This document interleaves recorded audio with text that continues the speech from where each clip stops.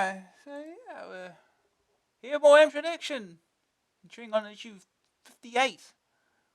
We're in the middle of 1990.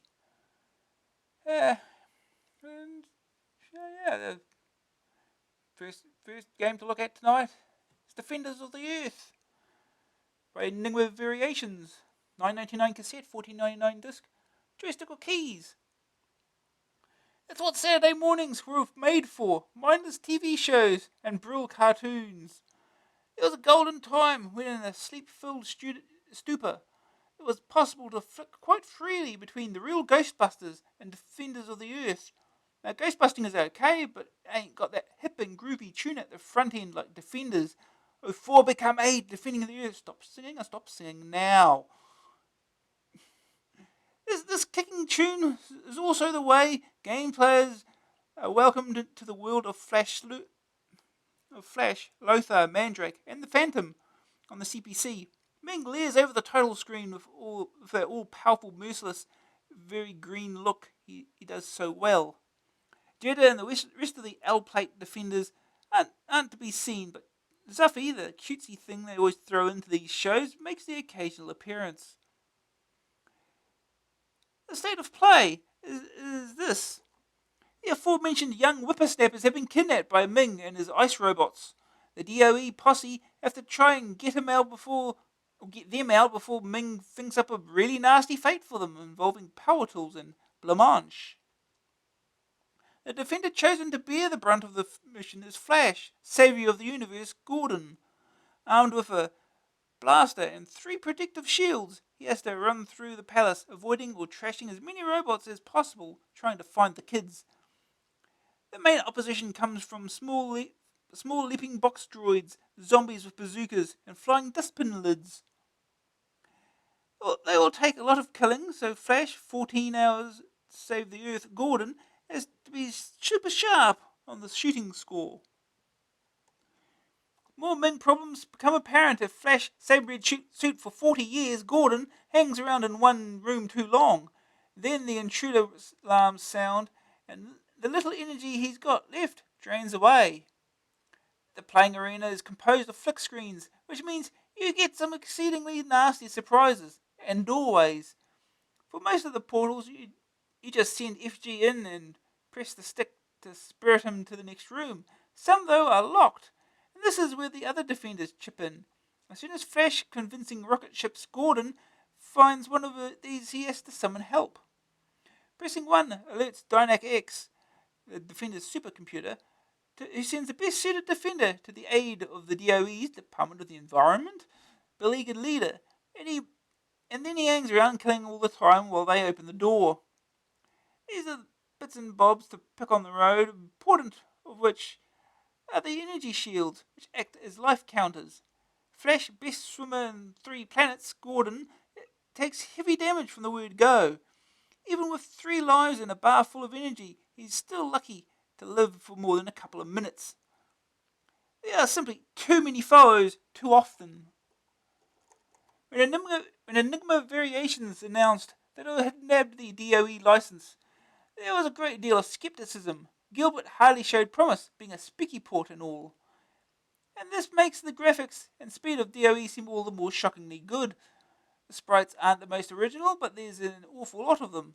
Then throw in huge end-of-level guardians. Remember Ming's chief computer Octon? Finish level 1 and you will. And you've got a tremendously packed game, graphically speaking. Unfortunately, DOE is a shootout only for the hardened few. Its level of difficulty is pitched way too high, with too many enemies attacking far too soon, and then having the nerve of being too darn hard to kill. The flick screen system only makes life even more difficult. Countless times Flash, Gordon, walks from one room to the other only to fall over a droid who immediately drains half his energy. As you can imagine, it all makes for some very intense gaming. DOE hangs together well, but could use an easier intro. With this many enemies, it might be better tuning to the real DOE for help. The robots won't have a hope against red tape, waffle, and acid rain. But with a blaster, the defenders have to be red hot to stand even a slight chance. First day target score, complete level 1. Second opinion, looks good and moves sickly, but it's just too damned hard. Green screen, awkward in places, or even palaces. The verdict, graphics, 77%, fast flick screens, run-of-the-mill enemies. Sonic's 88%, brilliant theme music. Grab factor, 44%, very tough from the start. Staying power, 33%, even tougher later on. AA rating, 61%, great license, but overly difficult. Okay. Overly difficult, just how we like them, I guess.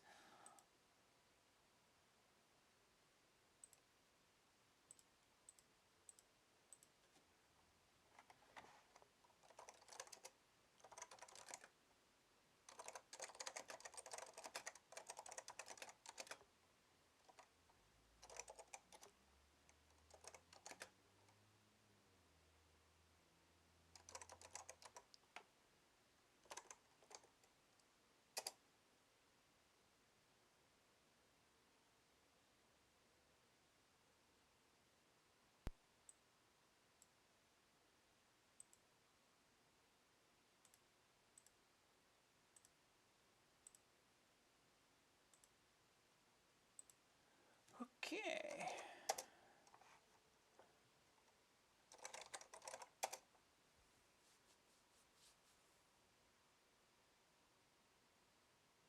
There it is. There's Ming.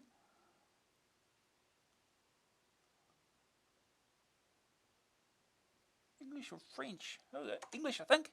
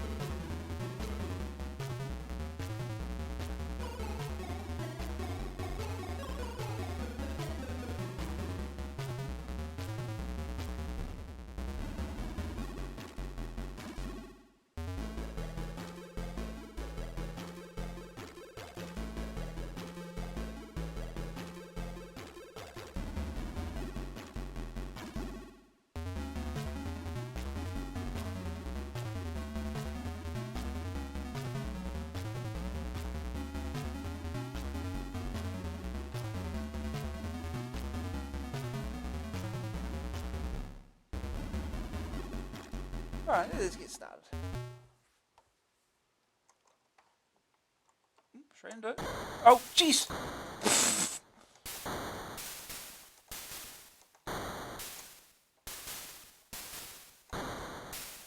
Okay, can't shoot the guys sitting there, huh? Ow. Ow. Ow.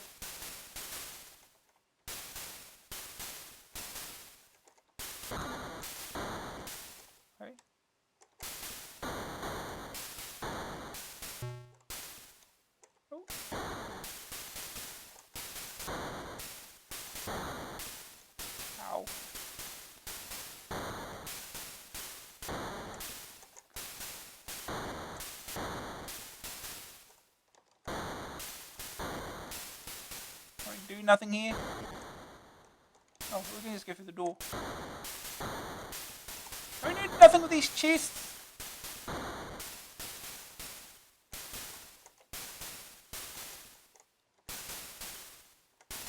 Oh no, water. I'm sure Flash Gordon cannot swim. Oh. Oh, up.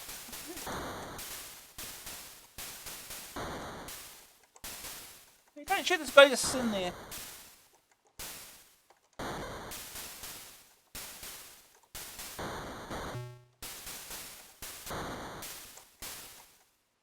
Game over. Well, yeah. A lot happens. Try again.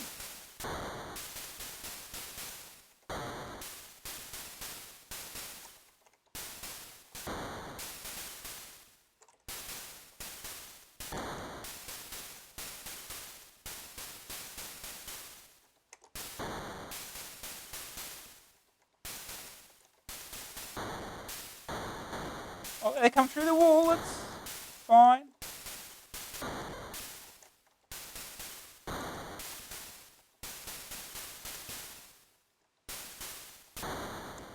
Well, he goes alive already. Just do nothing, I presume. Sometimes I wonder if shooting does anything.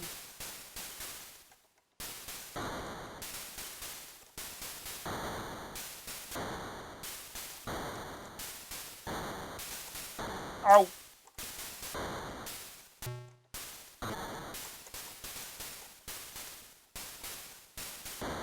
that thing up there that I can pick up? Thank you. Extra life!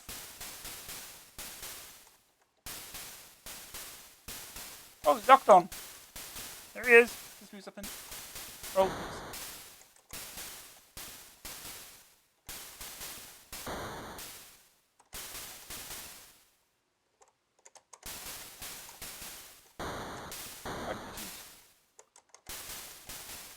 how many hits does he take?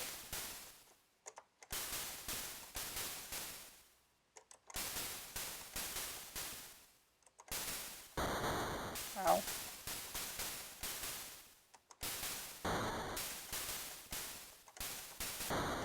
Come on. How many hits does it take? Oh no.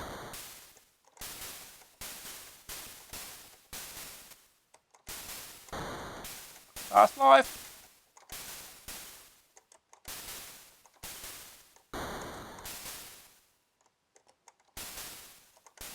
Oh. Did it? Fall in the water. Oh. Got past stage 1. And game broke. At least it's loading. It's not loading, is it? No. Well, that worked out well. Try it again. That was fun. We did the first day target score. It's something.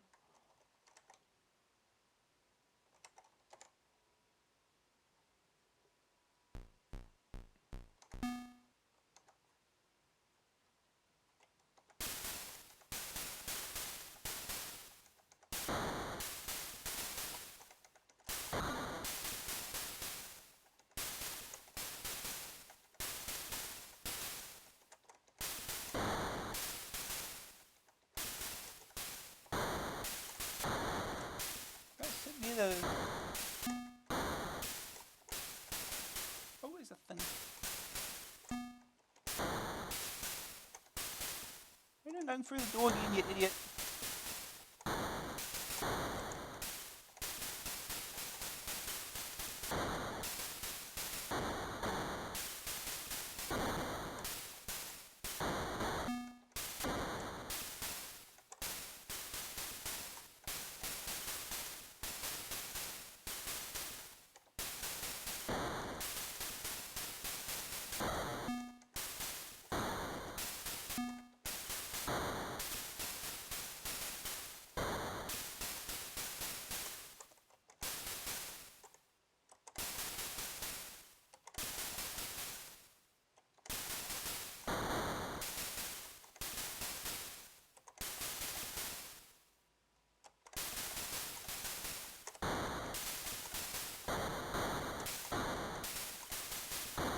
Ow.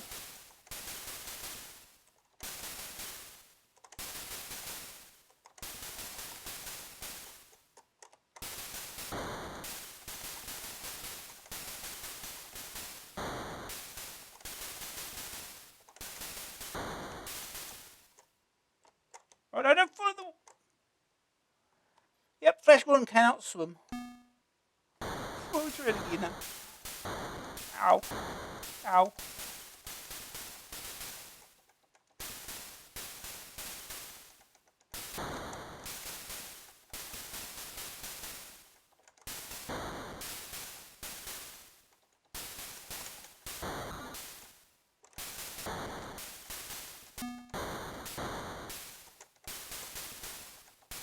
What are you doing?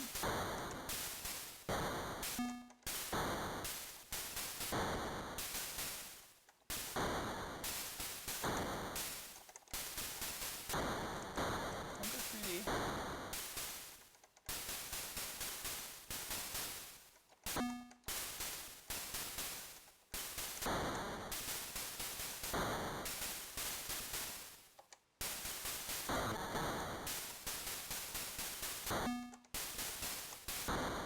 Oh, right, go back to the extra life.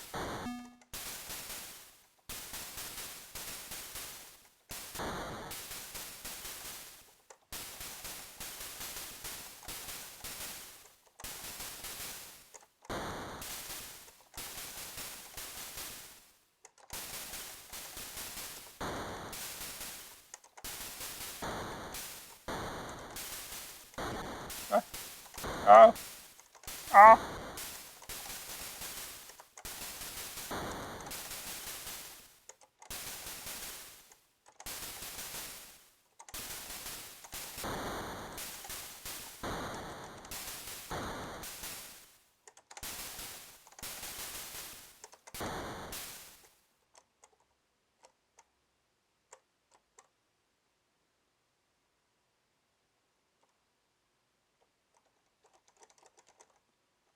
Yeah, it broke again. I guess it's loading. It's not. Yeah, it just broke. Yeah. Oh, we got past stage 1. Good game, it broke. Oh, close enough. Don't have to play it anymore then. Alright, next game. Next game. Chico Collection by Houston, $12.99 cassette, $17.99 disc, joystick or keys. It's rare that critical and public acclaim go hand in hand. Unless your name's Raf Chico and your games are invariably brilliant.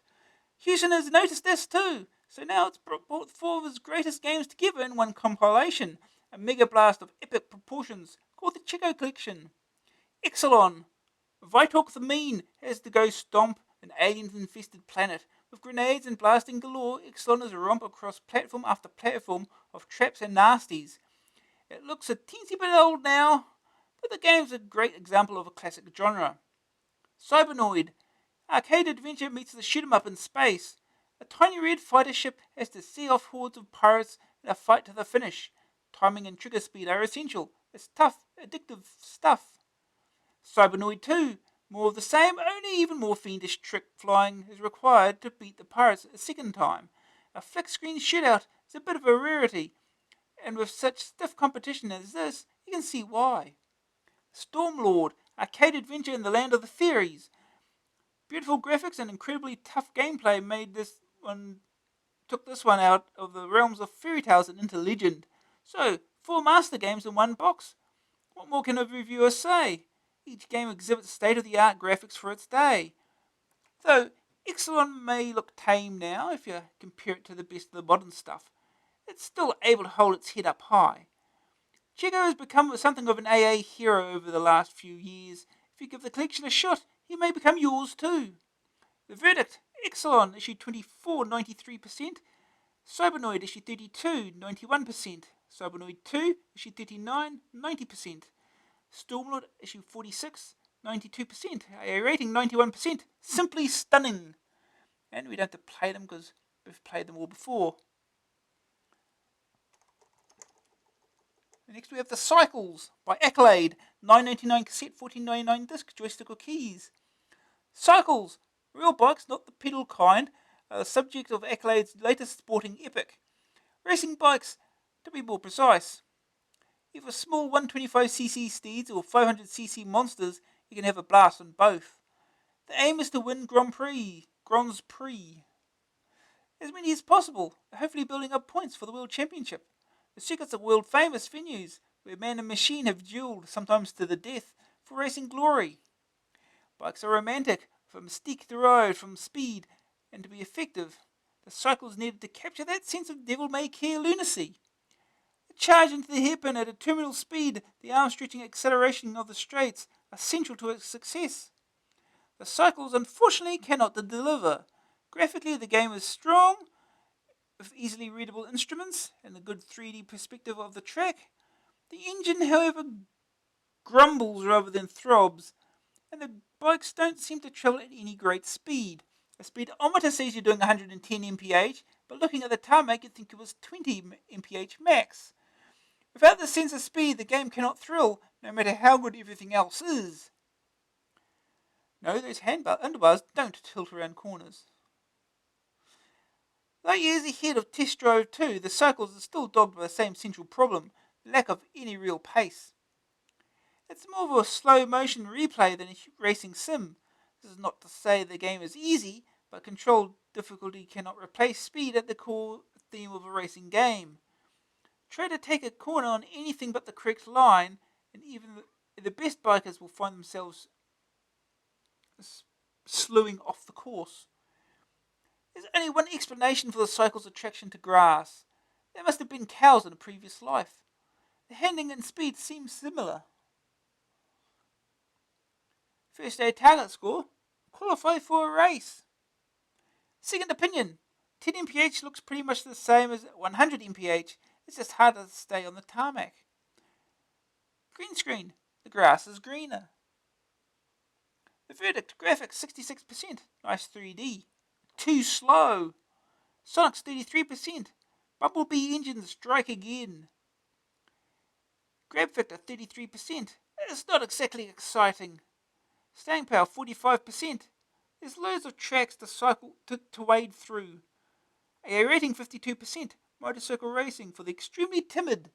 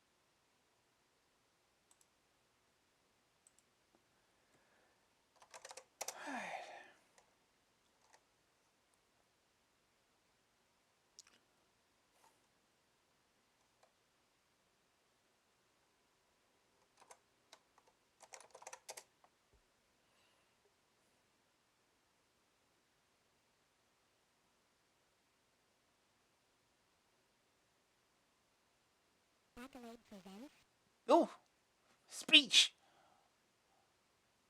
Written by A. Jardine. Graphics by Tanier.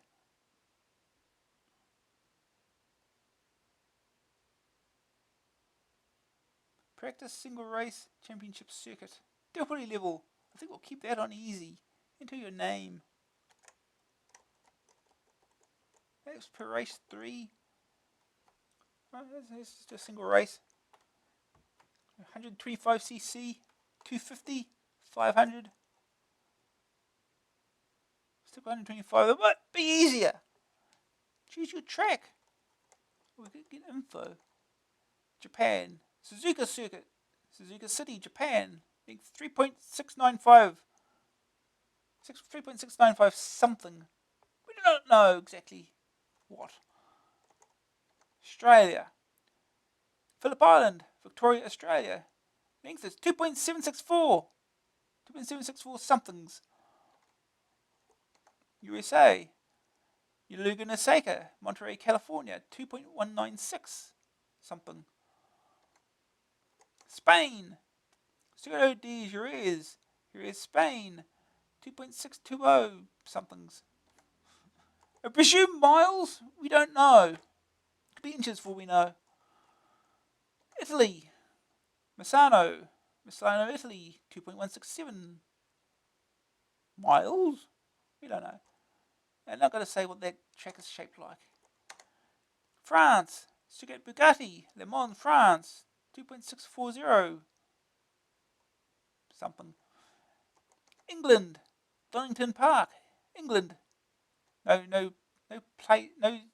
city that's in. It's just England. 2.5. 2.5 inches. Sweden. Scandinavian Raceway. Anderstorp, Sweden. 2.510. Where do we go?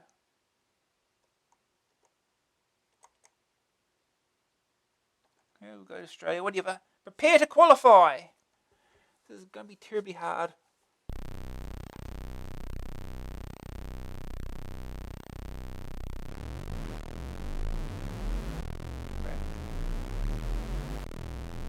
It's 50 miles per hour. Presumes miles per hour. We don't know. It does not say.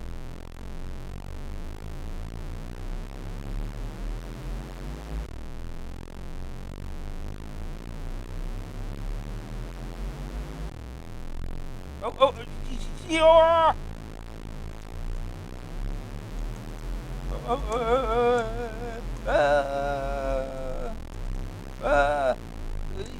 Keep it on the track. Okay, don't keep it on the track. See what I get.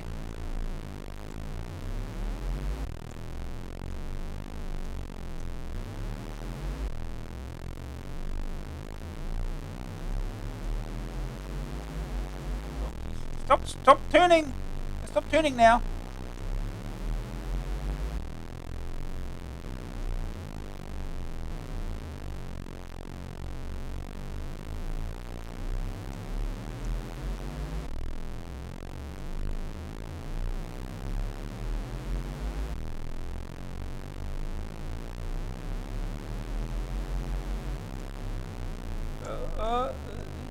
Keep it on the track.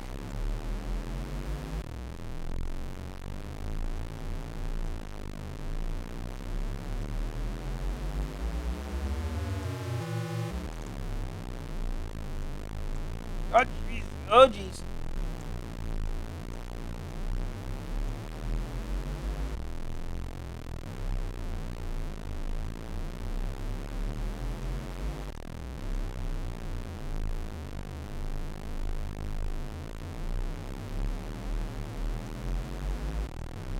Yeah.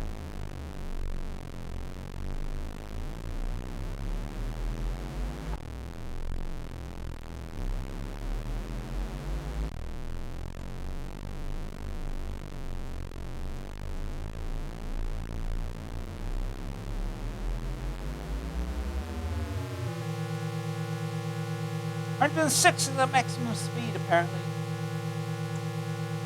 That is one lap. Prepare. Oh, we qualified. Oh great, now we've got obstacles.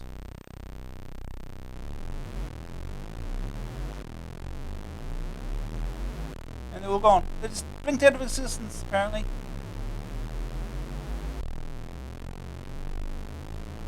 We're ahead of them apparently. Won't last long when we take the first corner. Oh, yeah, like that.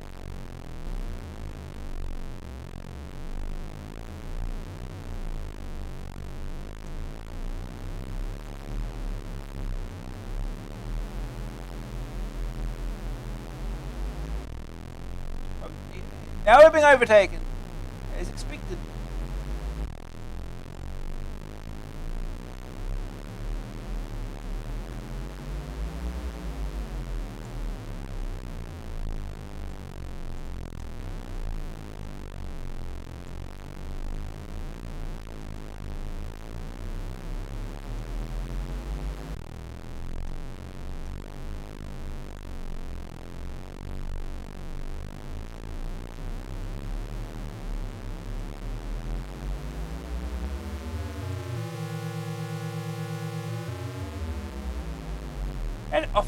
go. Okay. Oh, back on the track.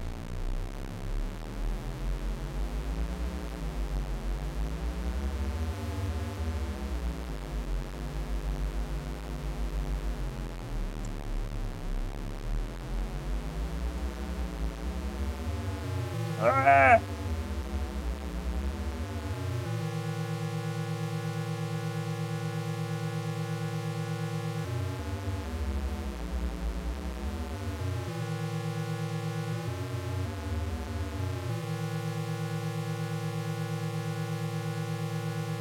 That's one lap.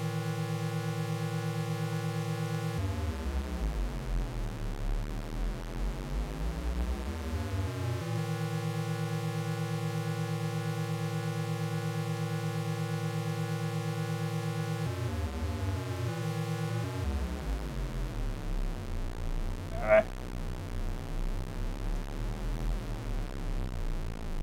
The track. No, not that far off the track. Come on.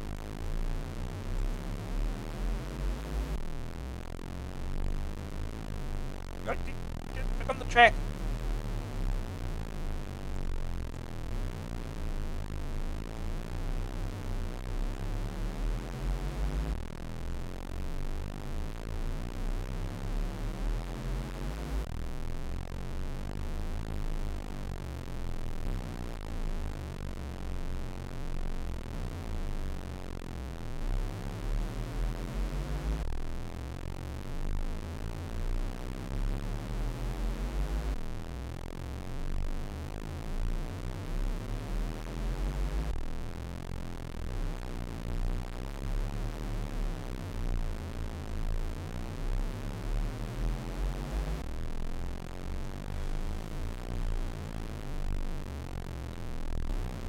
Oh boy.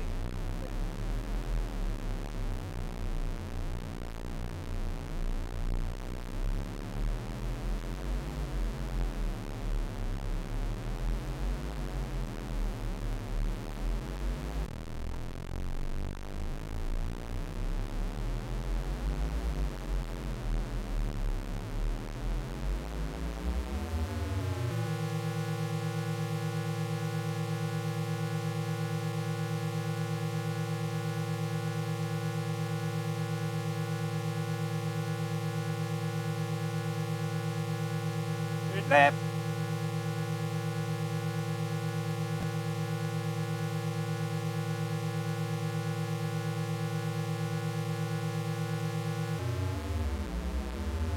Ah, no. Ah! On the track. No, not across the track. Screw this one up.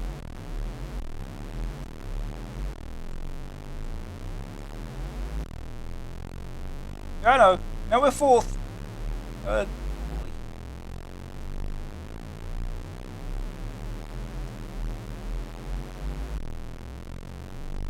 Get back on the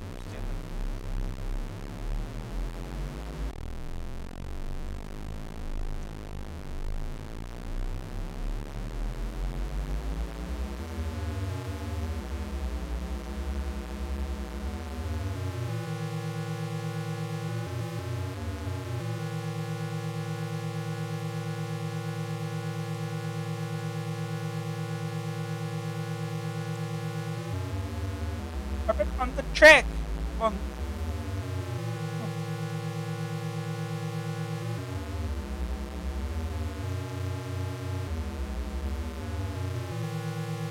We've got a third position back for now. Or back on the track.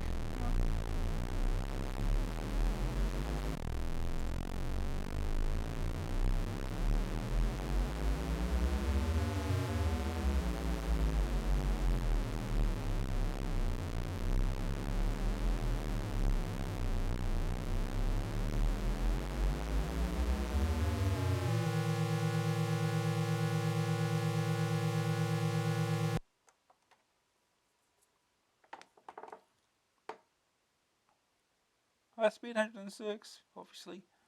Average speed 97. third lap was the best one? Really?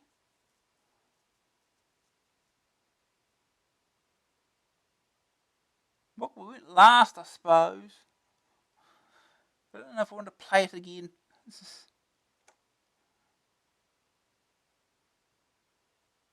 Got a record.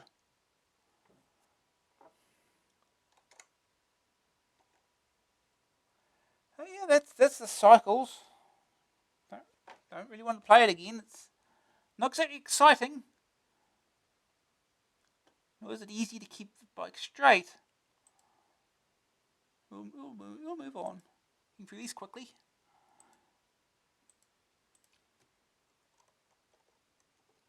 Slap fight. Okay. Don't have to play this either. Played it before. The Slap Fight Hit Squad $2.99 cassette, joystick or keys. They don't make them like this anymore. A down the line shoot 'em up. Slap Fight's fast, colourful, and mighty difficult to beat. It has a neat power up system and absolutely masses of aliens to kill. The scenario couldn't be simpler. Cleanse the good planet Aurak of all the low-life scumbag alien filth that's currently in residence. To do this, you get a squadron of slap fighters and your own native cunning. Flying in over the planet's surface, you've no control of height, just left and right, as the screen scrolls down relentlessly. The blaster at the front's pretty poxy, but that can be altered later. Now all you have to do is stick and move. Sending certain, well, most of the aliens crashing down in flames causes them to leave the power-up stars behind. Swoop over these and the power-up potential of the slap fighter is dramatically increased. Unlike most shootouts, the powers the stars bring don't come into effect automatically. You can either use them immediately or bank them. 1 star gets you an extra speed, 2 stars for more firepower, 7 stars for a shield, etc. To bring them into action, just stab the spacebar at the appropriate time. This has the benefit of tailoring the game to suit each individual player, rather than getting certain powers when the programmer feels you need them. Now you can call them the artillery when you wish, helping to offset the weakness in your own style of play. The small screen is slightly intimidating, as are the near-invisible shots of the aliens. The backgrounds though are clear, and the speed of the ship is reassuringly high. Slapfight may just be another upwardly mobile shoot-'em-up, but it's a darn good one. First day target score, finish level 1. I don't know what marks level 1 because it's sort of all continuous. Second opinion, the enemy bullets can be a bit hard to see, but the weapon selection system adds depth and gameplay to an already above average shoot 'em up. Green screen, those bullets don't get any easier to spot. The verdict, graphics 77%, packed backdrops, sonics 55%, average sounds, grab factor 81%, a strong shoot 'em up hook, staying power 62%, fine in small doses. AA rating 69%, fun for the family, if they're alien bashing psychos. Clearly in the budget re-release section, Head Over Heels, Hit Squad, $2.99 cassette, joystick or keys. How many surrealists does it take to change a light bulb? A fish! It's this kind of humour that pervades that recently re-released old chestnut Head Over Heels. Yes, the game Dali would have been proud to write his back, and for only £2.99. From the school of isometric 3D, quite a trend in its time, comes a story involving 2 small creatures charging through room after room of some programmer's nightmare. Head and Heels, the 2 characters can do everything you'd expect from arcade adventures. It's where they run and jump, what they carry, etc. That's the important bit. The worlds that 2 brave things charge around are the real stars of the show. There's Penitentiary Planet, a prison world where you'll need to climb like a mad thing to survive. Safari World, densely wooded, full of natives and full of traps. West World, where the mad emperor against whom you're struggling keeps his library of Zane Grey novels. And Blacktooth, the final planet, teleport terminus for the Empire. Head Over Heels is a great example of a genre that has passed on into the mists of time, unjustly perhaps. Programmed well, it plays excellently, and if you feel the need to escape football or alien bashing this summer, it may be just what you've been looking for. First day target score, Don't be a dummy. Last possible something. It's a little scruff there.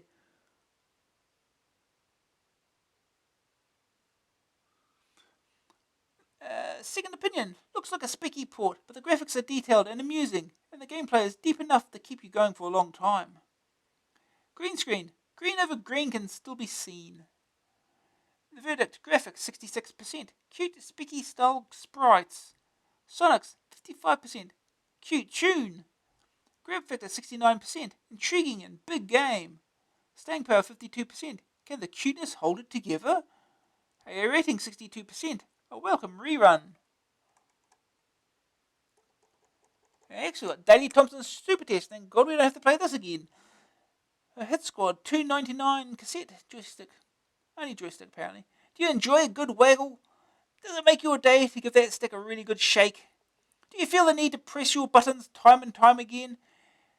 Then Captain Lucasade, Daley Thompson, decathlete extraordinaire, is here.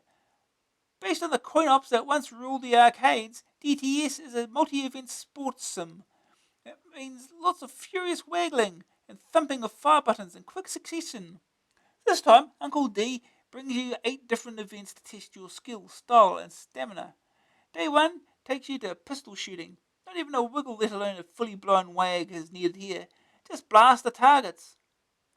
Then it's off to the races, circles races, and it's here that the stick starts to take a hammering. The harder you wave the stick, the faster Big D's legs go. The faster he pedals. The faster he pedals. Event 3, another waggle frenzy. Send Daly into the air, try to do as many somersaults as possible before splashdown. The travel of the stick determines how fast the boy spins. Après pull. It's time to ski. Speed is gained with a quick stick shake, and then you just steer him through the gates. Excuse me, did I say just steer? This one's a toughie, so slow down and take care. Day 2 sees a rowing waggling contest against the computer, followed by a penalty shootout. Wave the stick from side to side to build up speed as DT approaches the ball, then press and hold the fire button to determine direction and height. Next is a ski jump. Speeds gained by the normal method, while takeoff and landing are fire button commands. It's almost worth crashing though, just to see Dal roll up in a huge snowball. The last event is a waggle to the finish in the tug of war. This gets progressively harder as bigger men step up to take the rope. The fatal flaw of this style of game is that it takes almost as much energy to play on computer as it does in real life. A few rounds of DTS and you'll have forearms the size of Schwarzenegger's, which is handy because then you'll be able to lift the box of joysticks the game's worn out and carry them to the bin. First day task will qualify for 4 events. Second opinion, yet another multi-event waggler, a case of plenty of brawn, not much brains. Green screen, little difference. The verdict, graphics 66%, reasonable animation, Sonics 55%, not bad for their day. Daily, Grab factor 67%, fun first time around. Staying power 7%, only for serious masochists. A rating 49%, physically tiring old sports sim. Escape from Singer's Castle. By Encore, 299 cassette, joystick or keys. Dragon's Lair, as mentioned in the multimedia feature, was the world's first interactive cartoon. It was also possibly the world's first unplayable arcade. Still, its name was legend, simply because of the graphics. Now here's the sequel, Escape from Singer's Castle. With sword drawn and mail on, Dirk the Daring's off to do battle with the Lizard King once more. First of all, though, don't expect the pics to look like the coin-op. These capture the spirit, not the look. Initial reactions to the game go something like Dragon's Lair was a game that looked good but had no gameplay, therefore the CPC version would have neither the gameplay nor graphics. That is not necessarily the case. Escape is a tough one, but not wholly unplayable. It just requires a little applied logic and cheating. Take the first level. Dirk has to cross a floor, parts of which disappear and reappear at random. Some of the tiles, though, flash and stay around in a predictable sequence. Trying to remember the order is tough. Use something to mark the screen, however, and life becomes a whole lot easier. Yeah, you just Get a Sharpie, draw all over your monitor. That'll be fine. Each level is a puzzle test of reaction speed. 2 sends poor old DD speeding down a river, and he must course the rapids using signs that only just flash on the screen in time. Then there's ye old whirlpool, where the canoe is chased around by vortices. Tough but short, each level needs perseverance to see you through. I thought the rowing stage was probably a little bit too long. Didn't need to go through it twice. The problem with that is that one good afternoon of games playing and it's finishable. And there are only 8 short levels, not what you call long-term prospects. First day Taylor score, get to level 3. And I never got past level 3, if I remember correctly. Second opinion, the archetypical linear adventure. Solve it and you'll never play it again. Oh, no, it's a game that easy. Green screen, still is hard to beat. The verdict, graphics 67%, not really of arcade quality. Sonic's 56%, tolerable tune. Grab factor 76%, you just have to beat this infernal game. Staying power 23%. A rating 65%, only 8 short levels. Sailing down the river in your dugout canoe. Well, again, at least we don't have to play it again. What comes out of the same offices as Amstrad Action only 4 times as often? Britain's leading newsstand computer weekly magazine. New Computer Express only 58p. Right, here we get a game we actually get to play. Fruit Machine 2, the Codemasters $2.99 cassette, joystick or keys. Is there anything more mindless than Fruit Machines? All those flashing lights, taunting text messages, and irritating jingles seem to draw people like magnets in pubs and clubs. On offer is the slight chance to win a small amount of dosh.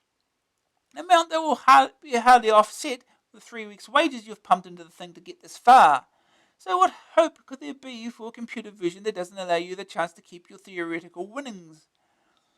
A game whose forerunner scored a mighty 15% in AA33. Surprisingly, the outlook is good for Fruit Machine 2, son of Fruit Machine's Revenge. As much as you may loathe the concept, just play the simple little number once and you won't leave your machine for hours. The game is very simple. You have a couple of 10p coins burning a hole in your pocket with which to gamble. You're presented with a 3-reel fruit machine, which boasts every feature under the sun, and you just have to spin and nudge. Sub-games litter the place, all with their own blend of skill and luck, most concentrating on the press of a single button. The more money you win, the longer your game, the greater your fame in the world of the one-armed bandits. Fruit Machine 2 looks good and plays well, if a little slowly. The reels have a neat sprung look to them, and the choice of the base and colours is suitably garish. Fruit Machine 2 wins you over with the same siren song that its real-life counterparts employ. It creates an illusion that there's skill involved in this game of chance, and that's fatal. Time and time again, you'll find yourself called back to the game, certain that you now know the secret. Now you'll win. And of course, in the real world, only the coin box ever comes out ahead. But if you're ever failing for these fiendish devices, then $2.99 is a small price to pay to feed the habit. First day Taylor score, win £5. Second opinion, mindless but addictive fun. There's simply no accounting for it, no pun intended. Green screen, less garish. The verdict, graphics 66%, limited but serve their purpose. Sonic's 54%. Now that's not what I call music. Grab factor 94%, a truly fearsome hook. Staying power 44%, only one machine to play. A rating 71%, great budget investment. Right.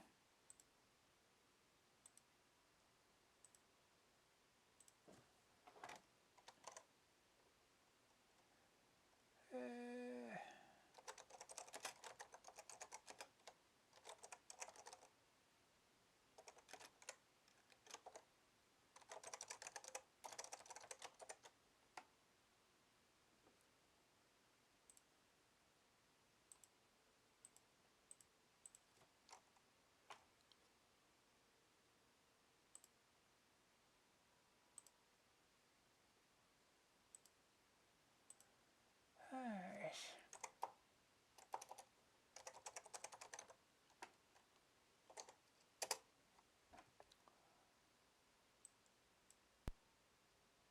Oh.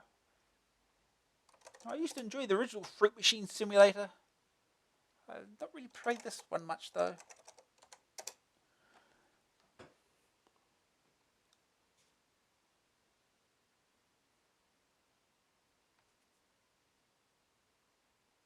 Fruit Machine Simulator 2.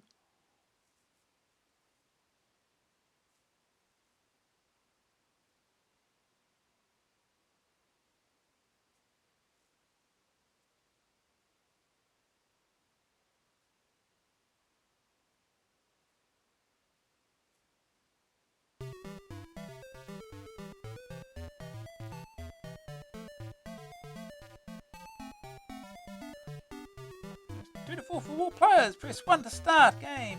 Or press 2 to 4 football players.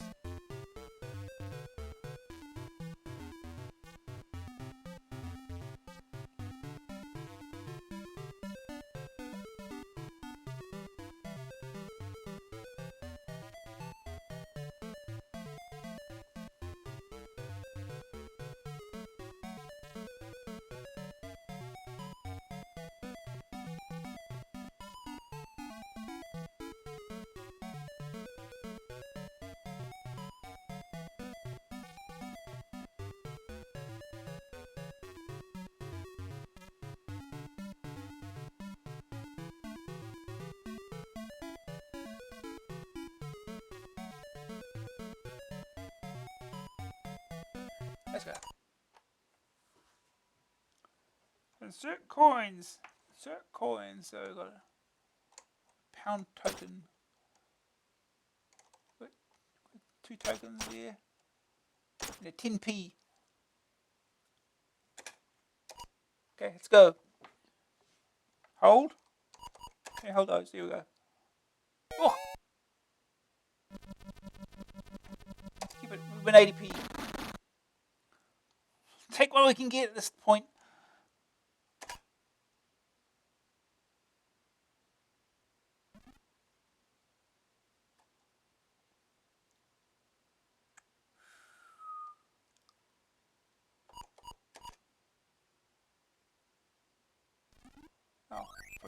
Oh, there we go.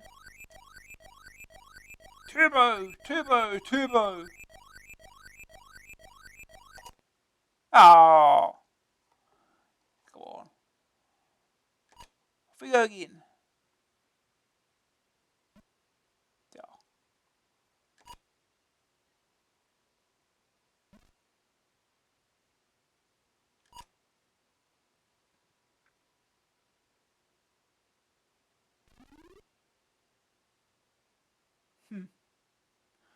Yeah, it gives you nothing.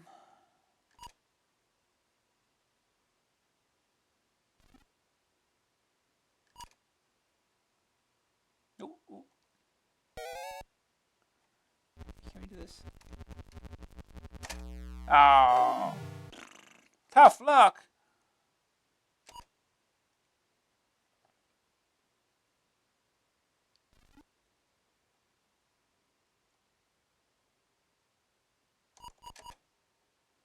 Oh, really?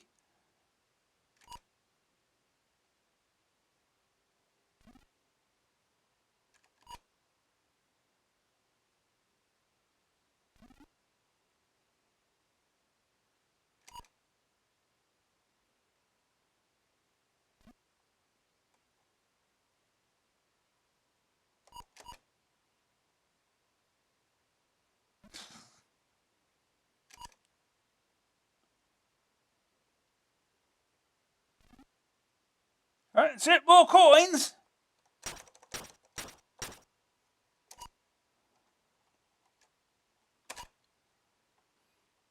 Oh, did I forget to switch the scene? I did. Here we go. God damn it. Here we go.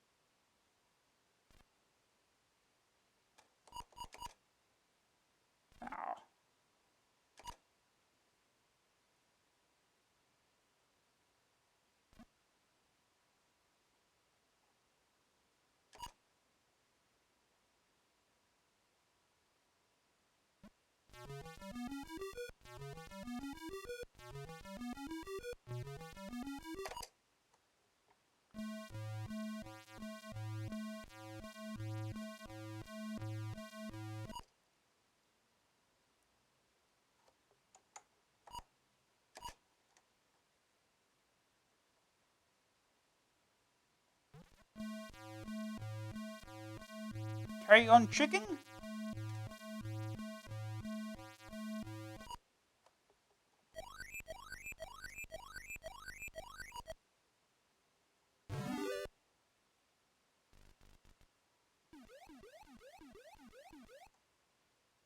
Stake coins, cancel.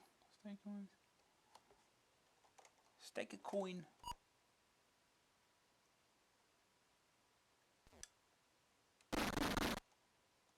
You win 60p! Woohoo! Yay! Off we go again.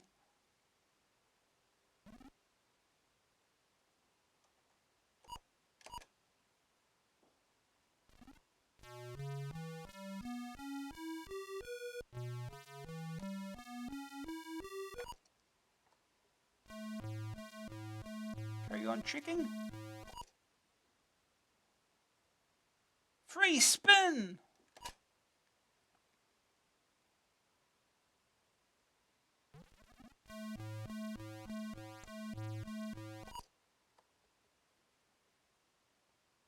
Free spin!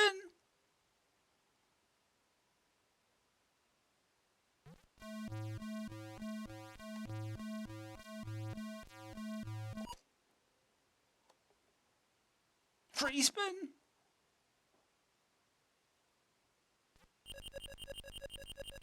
Uh-oh. Take what we can get.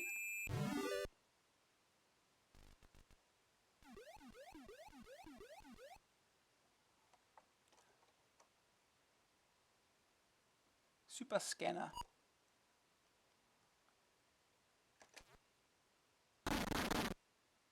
You win £1.50! Whoa, we're winning money! Insert more coins! Okay. That's 5. Hit the right button helps. Okay. 21 credits. Let's go. Ooh.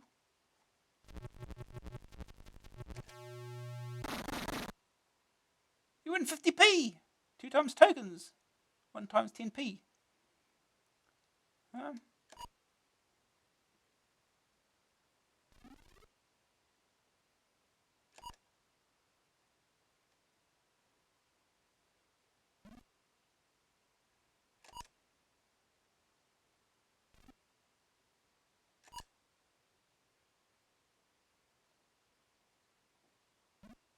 Yo. Nothing.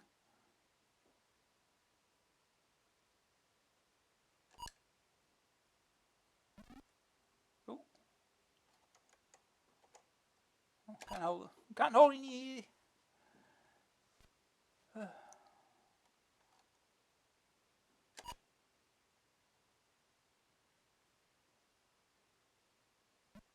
Wonderful.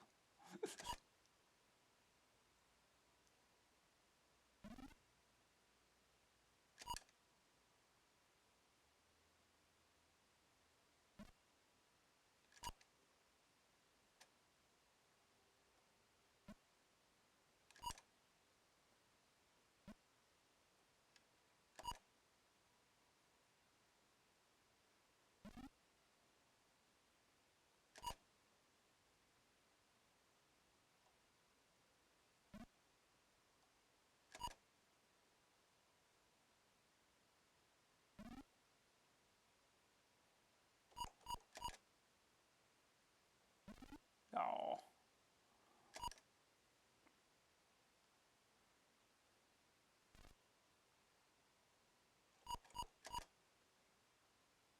Oh. Oh, try again. Oh.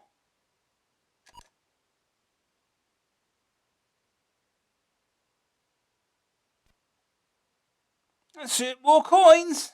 Moving through those quick. Last 5 credits.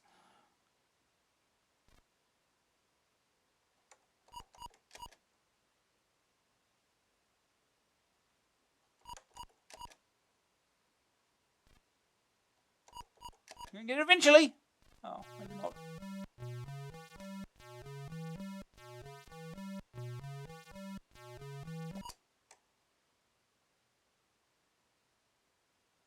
Not sure what that did for me.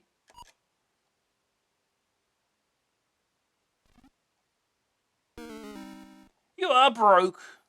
You are broke. You are broke.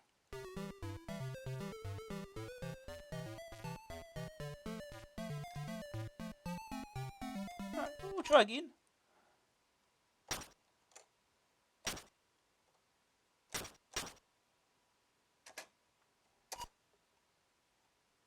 Let's go.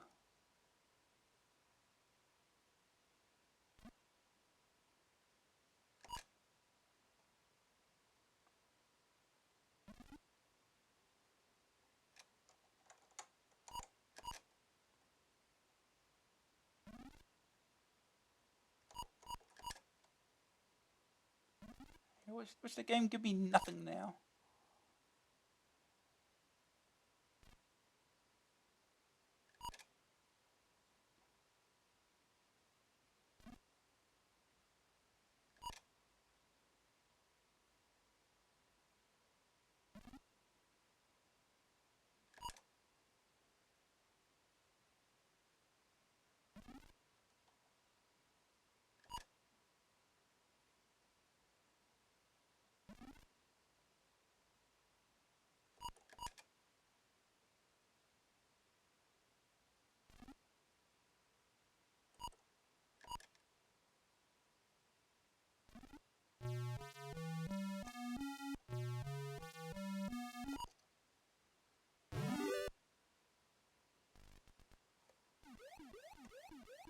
No idea how this works.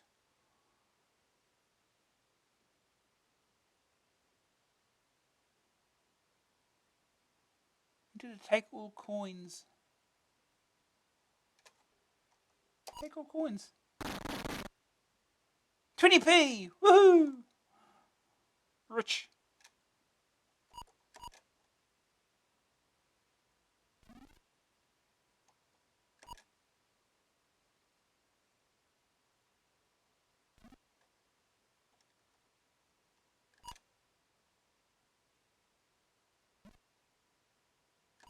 Ask credit.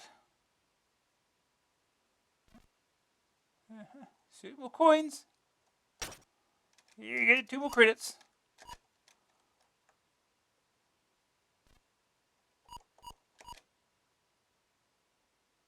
Oh.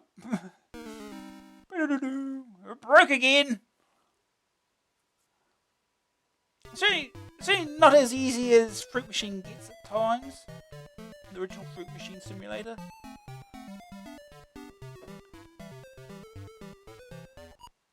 Try again. One more time.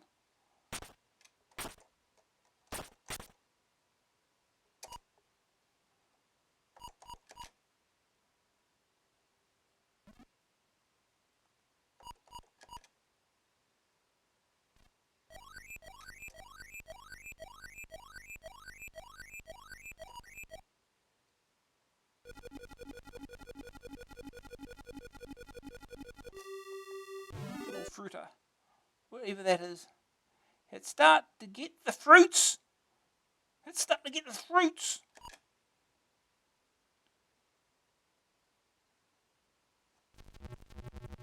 Yeah, give him a 30p.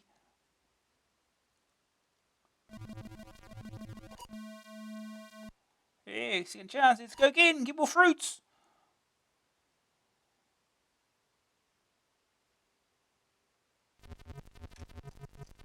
Okay, I'll keep my 50p.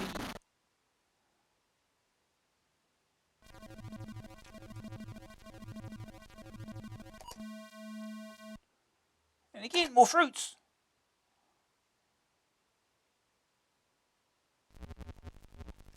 Yeah. 30p. Oh no. Oh. I'll keep my 30p.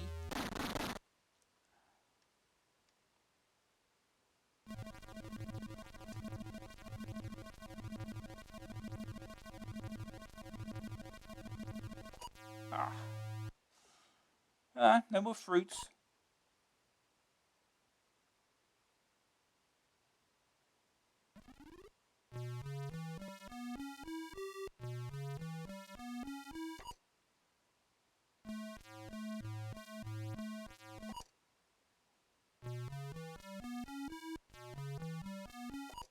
Triple fruiter.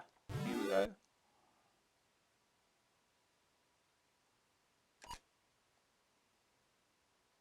Get 3 of them. And keep my 80p. You're an 80p. Ah. Oh.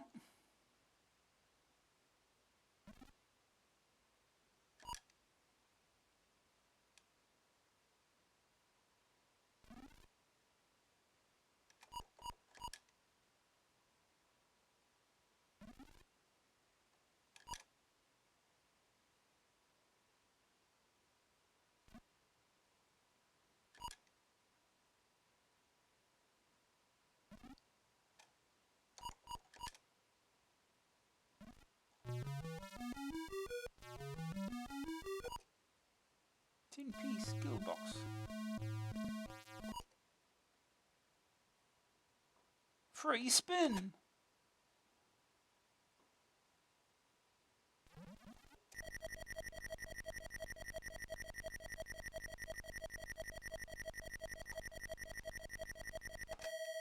Oh. Open nudge box. Hit space to shuffle reels.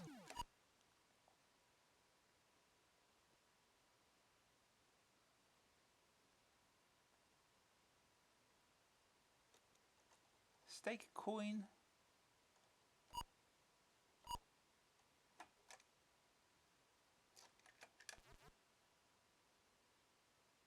Huh?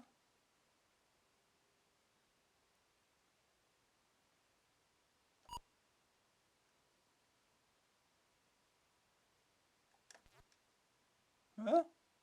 Oh, here you go. £2. Keep it. Take it. You win £2. When did you give in 2 £1 coins though? That's weird.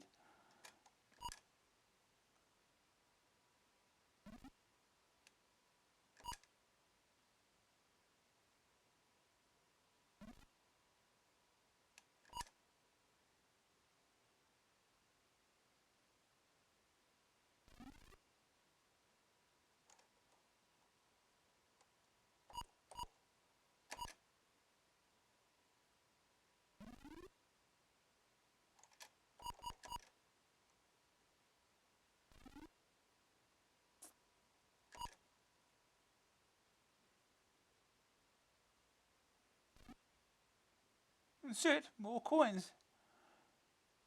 I think we can take our money. Do you want to walk away with the money you've got?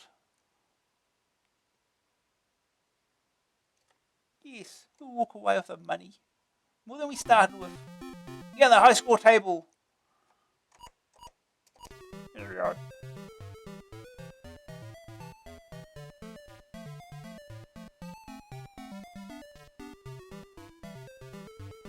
That's Fruit Machine Simulator 2. I still think I prefer the first one. Alright. Now we'll move on.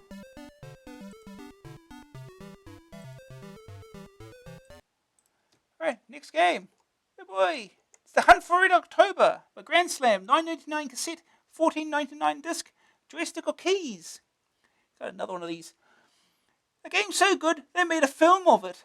Well, things didn't quite happen in that order. There was the book, then the game, then the Sean Connery extravaganza Red October. It's a chase where the sub is pursued by its previous owners, the Russians, and hunted by its prospective owners, the US.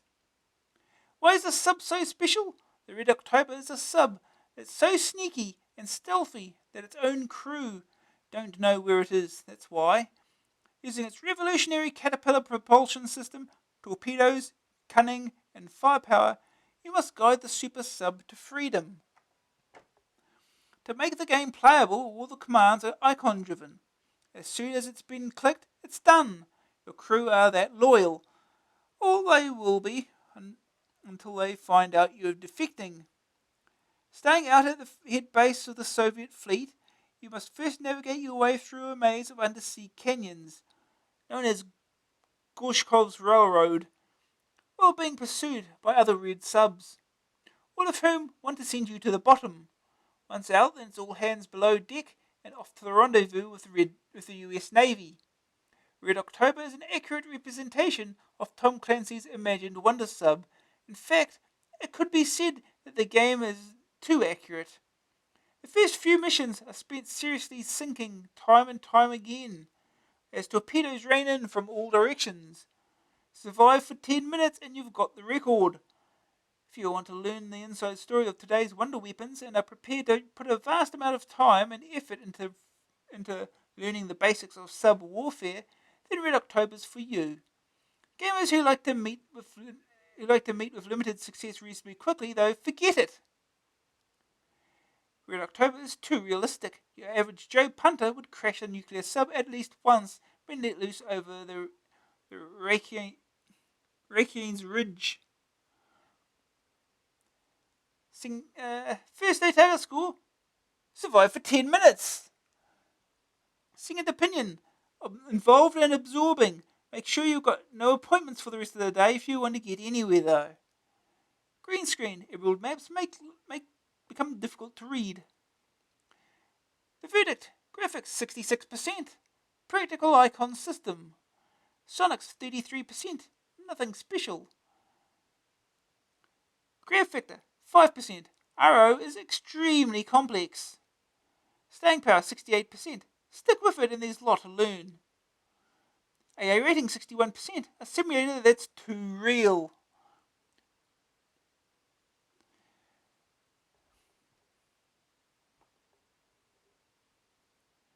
Alright. Time for the other Hunt for Red October game.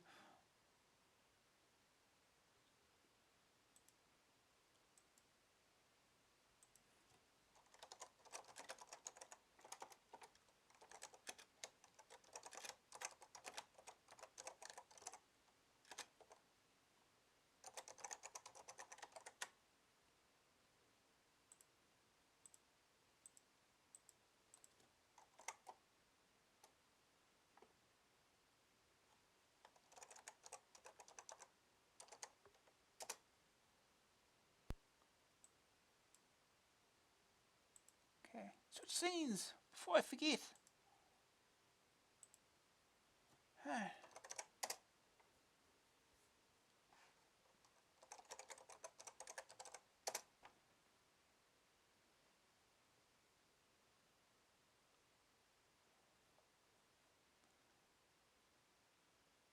Hunt for Red October, the ultimate submarine combat simulation.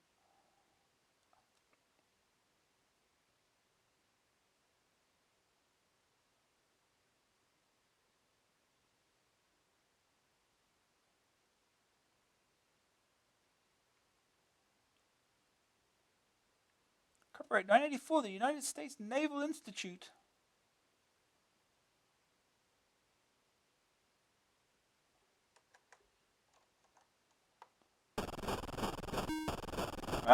We're straight into it. We have a pointer. Which flashing dot is us? Who knows? Mine contact bearing 264 degrees. Okay, let's change our heading then. Please.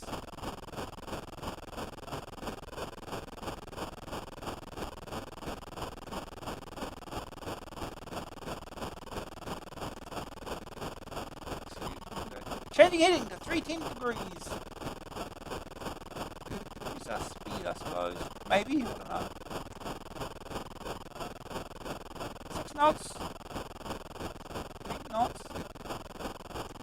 Yeah, 9.4 knots will do. That is the heading. I change the... I didn't do it. Changing speed to 9.4 knots. Speed of 9.4 knots.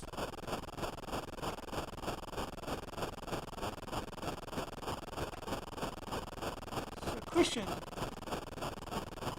Is this where we are? The slightly faster flashing dot?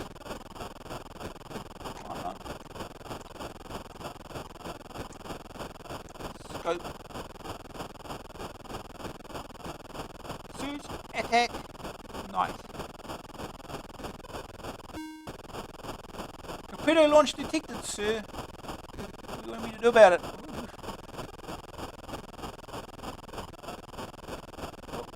Reuters report. A major rescue operation was called off last night after a Soviet submarine sank in the Atlantic. Confusion surrounds the incident as it is unclear as to whether the submarine hit the seabed or was sunk deliberately. Both superpowers declined to comment on it, but continued on page 3.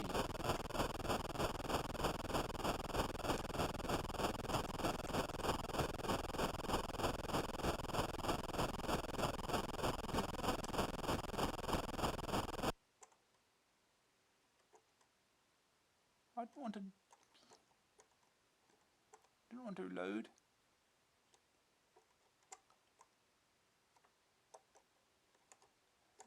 Exit menu. Oh no, okay.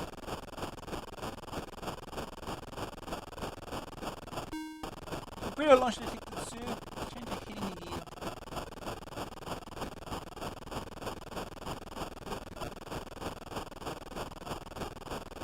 Major issue operation. Yeah, I said that before. We have to read it again. Can't do anything about it.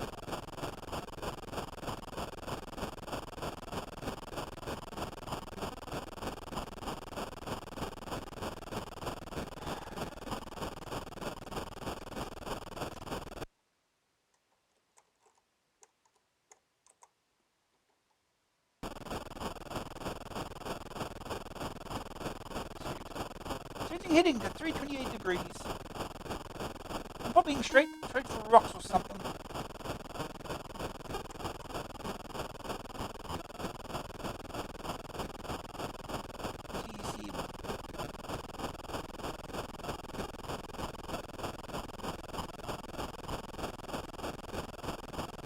British heading of 328 degrees. ESM reports Soviet vessels near.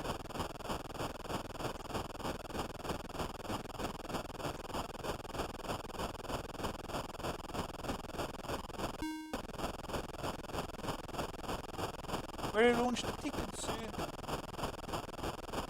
Okay. And this shows us this again. Do we really have to just sit here and look at it for a while?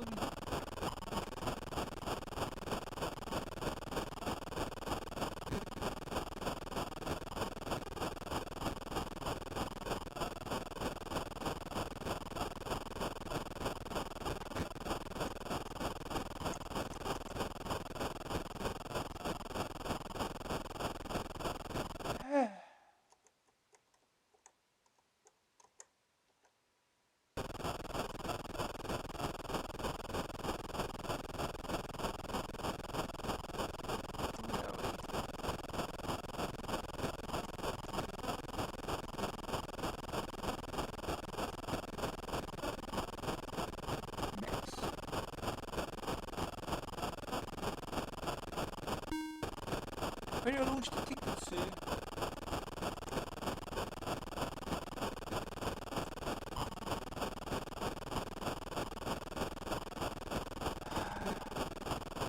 Why? Why do you keep telling us this?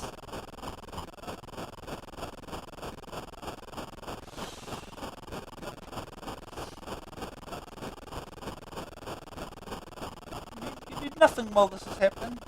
Well, we have to read this for the fourth time.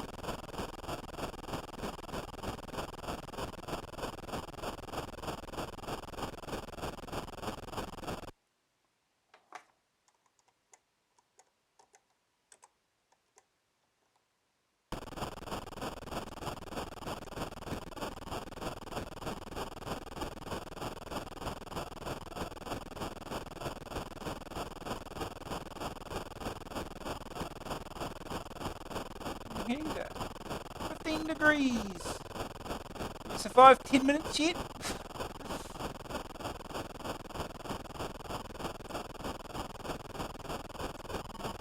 It's 20 meters. I don't know how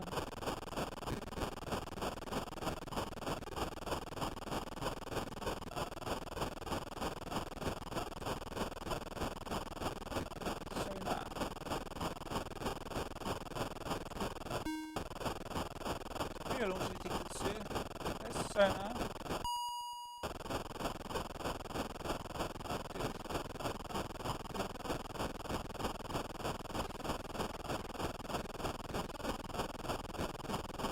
Why are you showing us this again?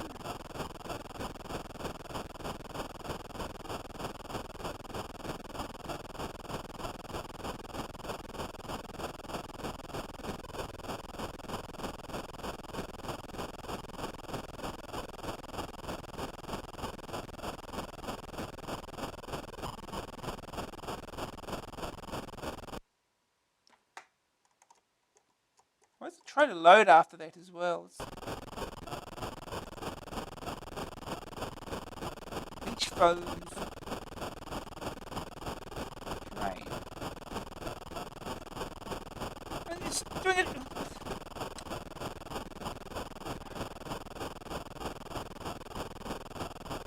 Why do you keep showing us this?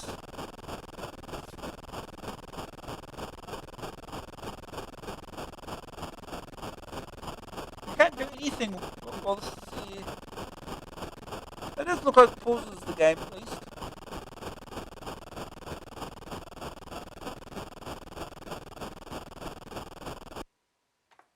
It tries to load again. What does this do?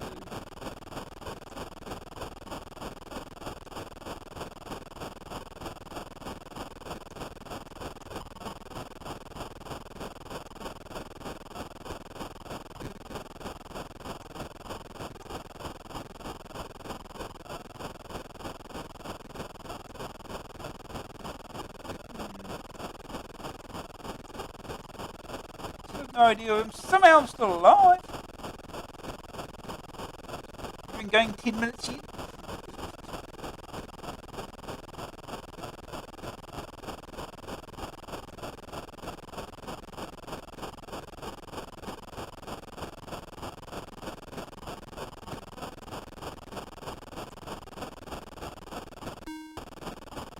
Where I launched the ticket, sir?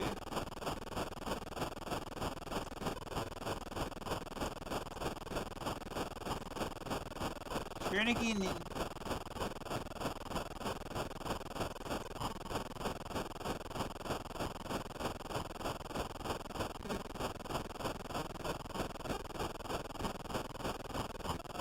And there we go again.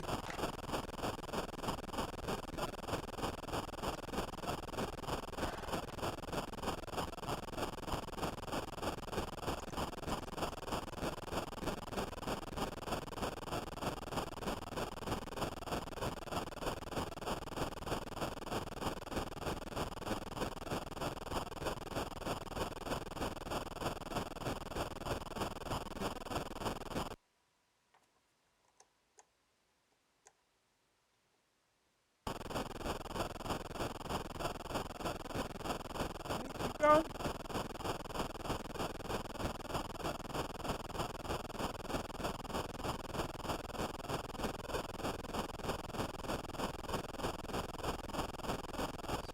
Terrain.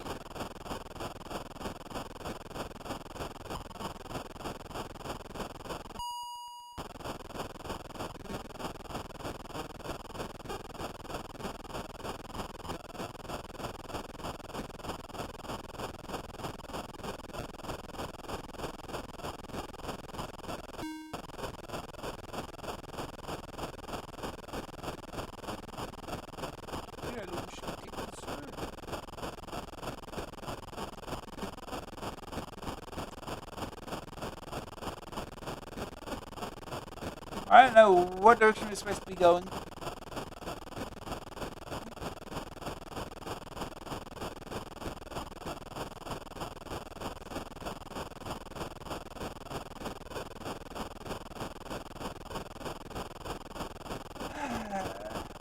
Why do you have to do this every minute or so?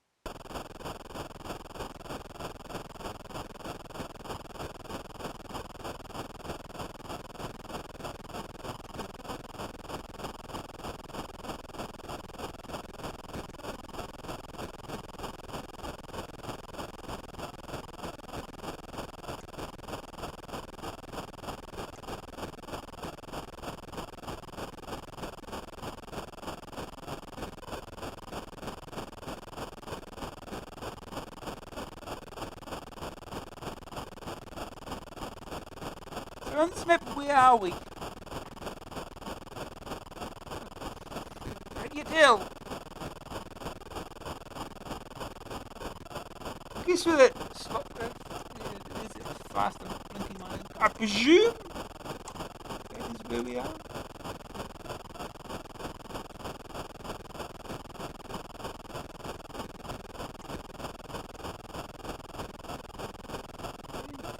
Degrees northeastish. We change.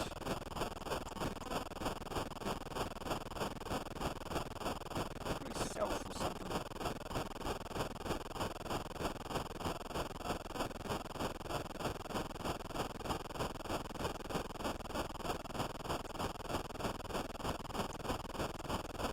Maybe it's speed more.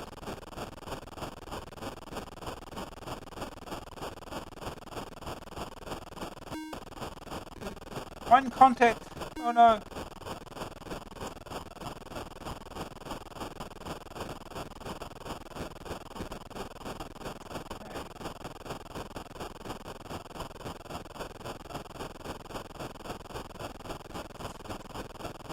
So it gets a bit here too.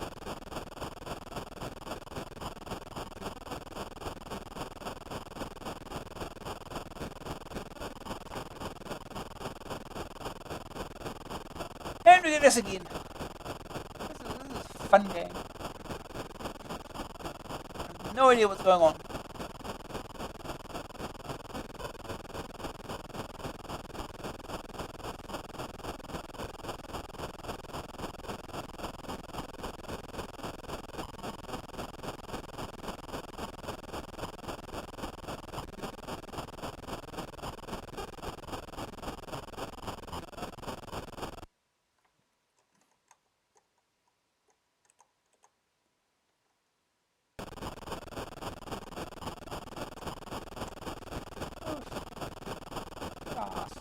Real-time speed factor equals 1.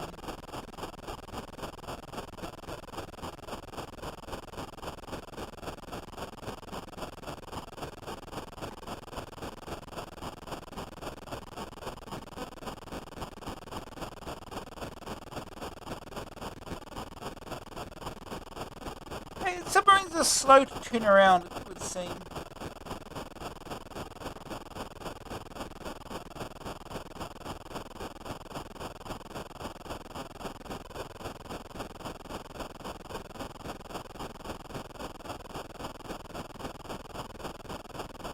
Still turning.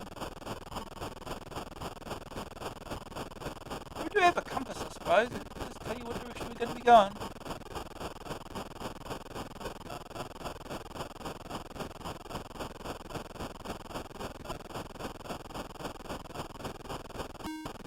Main contact bearing 136 degrees. Sir.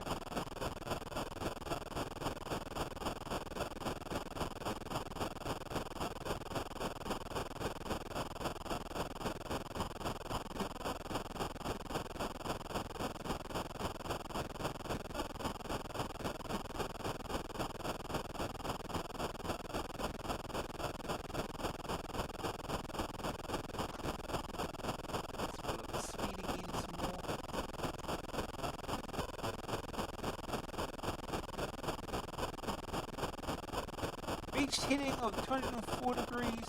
Oh, beached heading. What is it? Beached heading.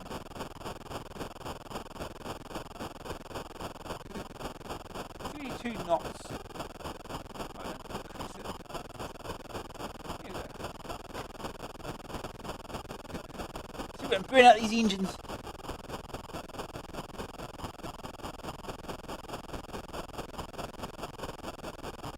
I just have no idea what is happening.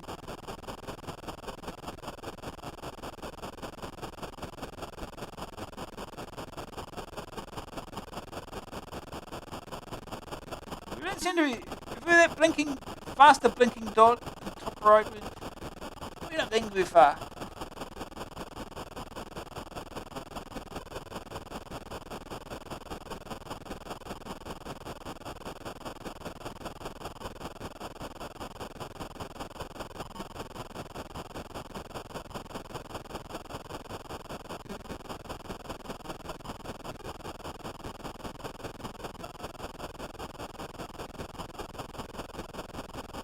this again.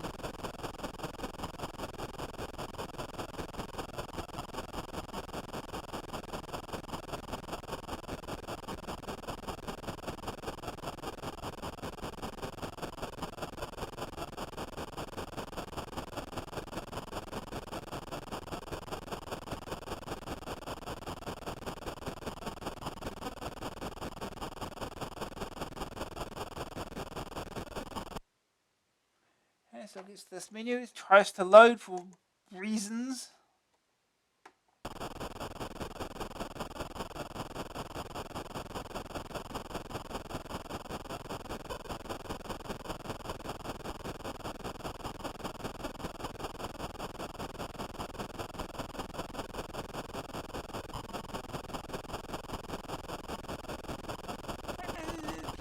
Fast blinking dot hasn't moved.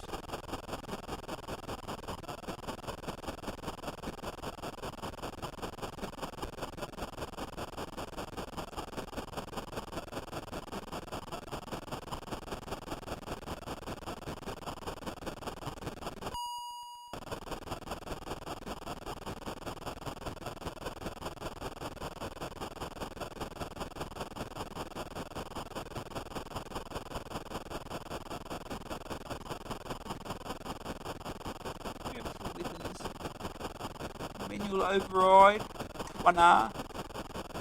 Torpedoes. Backwards in and R's, trying to be cool like Tetris. A flag. Fire! Torpedoes.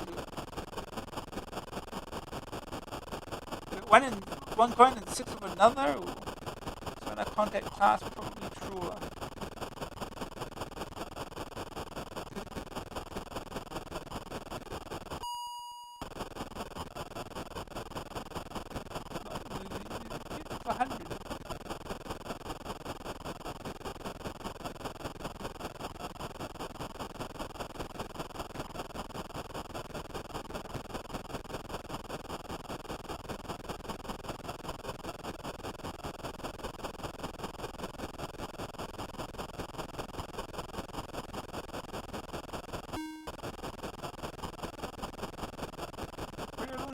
So maybe there was a fighter torpedo.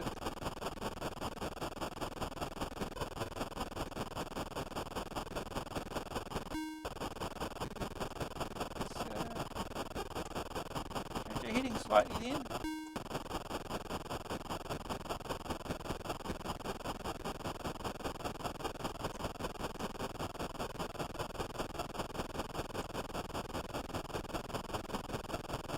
I've got three of them now.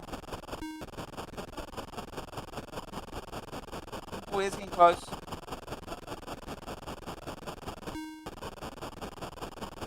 In contact bearing 224 degrees, so change heading again.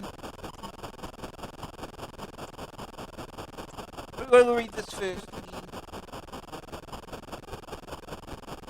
Read of mine while we're busy reading this. Can't do a damn thing about it.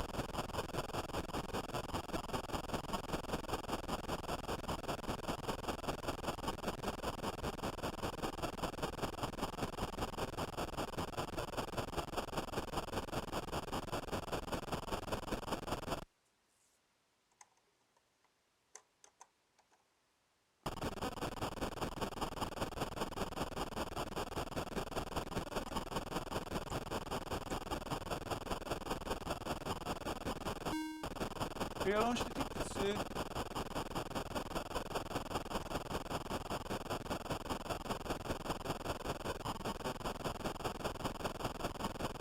and it's back again. I think we've had enough of this already. Definitely been playing it 10 minutes. I survived 10 minutes. So I think we'll move on, because I have no idea what I'm doing.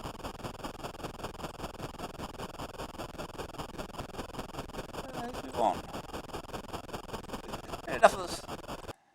Next game. It's the same thing over and over. You move out of the way or something.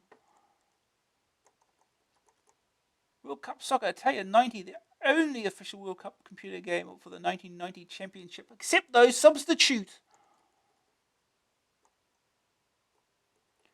Next game was Italy 1990, as opposed to the Italian 90 that we played from the last issue. Not the one that was just advertised either. So Italy 1990, US gold, $9.99 cassette, $14.99 disc, joystick with keys. And they think it's all over. It is now, heralded England's 1966 World Cup triumph. Can history repeat itself? Find out this summer in Italy 1990. It's yet another footy game. The Goldies that bring you the whole tournament wrapped, packed and ready to play. It's 13,000 square yards of prime Italian turf shoehorned into a box. All very well, but does it play like a Brazilian or Korean? The football sim midfield has become a little clogged recently, and it takes a good team to set up a goal-scoring chance. And that's exactly what US Gold has done. As Des Linehan would say in a game of 90 minutes, Gold scored the winning runs for the final punch of the fight. Italy 1990 is set, not surprisingly, in Italy, in the year of our Lord 1990. The venue is the World Cup, and you can be anyone you want as long as they qualified. So if you support France or Wales, tough! The game is a straight replica of the tournament, as it will be played. There's a choice of 1 or 2 player friendlies, as well as a chance to lift that famous trophy above your bonce if you win. Playing couldn't be easier in theory. An arrow marks the man you control, and keys or joystick send him scurrying around. The reason for the reservation, though, is totally good because this baby's fast, really eye-numbingly fast. So the first few passes, you'll find the guy you thought was going for the ball tackling a Cortina in the car park. With sharp, small sprites, the animation's smooth and accurate. Tacklers slide, goalies dive, and the set pieces all have great little sequences of their own. Added to this are some great sundry picks that give the game a solid, previously unheard of in soccer specials. TV announcers tell you about the matches. An electronic scoreboard informs both players and crowd of goals, free kicks, etc. While during the team squad selection, both shirt colours and player descriptions are displayed. The World Cup is where the game's essentially at. The 2-player games are excellent fun, but only have a personal rivalry for motivation. I won 13-10! But this cannot compare to the thrill of chasing football's greatest prize. Play well here, and the life gets tense as you wait to see whom the next round brings. For variable match length, it can be either a sudden death, first to score sort of game, 2 minutes each way, or a mammoth test of skill and stamina, 45 minutes. The one disadvantage of the long game being if you draw Cameroon, you cease to care about goals after the first 1,000. Expertly programmed and eminently playable, Italy 1990 has one weakness. It's too easily beaten. The first time I played the tournament section, albeit in 2-minute mode, England waltzed off with the cup. So there was a penalty shootout against Italy in the quarter-final, a really great section, but it still meant that the prime attraction for the game was over, caput finito. Italy 1990 is a superb soccer game. They can expect a long life in the drives of many joystick strikers, simply because it's one of the best soccer sims ever on the CPC. If the tournament had been tougher, it would have claimed the mantle of the best full stop. It doesn't quite make that grade, but as the hype machine hits top gear, it's reassuring to see that game lives up to the pre-match palaver. As time ticks on, the World Cup Sims competition, the Goldies have been the offside trap and seem certain to score a winner. First day target score, win the cup in 2-minute mode. Great goals of our time, number 54. Palmerston, keeper for Accrington, kicked the ball to halfway line. Marks trapped the ball neatly on the chest and played it on to Reagan. Reagan hoofed a crossing ball to Mozart, who hastily sidestepped Salieri to lay the ball on for Gladstone. famous England winger, 106 at the time, dribbled into the penalty area and flicked the ball up for Macbeth. He deftly aimed the ball past Cromwell, who strayed from his line to score. The crowd went crazy! Accrington Stanley versus Atletico Madrid, 1836. Second opinion. The fastest footy game ever. The great graphics and sensational speed make it the most playable soccer sim to date. There's no doubt about it. US Gold have really come up with the goods this time. Green screen. Some shirts are hard to spot. Pick your own squad. Whoever you play, the shirt colours are correct. The TV announcer tells the tale of the cup. The verdict, graphics 90%, plays at one hell of a pace.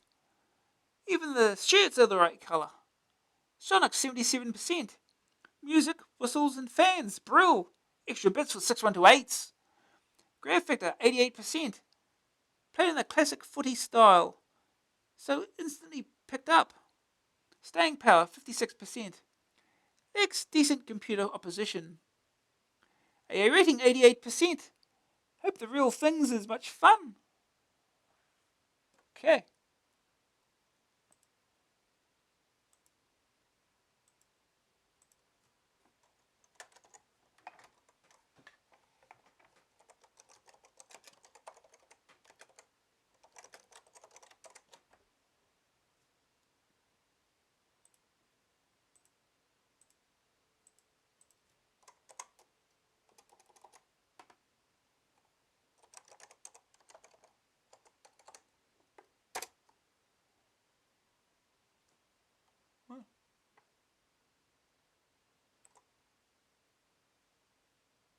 Thought I was.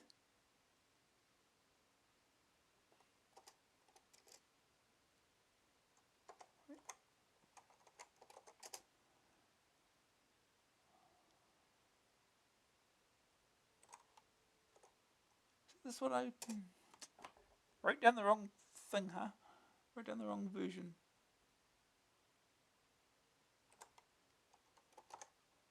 Try this version. Hopefully this will work.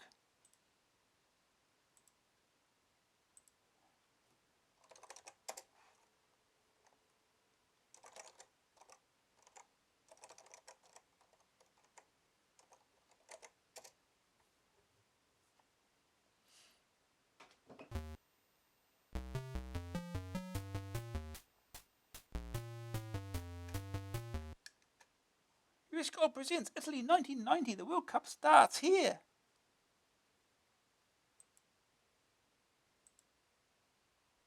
Remember to switch scenes. Good.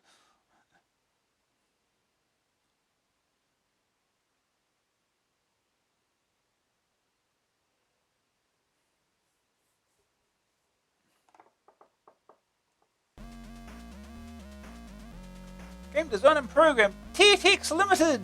Mark Haig Hutchinson. Works by Blue Turtle. Well, TTX.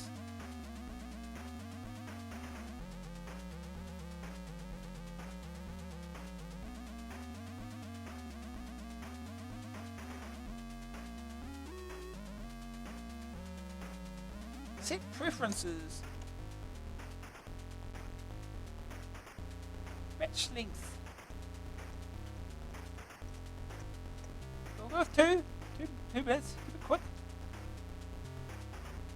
Change the joystick.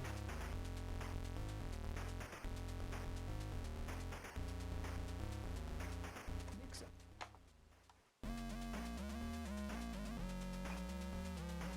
Come on.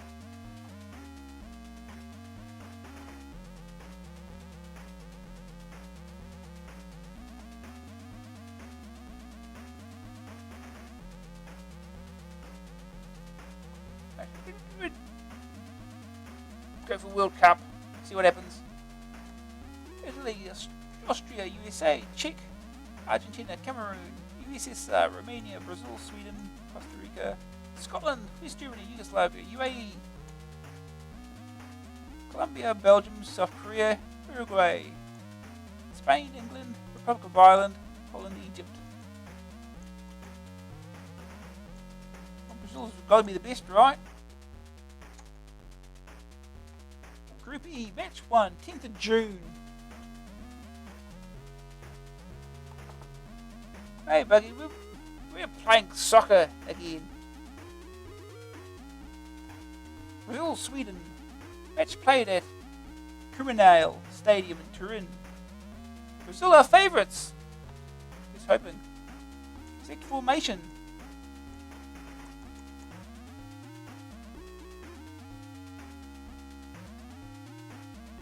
Select squad.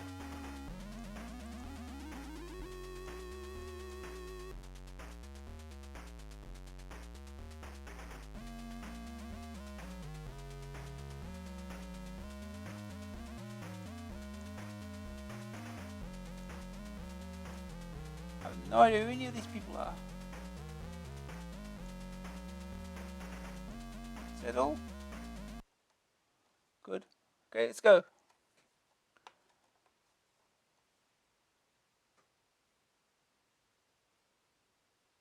Kick off.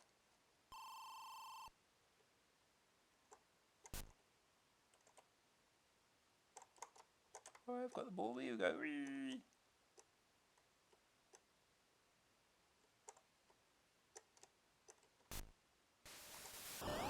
Okay.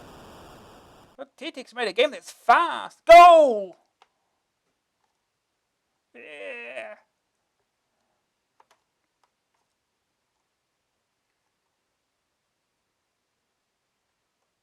Kick off.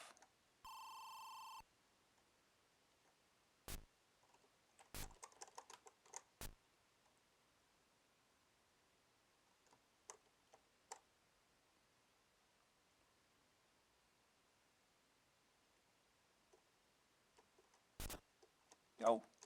Q. Oh. A little too quick. Oh, he's kicking the ball back to me. Okay. Oh.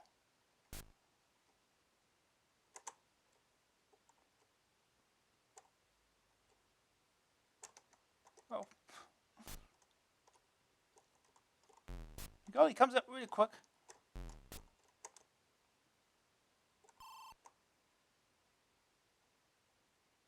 Throw in.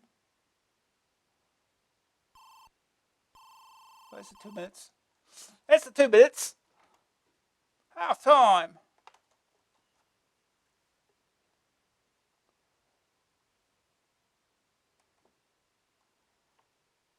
Kick off.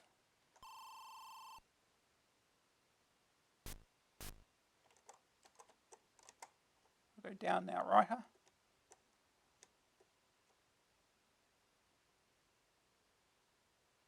We change ends right at half time. It's one of those. Oh, jeez.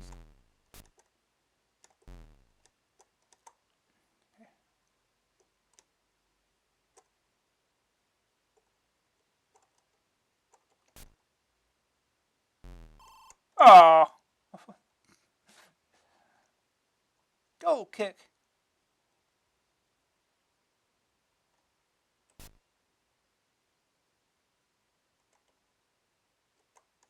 Right, get the ball. Okay, got the ball back. Bye.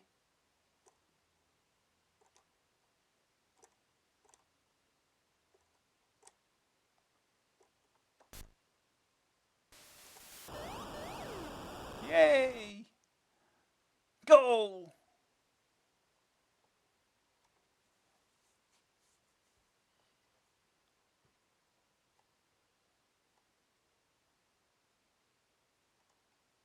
Kick off.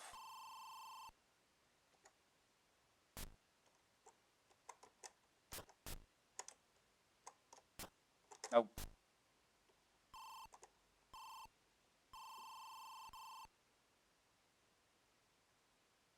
Full time.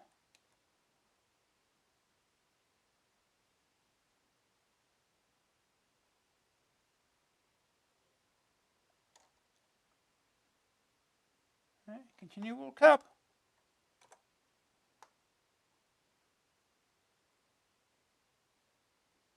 Very next match.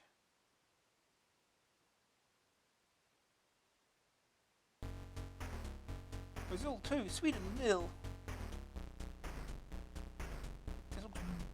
They just looked bored.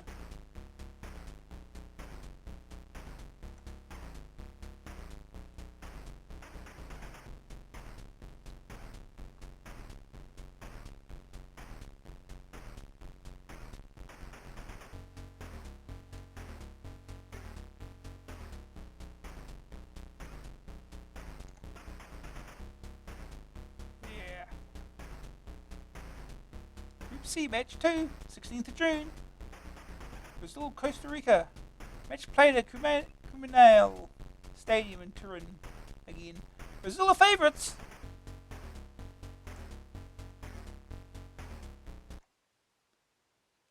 Let's go.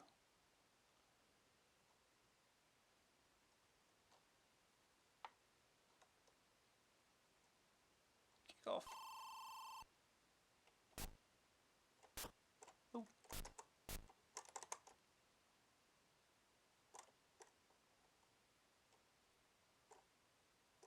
Get away from me.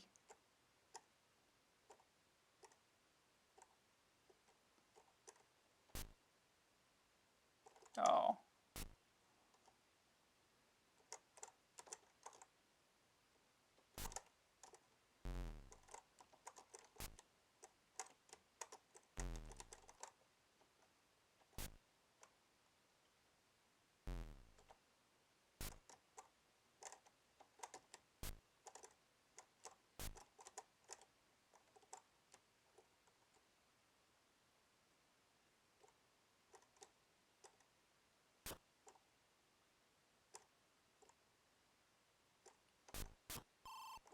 Oh.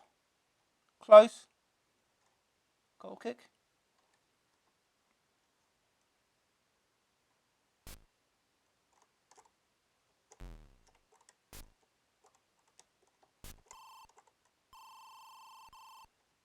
Half time.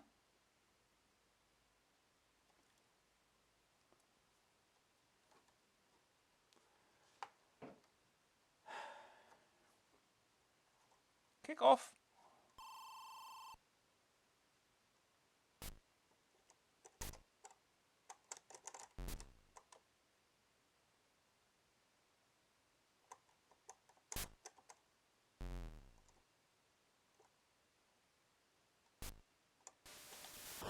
Where's the goalie?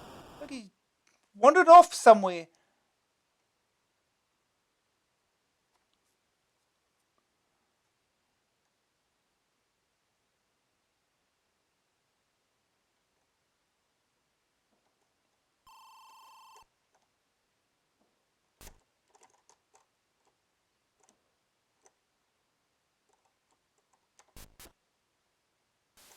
There we go. Just gotta do that again. That's all.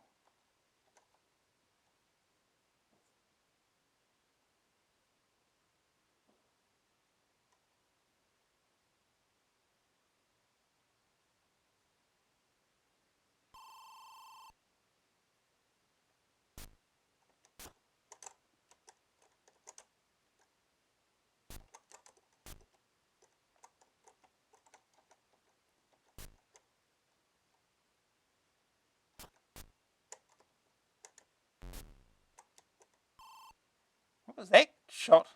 Terrible. Not like here.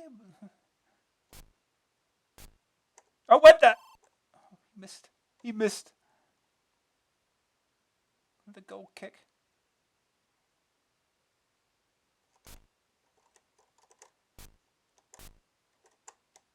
Oh, no.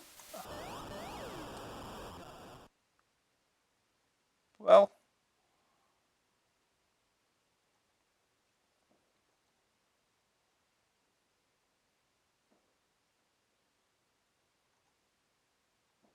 "16 seconds to score again."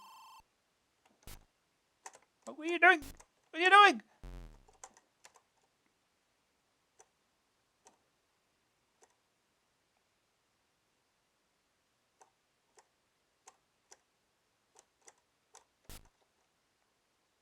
Here we go. Tied it. Right on full time.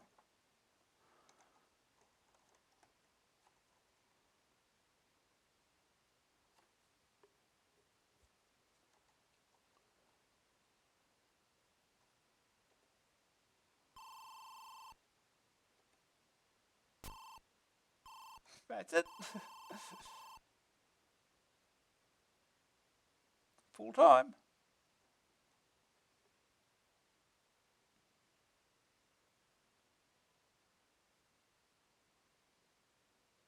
Continue World Cup. Let's go.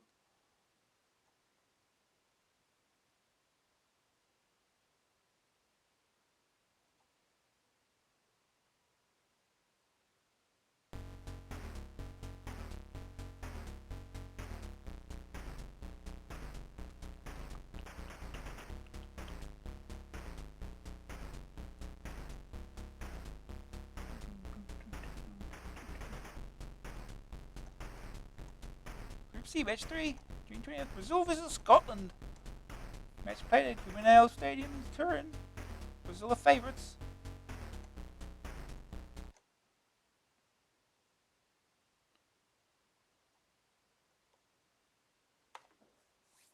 Alright, let's go. Kick off. Oh, jeez.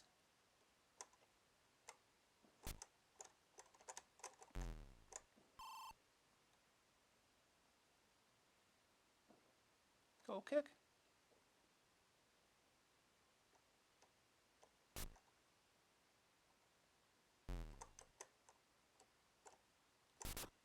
Oh, jeez.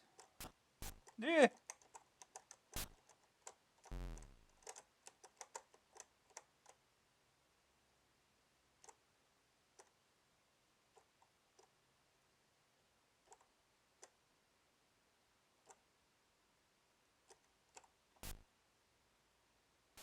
Hey. Goal.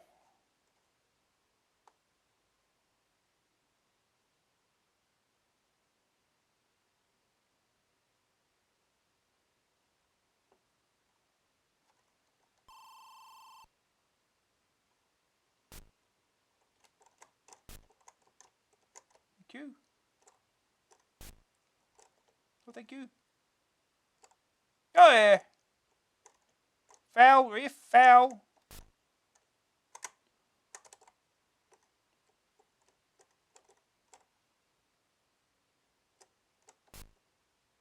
Oh, too wide.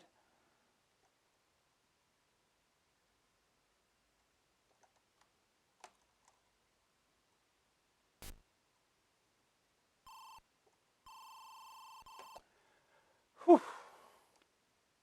Half time.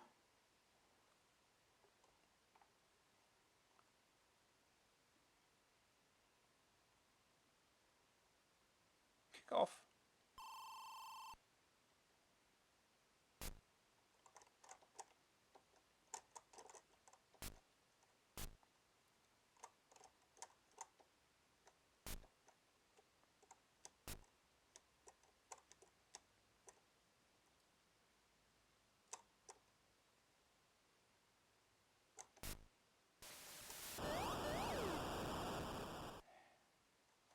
Go.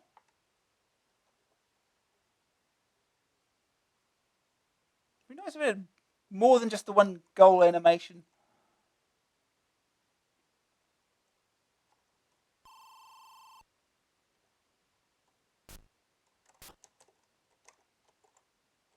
Oh, I got the ball. How about that?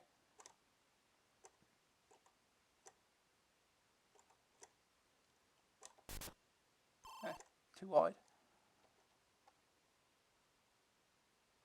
Goal kick.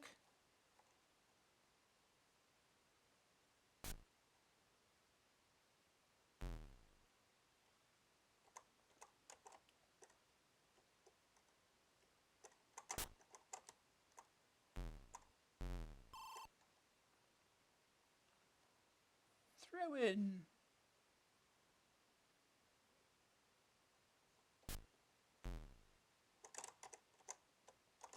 Get the ball, thank you. Off we go. Run. Oh.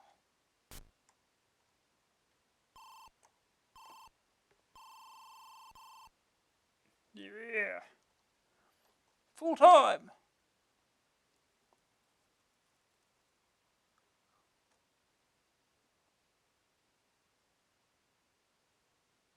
Continue World Cup.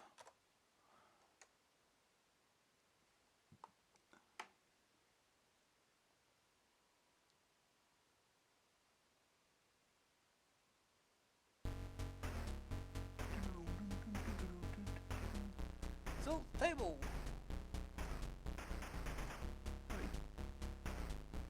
Yeah. We won the group. Yay. Brazil have qualified for the next round. Qualifiers: Argentina, Costa Rica, Italy, Sweden, Brazil, Cameroon, Yugoslavia, Republic of Ireland, Holland, USSR, Czech, West Germany, Belgium, UAE, England, South Korea. Second phase, 24th of June, Brazil, Cameroon. Oh, apparently Cameroon is supposed to be easy to beat. If the review is anything to go by. Match played at Criminal Stadium, Turin. Any other stadiums? Those are the favourites. Let's go.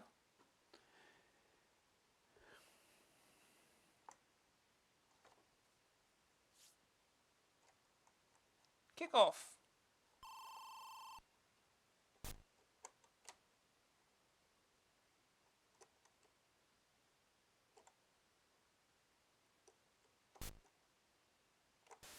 Oh, that's one.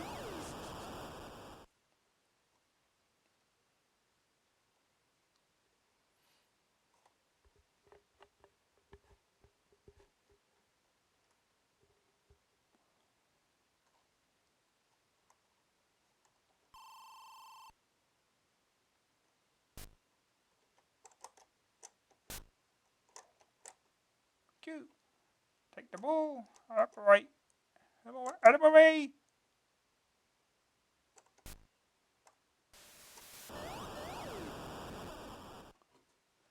Okay, yeah, it does seem like Cameroon are easy to beat.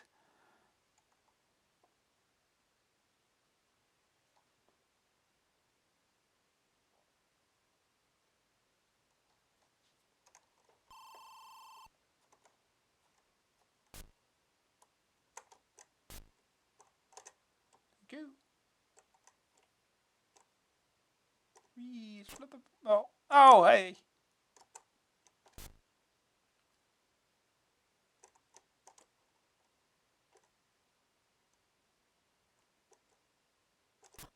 Oh, hey.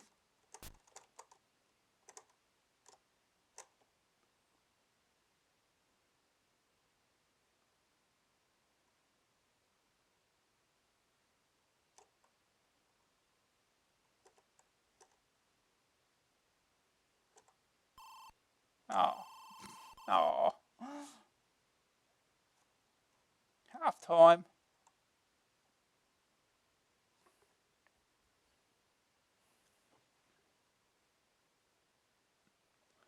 Kickoff.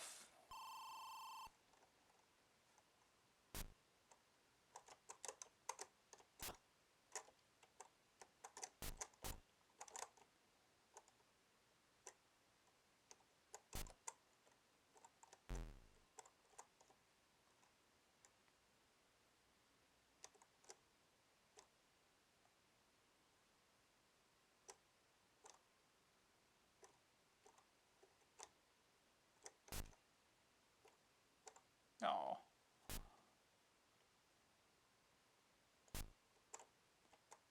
Just get straight to me. That's so nice. That's nice of him. Oh.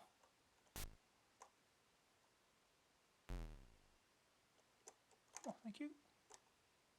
Try it again.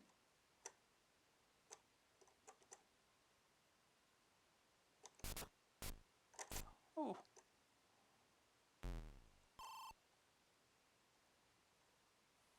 Throw in.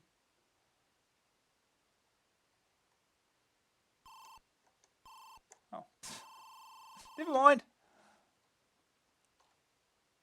time.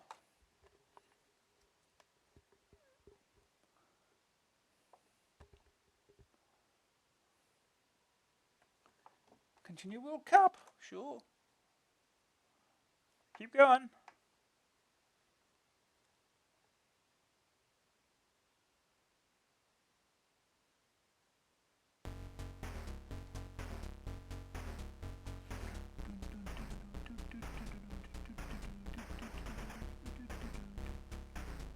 Brazil have qualified for the next round.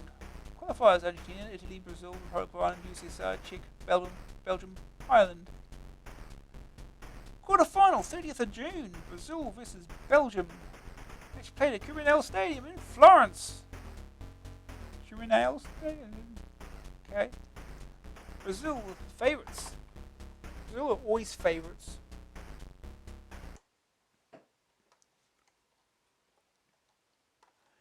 Huh.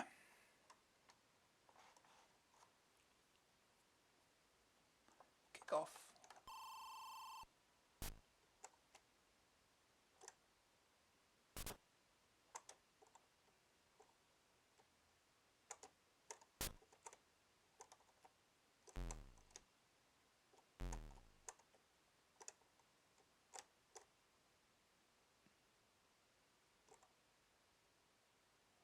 You foul, ref. Foul. Oh, free kick. Oh, I didn't realise he even had the ball.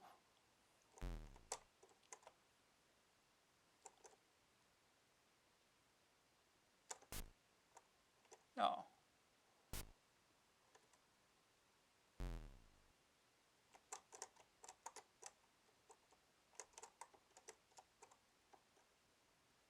Oh, thank you.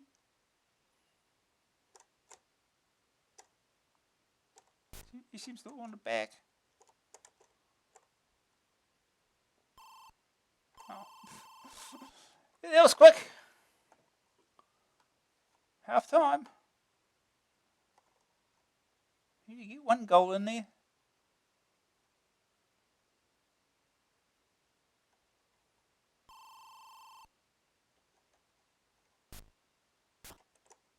Thank you.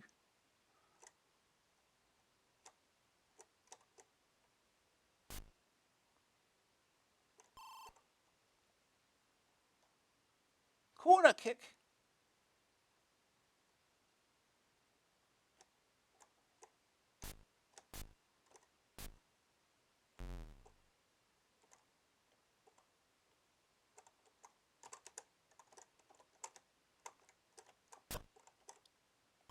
Oh.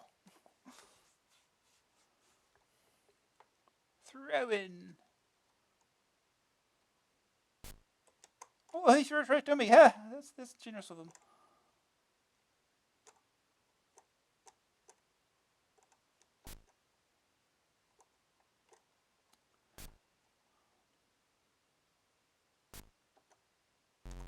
Thank you. Oh. Thank you. Just tackled from behind. That's the foul, ref. Ref. Uh-oh. Full time. Now what?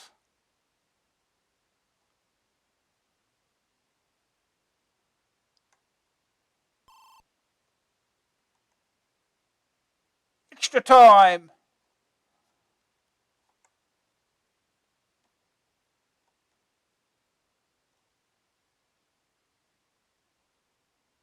Kick off.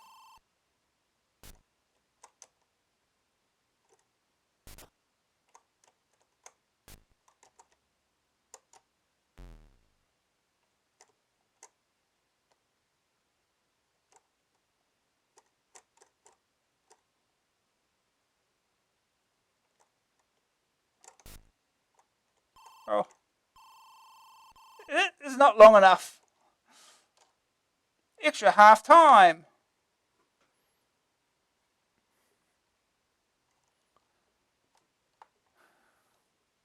The penalties is going to be interesting, isn't it now?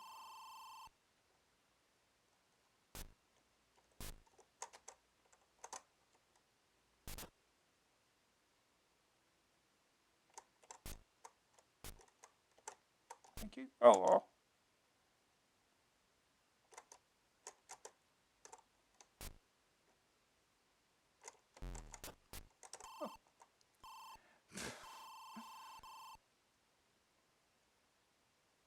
Full time.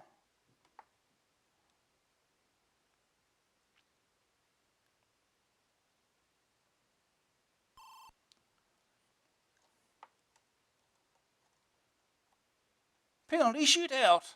Oh boy.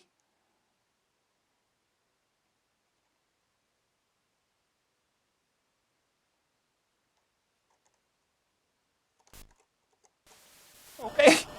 Dives out of the way. Goal.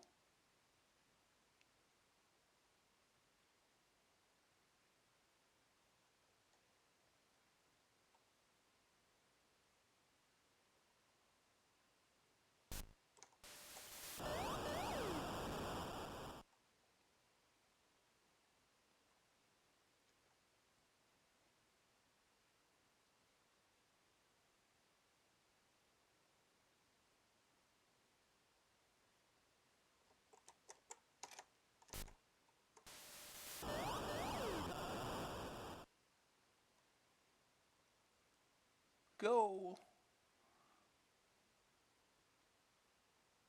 Can we save one? Can we actually react to these?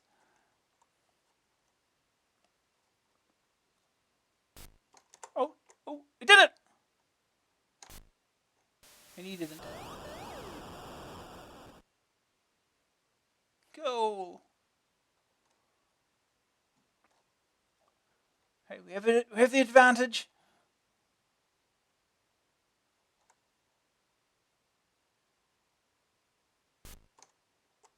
Oh, we did it again. I guess he's moving out of the way. Go.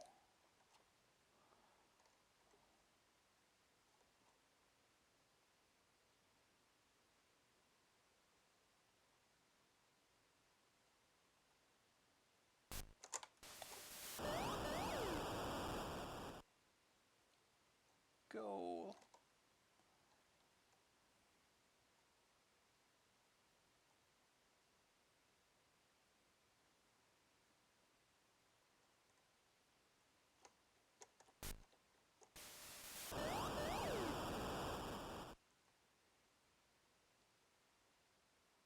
Yay! We won this one.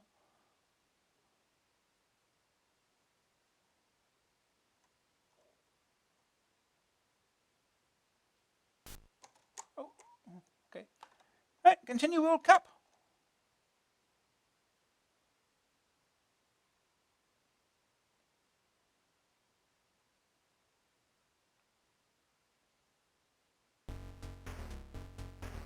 Still 1 Belgium 0. What do you mean 1-0?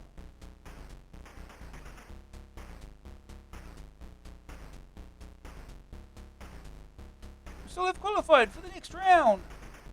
Otherwise, Brazil, Czech Republic, Czechoslovakia, I suppose it was at that time, Italy and England. Semi-final, 3rd of July, Brazil versus Czechoslovakia. Match played at São Paulo Stadium in Naples. Brazil are favourites.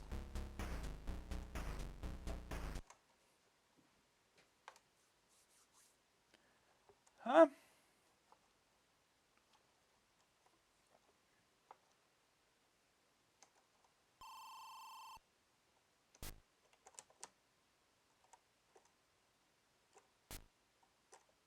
Thank you. Oh, no, oh.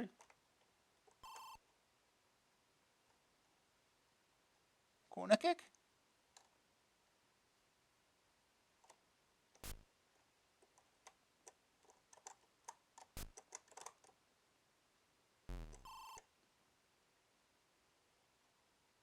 Throw in.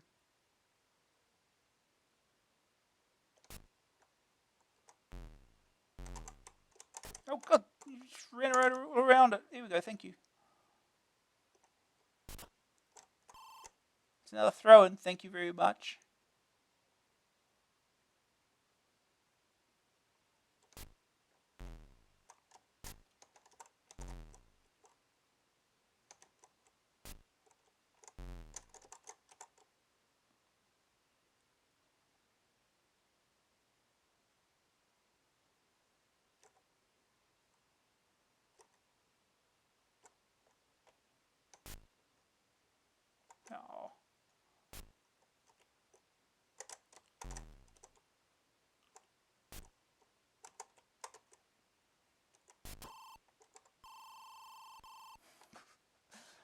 think 2 minutes might be a little short for game length.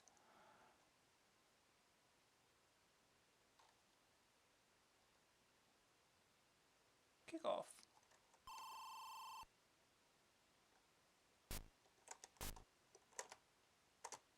Go downwards. Remember where it's ready to go. Oh, jeez. Throw in.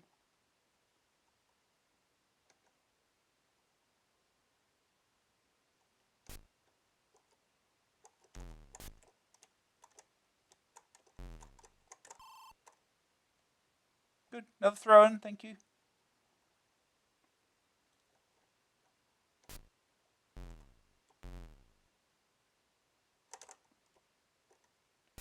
Sometimes it goes a little too fast.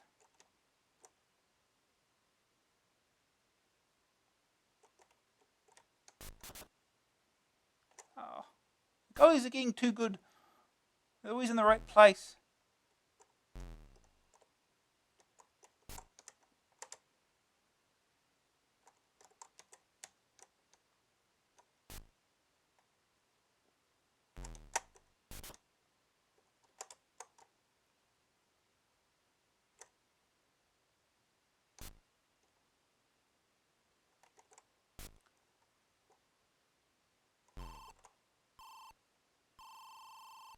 Here we go again. Here we go again.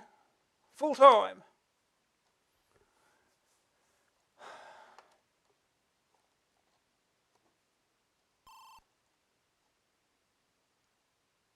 Extra time.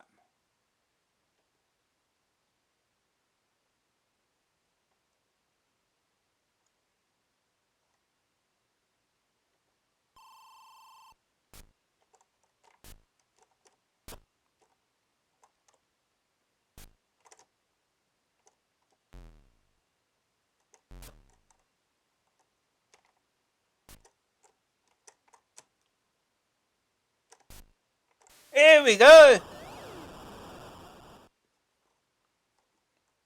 Got a goal. Hopefully we won't concede anything stupid like that. So we can at least avoid penalty shootouts again.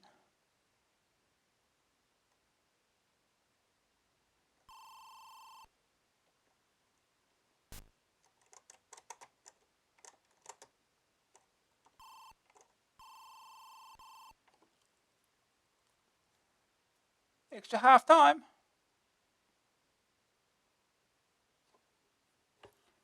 So not concede any goals.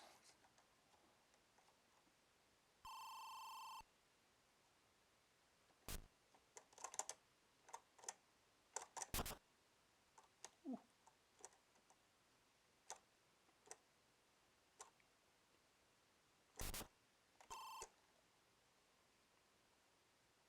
Corner kick.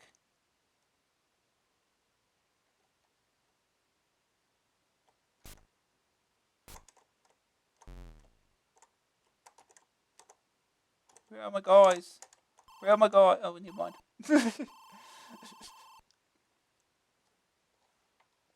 Full time.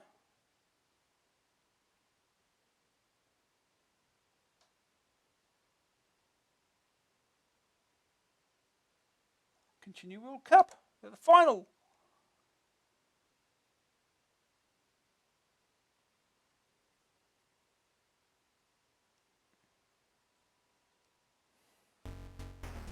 Brazil 1, Czechoslovakia 0.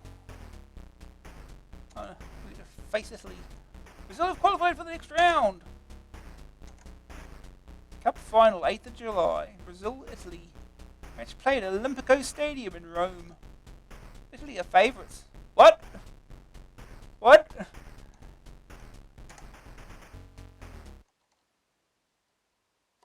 Italy are favourites, apparently.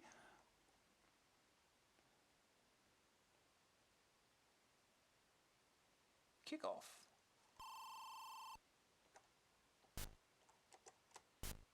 Oh, jeez. Oh, thank you.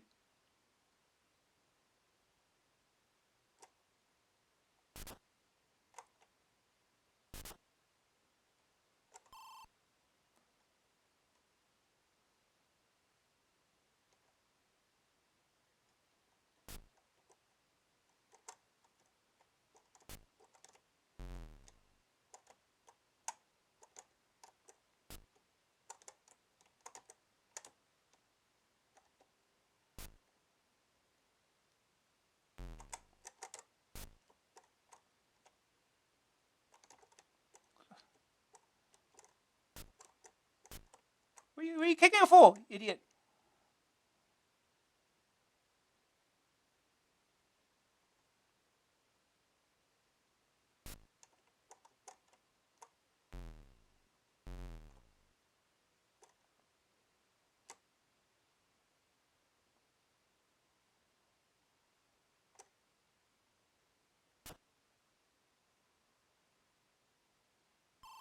Oh, damn it! I was about to shoot.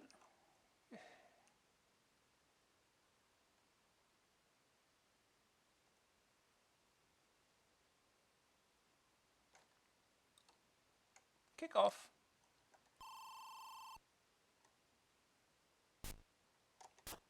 Oh, thank you.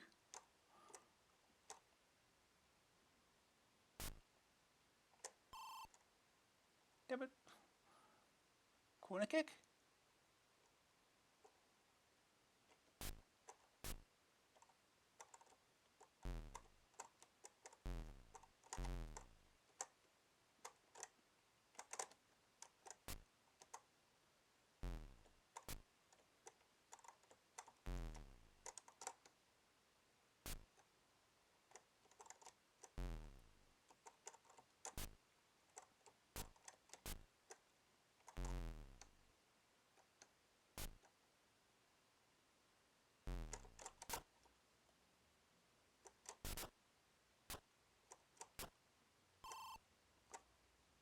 What?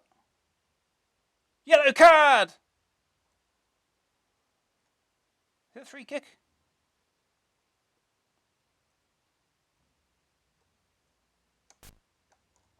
Oh, terrible kick.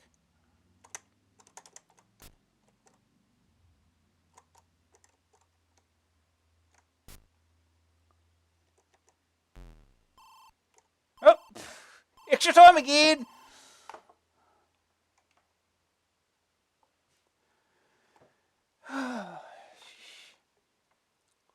Gonna win the World Cup on penalties or something stupid. Extra time.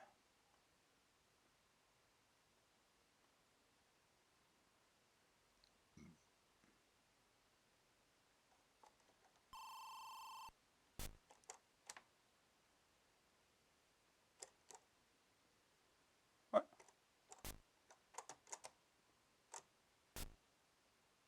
I keep tackling here, just...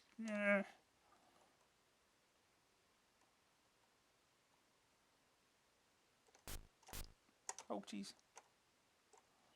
I didn't expect another guy to be there. Oh, come on. Oh. Extra half time.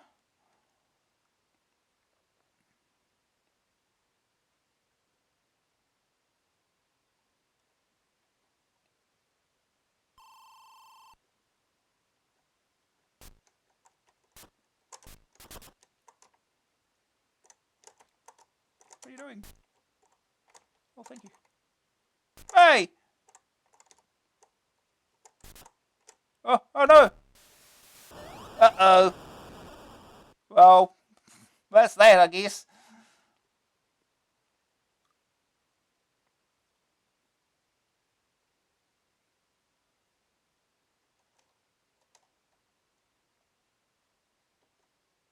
We do it in 7 seconds.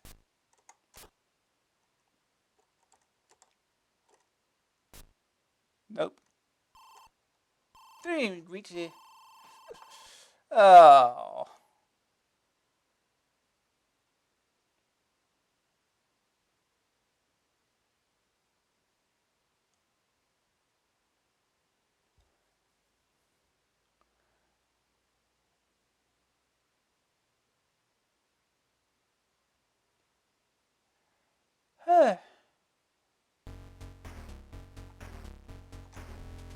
Brazil have won the... What? Brazil won the World Cup. What were you watching? I don't know what he was watching.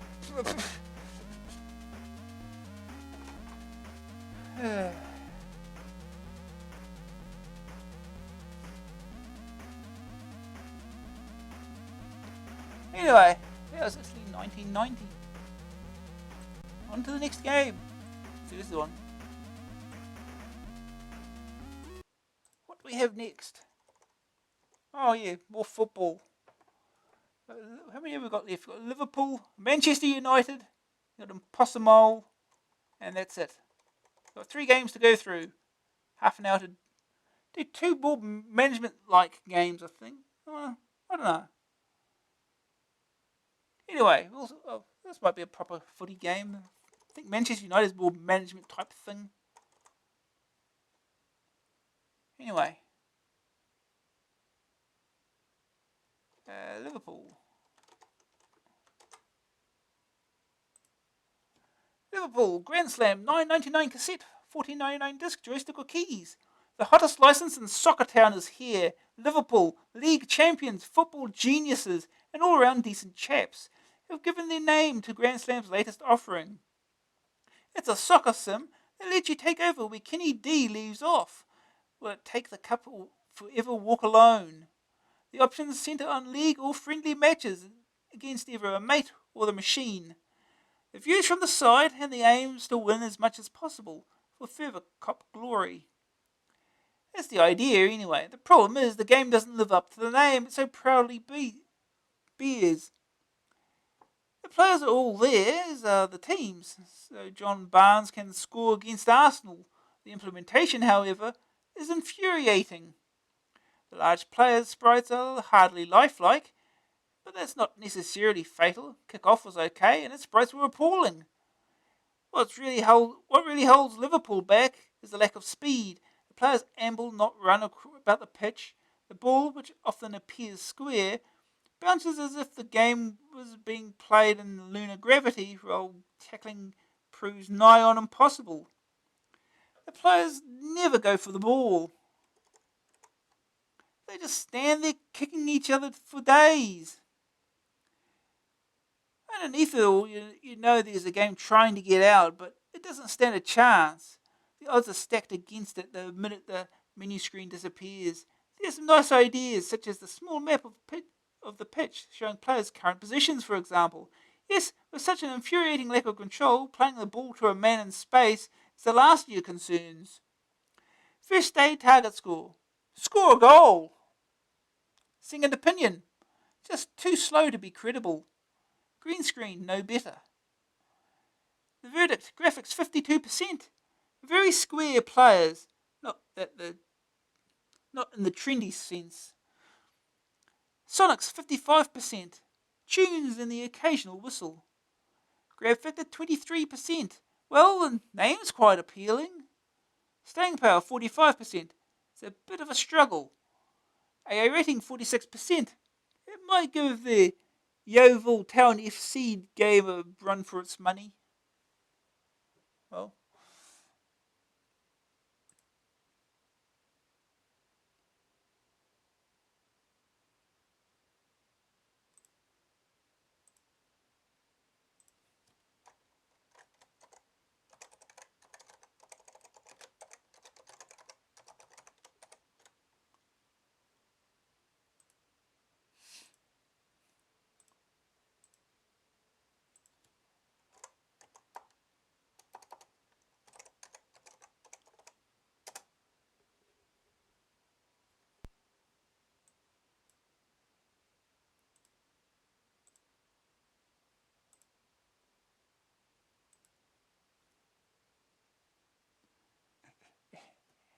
no.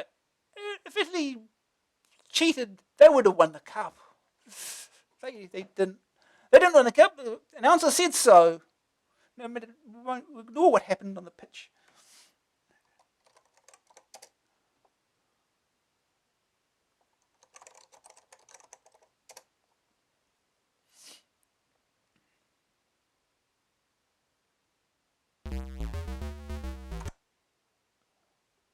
Liverpool.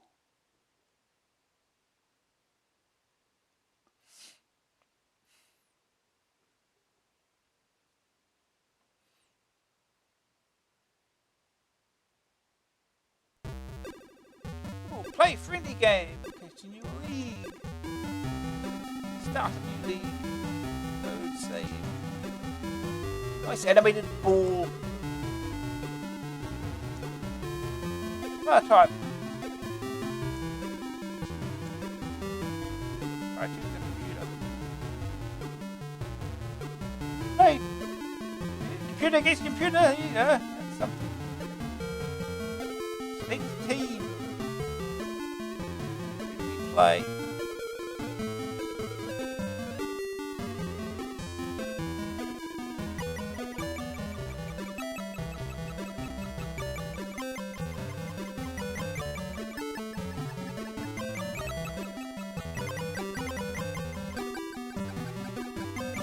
Why not? Maybe we'll win.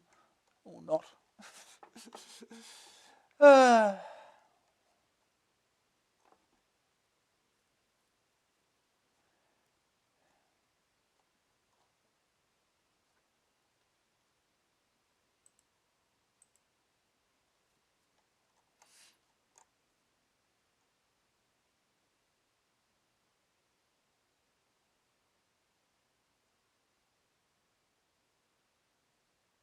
Alright. Do we get a whistle? Oh. Go right. Run, man. Where are you going? It's blocking him. That's what he's doing. Run. Get back here. I think they're taking a leisurely jog is what they're doing.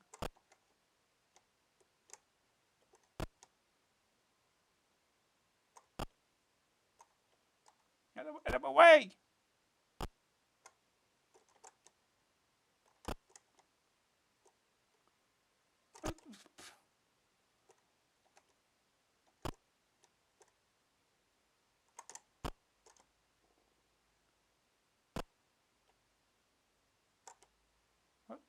Faster! Faster, man. Faster.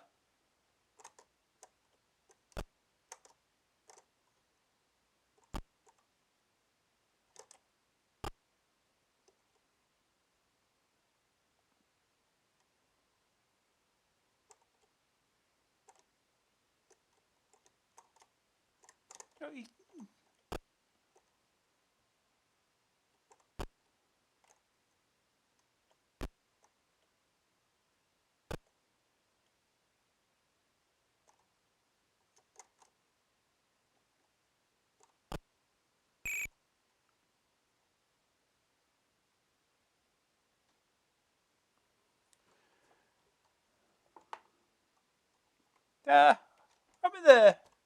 We'll go central North Island of New Zealand. That was a terrible throw. You're not running towards the ball either. Come on.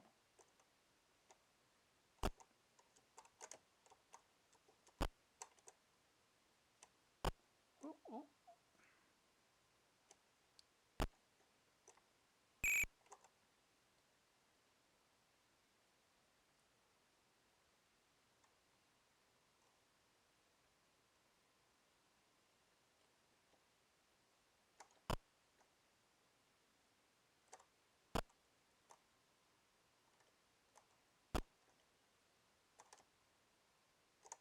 Where's the nearest dude?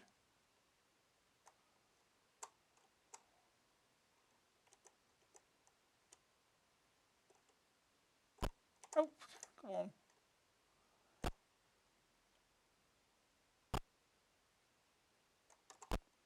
What's that dude doing up there? Oh, good kick.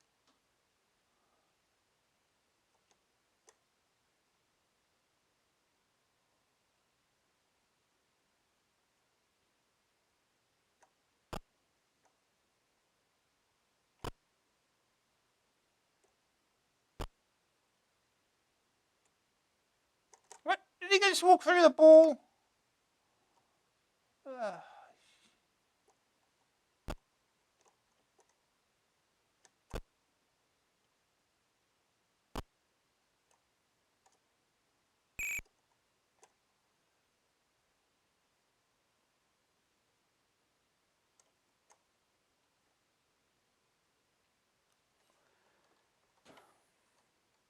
Oh, okay.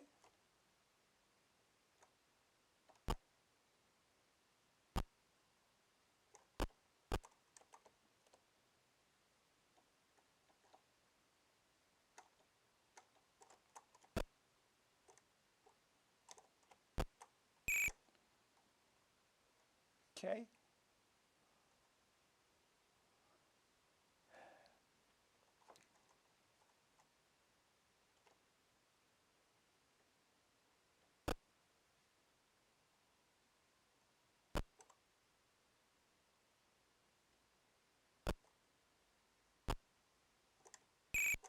Let's kick it back out again. Sure. It's fine.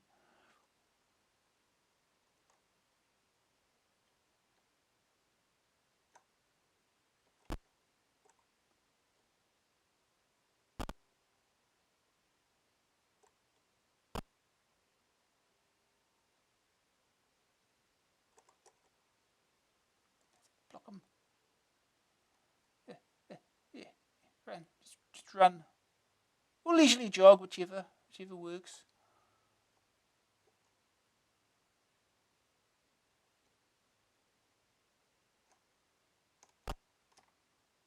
Oh. We should have angled that some direction.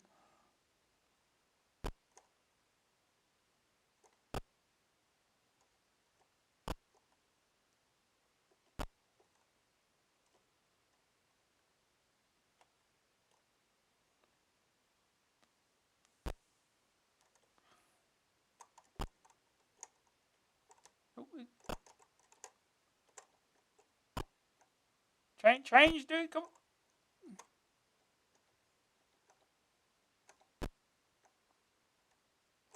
on.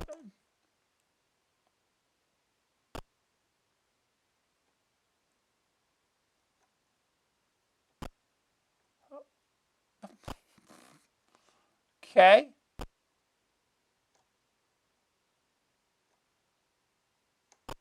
Whee. Go that way. You know where there's players.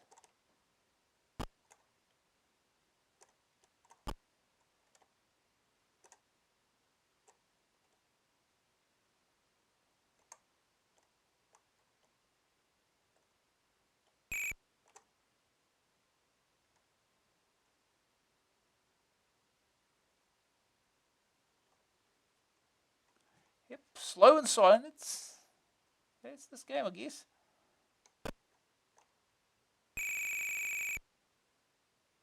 Yes, it's half time.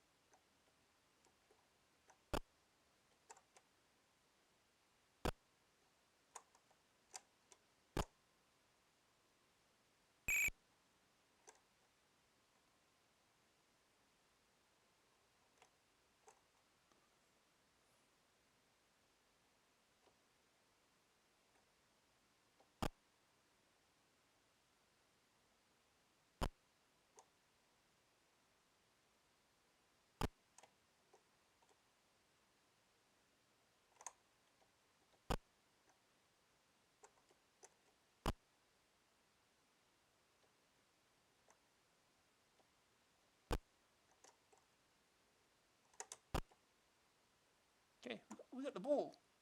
Run, man, run.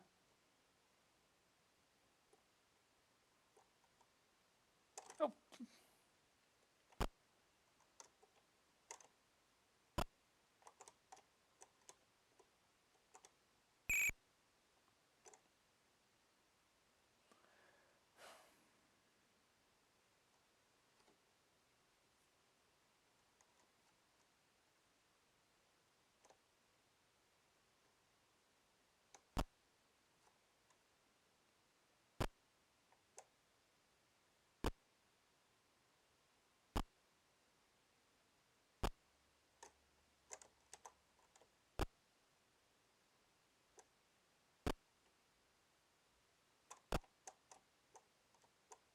yeah. Thank you. Oh.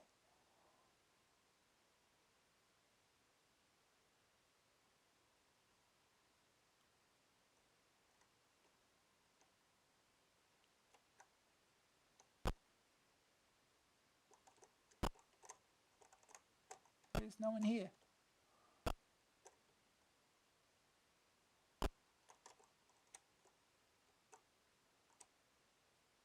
Oh,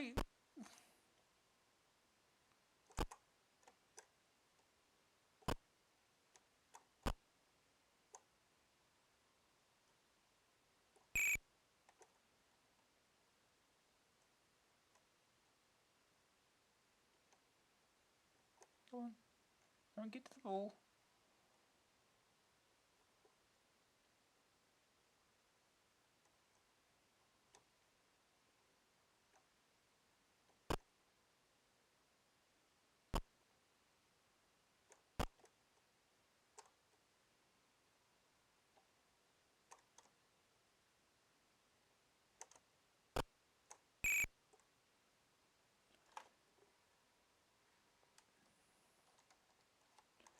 Okay.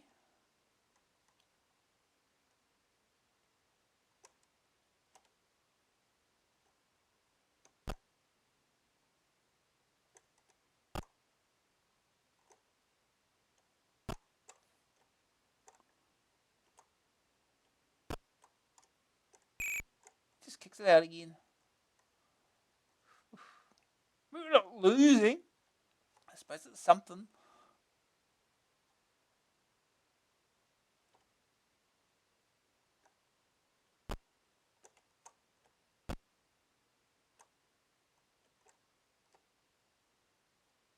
Go, run. Run, man, run. Run.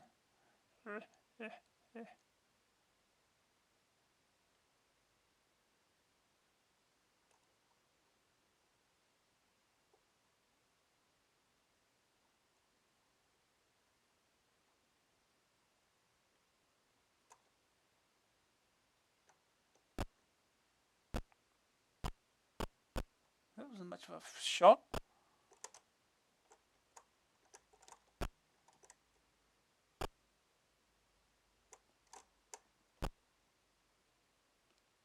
Oh.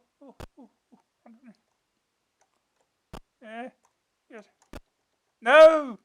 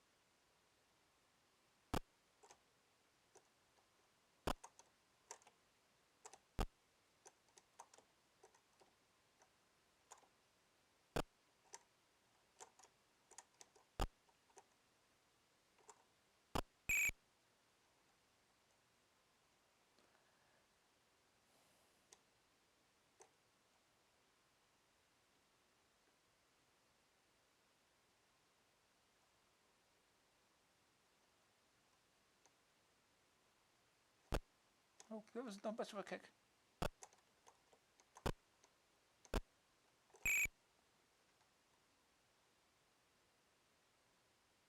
Isn't the goalie supposed to take this kick? It's clearly a goal kick. Goalie just sits here and does nothing.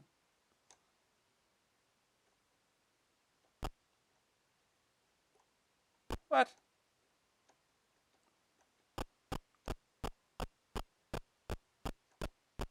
Sure, we can just do this all day. This is fun.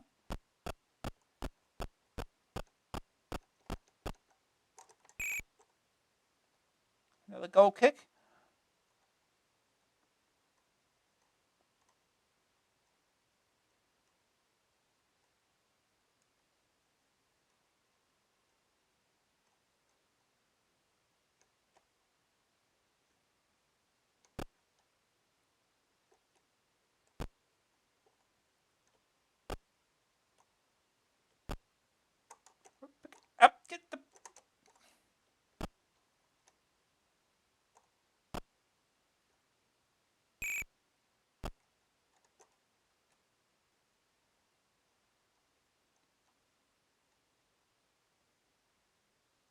Oh. Oh. That it, is it? Full time, no score.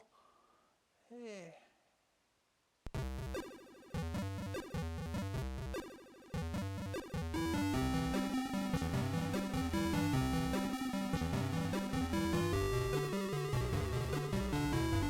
Oh, okay. That's Liverpool. Alright, next game.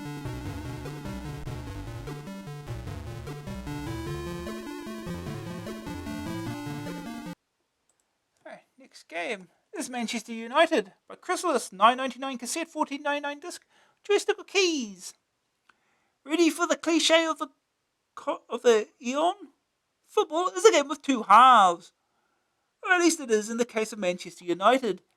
Here, you're a manager and joystick juggling striker simultaneously. And what's more, you can play either a full management sim or just the arcade league. I hate this light blue text. As management sims go, Manchester United offers little. It's near its icon driven and gives a vast range of options to keep the accountants happy.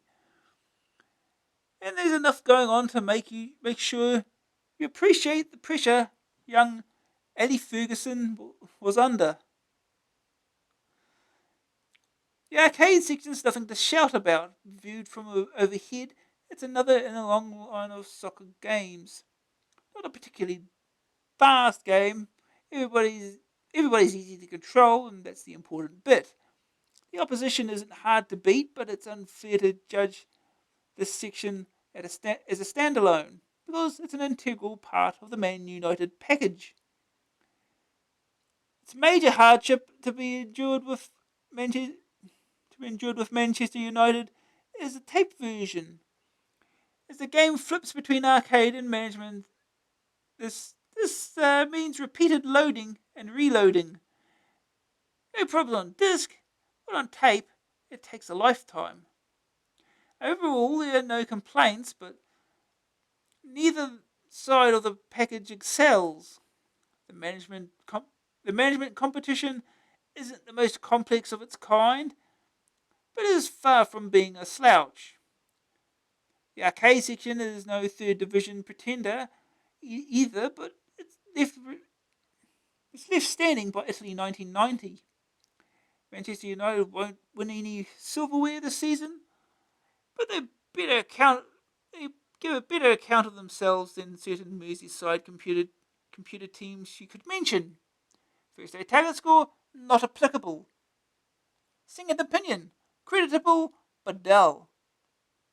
Green screen, okayish. The verdict, graphics 66%, clear icons, scrolling jolts on pitch.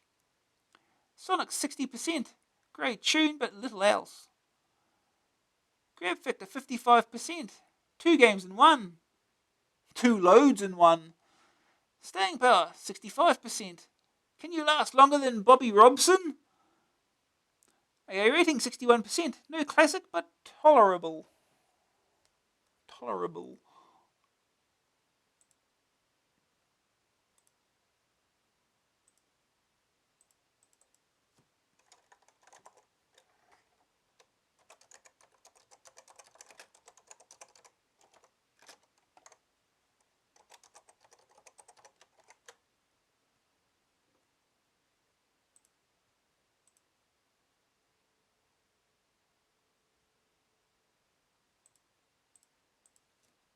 Alright.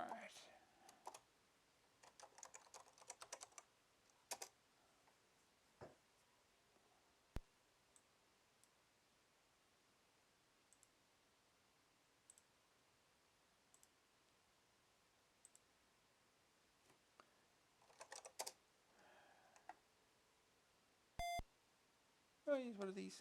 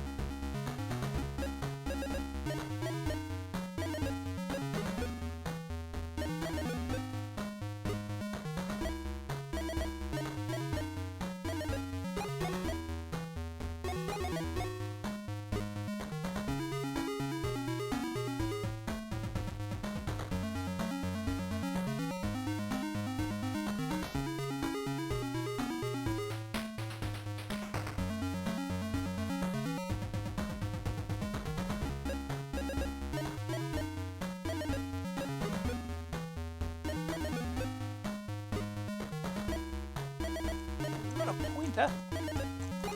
Pointer. Just play football.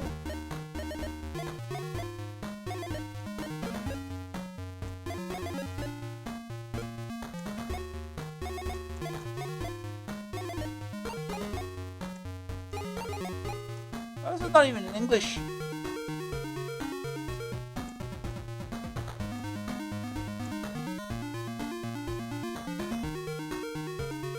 I think I do have an English version here somewhere.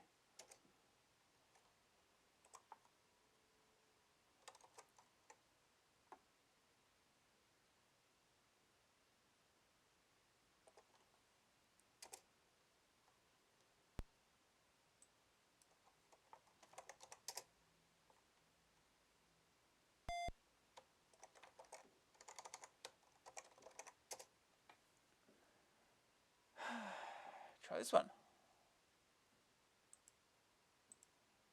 English, language select.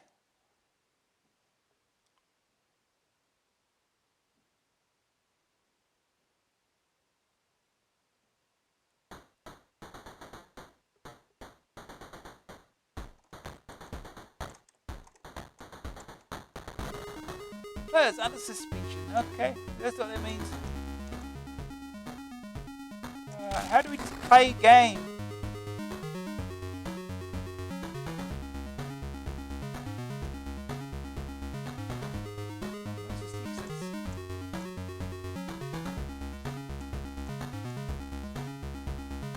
By a player.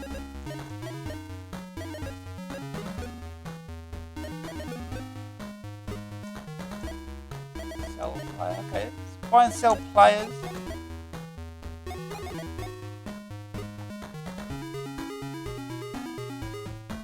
Can we just play footy? We want to play game.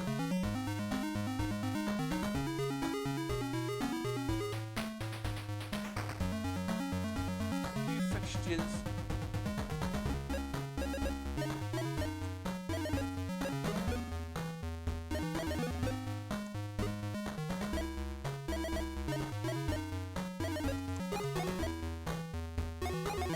Formation.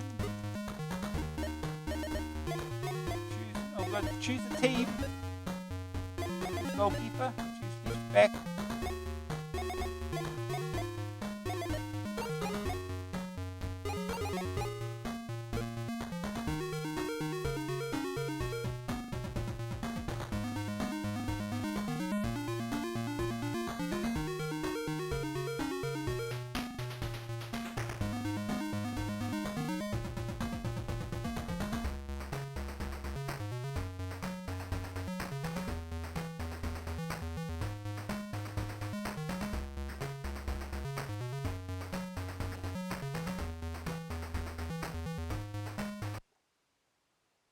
Huh? We're going to play game. Good. I hope. Okay. League match. First half. Manchester United will kick off.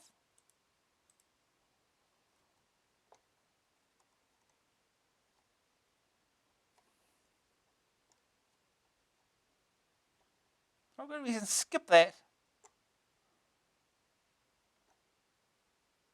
We can't skip this.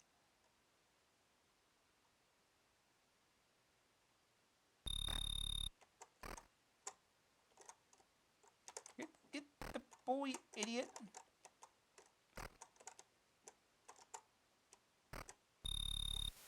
Well, that's a good start. We've got to watch the referees. Get the ball, bring it back to the centre. It's fine. Because it's realistic.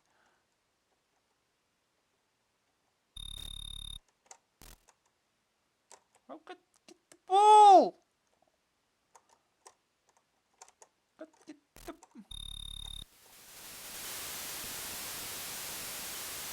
Do we even have joystick control? Hurry up.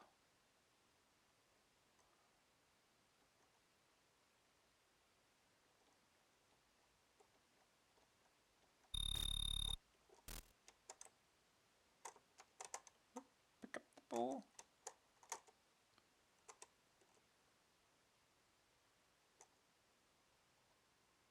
go. Run, run. Oh!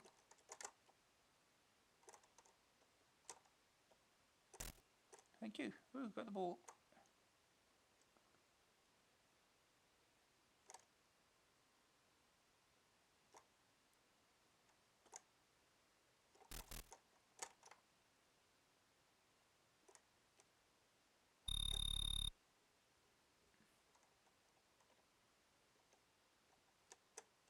I didn't throw it! How dare you, idiot?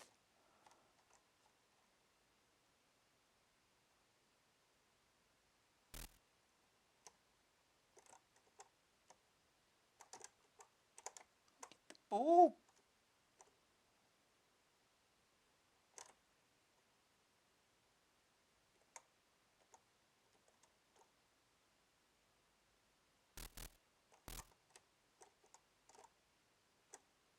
Go get the...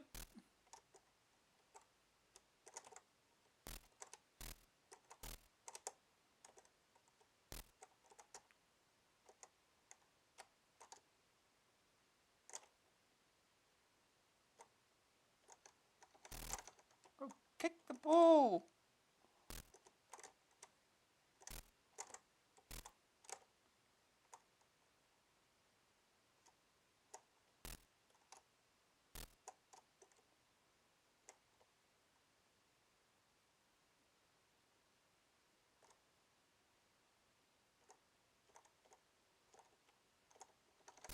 Kick the ball.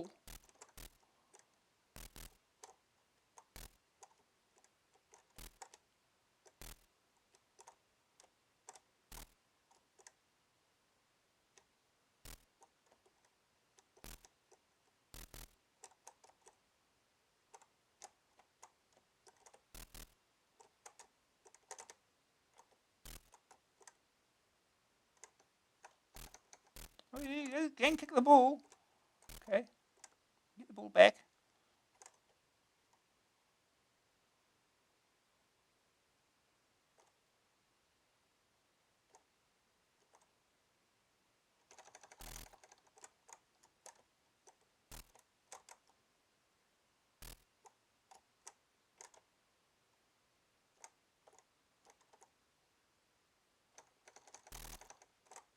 Kick the ball. No, shoot. Shoot for the goal, you know.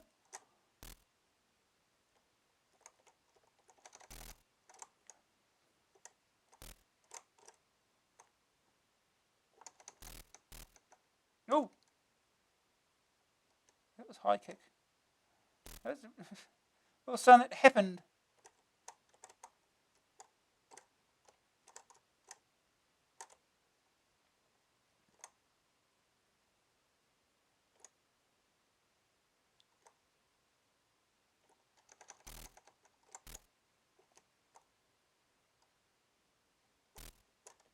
Thank you.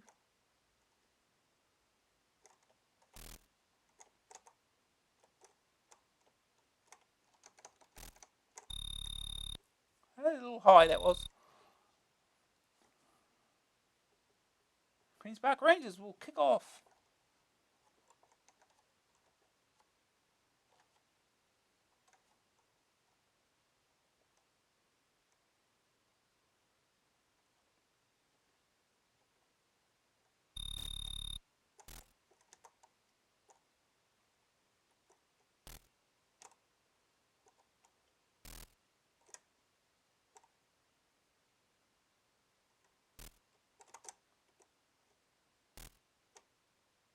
Thank you.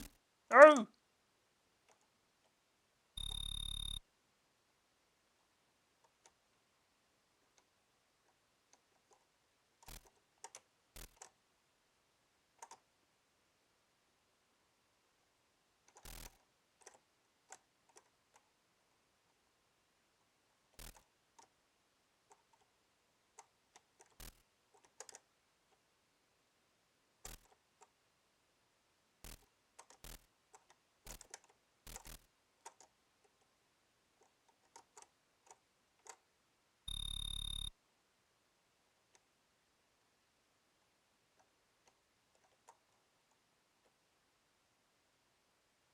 That was a throw.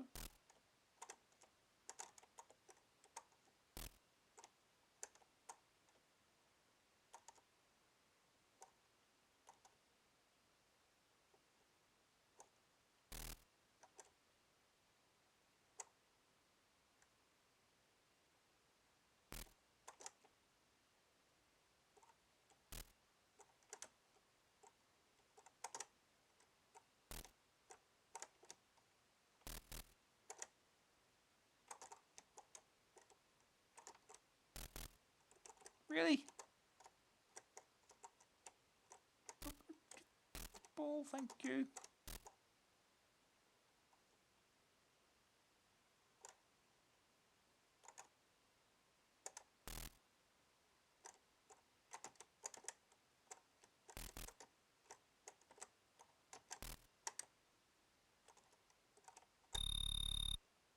Completely ran over the ball, huh?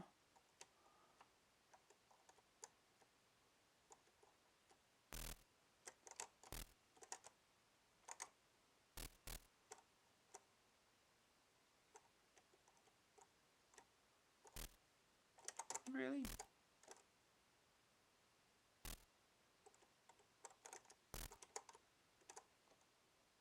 Saved the ball for a change.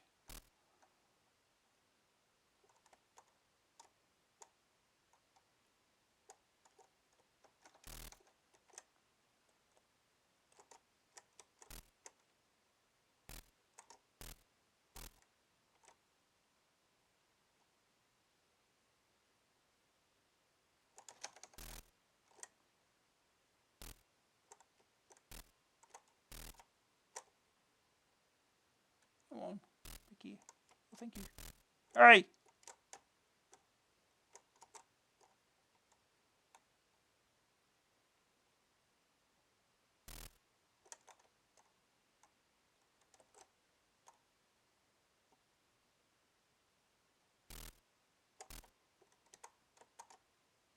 What are you doing?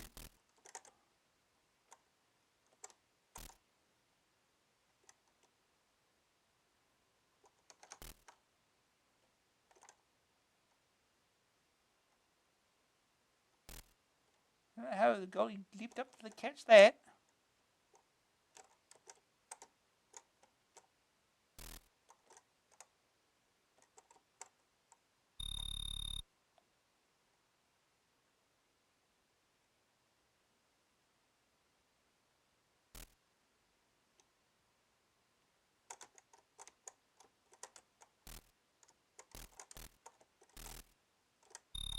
Full time. Final result 2-0. Well, at least it was more fun than Liverpool was.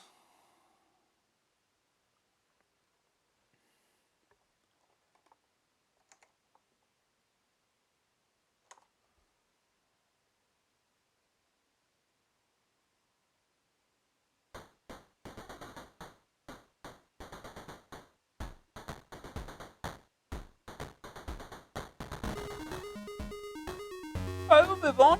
Got one more game to do.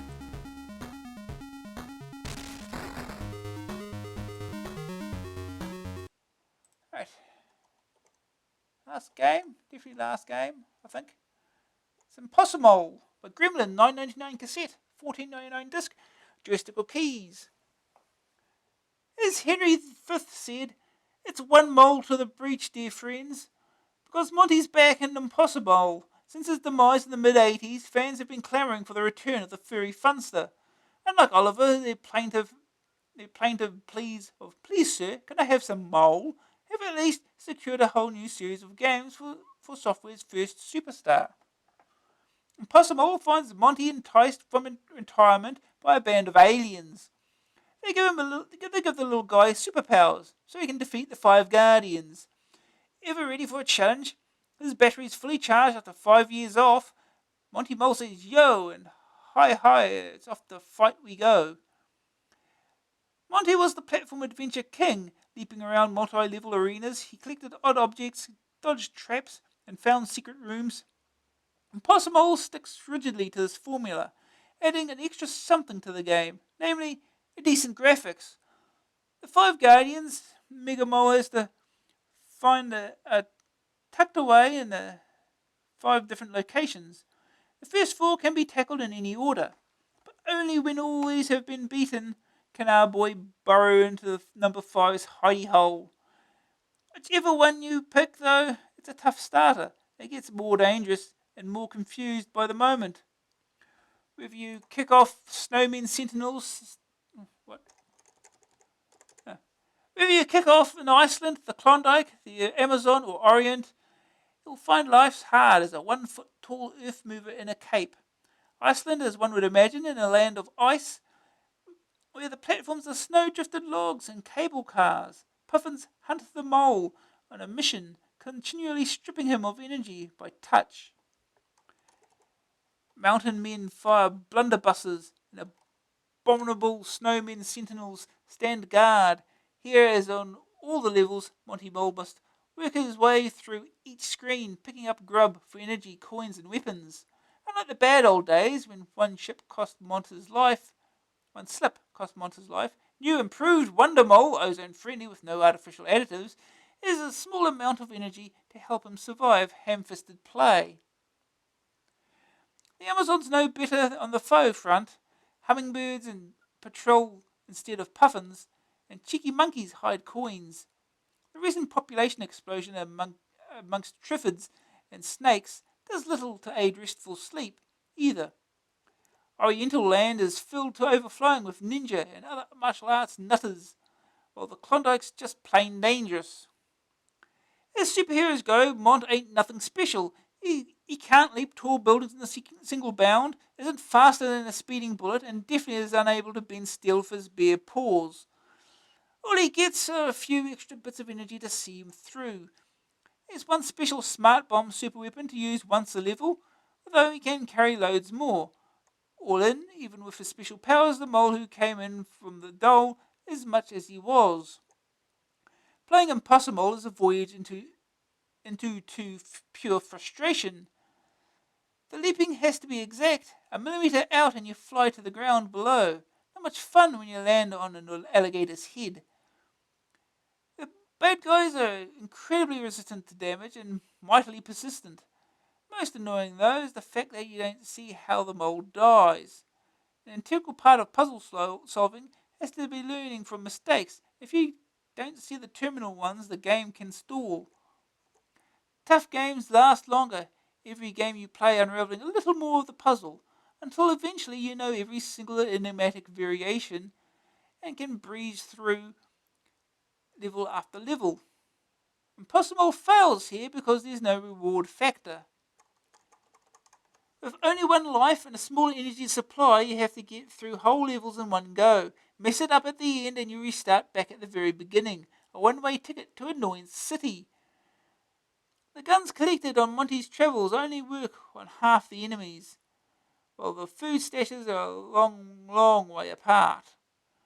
While the game plays well, the odds are monumentally stacked against the player. Rick Dangerous, Cool's previous outing, featured both multiple lives, balanced here by the energy bar, and was littered with restart points, yet Microprose still had to reissue an easier version. Impossamole is equally vast and is hard, but lacks even the limited player friendliness that pervaded Rick. Veteran gamers will find Impossamole a real blast from the past, but therein lies the rub. Graphics aside, the cores are vastly superior. Monty games haven't changed. They've been given a shot in the arm, but the format itself has been mined to exhaustion in previous seasons, with nothing really revolutionary added Impossamole. Therefore appears a little more than Monty Mole the 90s remix. First day target score, don't break anything in anger. Oh, it's one of those. MM goes for a cuppa out east. Punch that ape, get a coin. Kill a puffin on the loose. Avoid that spitting tree frog. Second opinion, Monty Mole is ace. Great platform action that still hasn't lost any of its charm. Green screen, Impossamole sometimes goes Invisimole. Verdict, graphics 81%. Monty looks good for his age. Great scenic backdrops. Sonic's 66%. Smart theme tune. Grab factor 33%. Simply too aggravating for words. No restart points. Staying power 75%.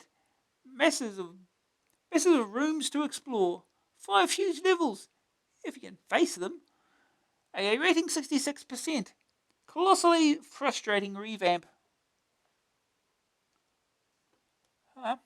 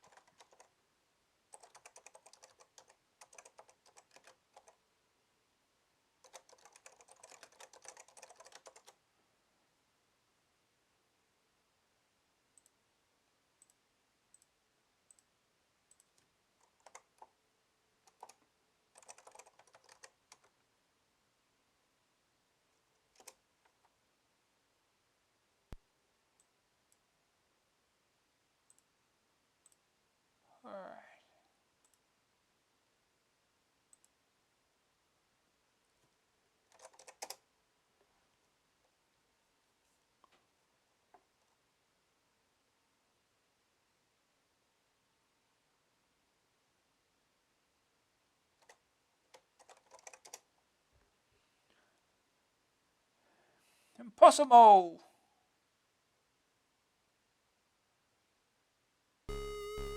Impossamole. Fire starts game. Last score 0. Written by Core Design. Copyright 1990 Gremlin Graphics.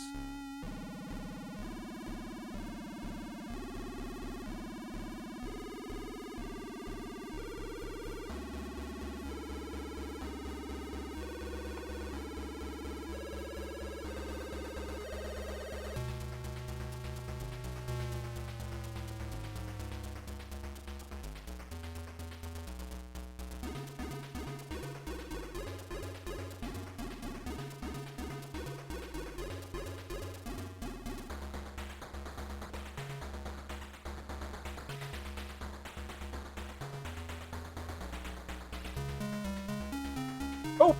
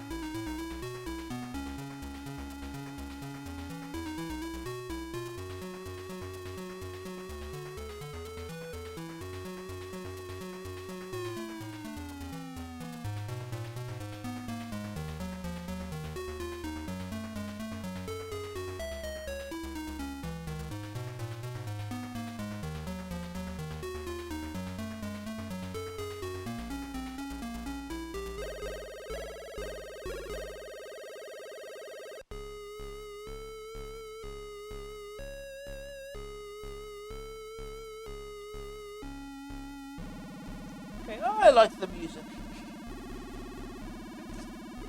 Just a remix of Monty on the Run.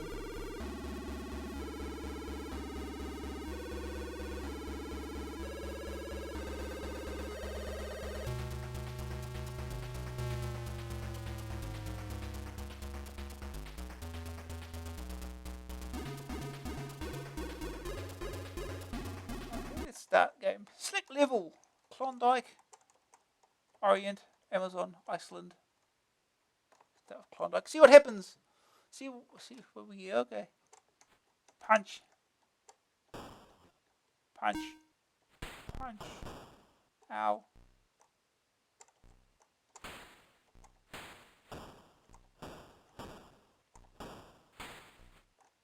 Oh, that's a grenade. Oh. Okay. I took a grenade to the face.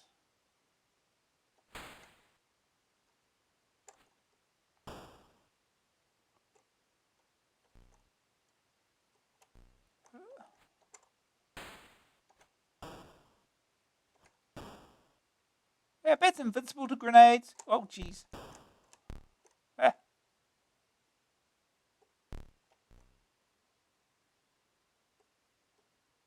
What have we got over here?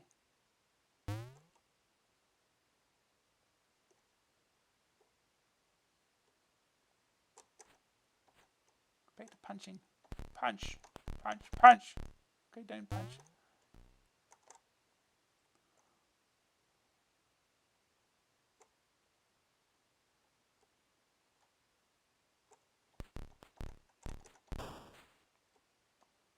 Okay, things take a lot of punches.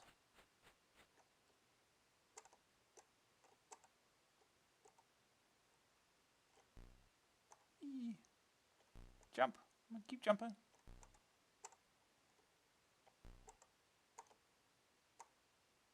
Okay, the bats are shooting at us now.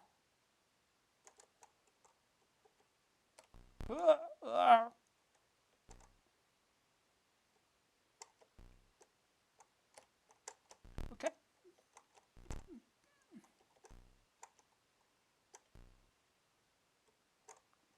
Cannot jump off ropes. Game over. Just fall in the gunk. Try again. Okay, we've got grenades to start with.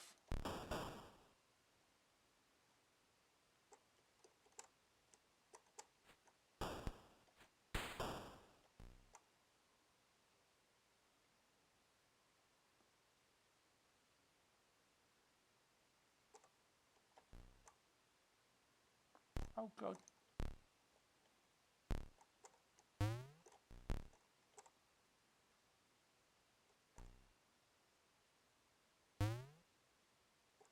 Where'd that bat go? There wasn't a bat here before.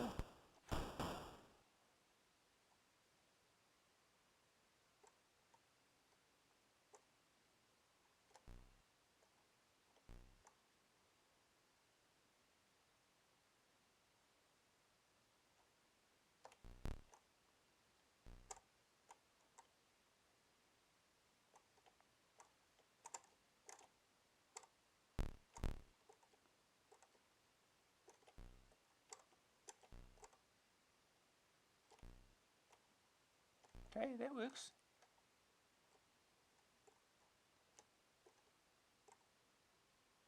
Is that a gun? That's a gun. Yeah.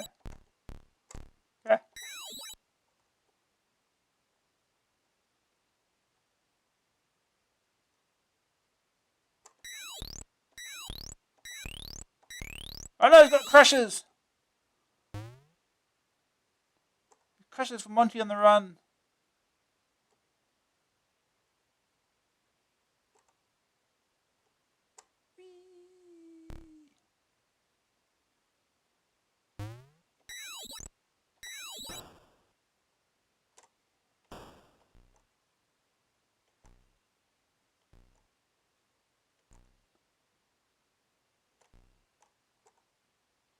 Ah, frog!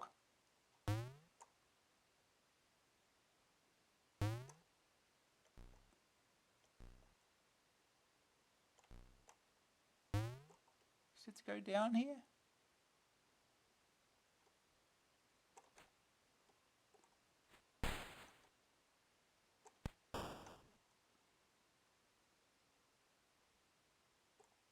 Is that a platform or a crusher?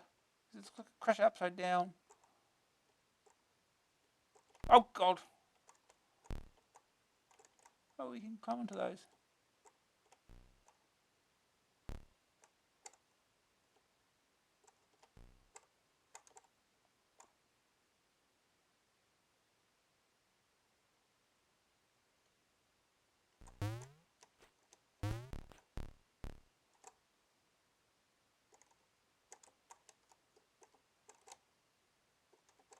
Oh.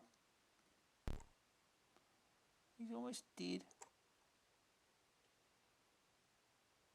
Can't go left.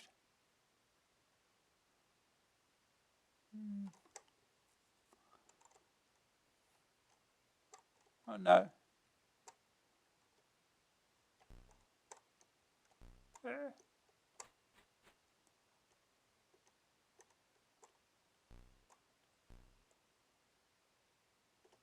Can't go left.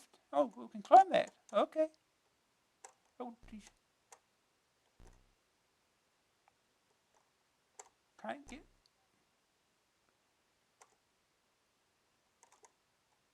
Can't get up there, huh?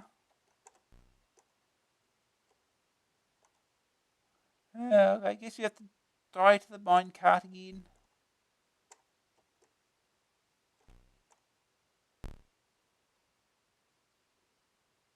There's a slow ass bat in here.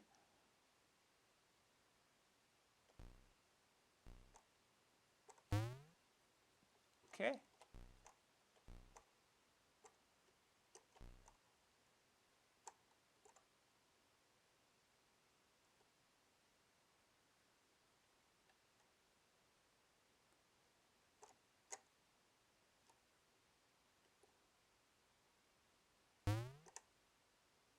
Oh, hey!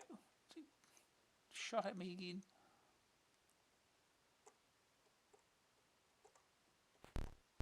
Nope. Dead.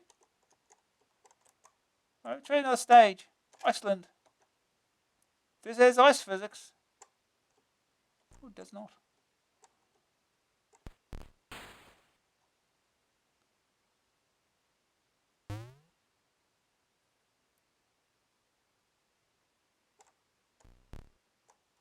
Good hitbox.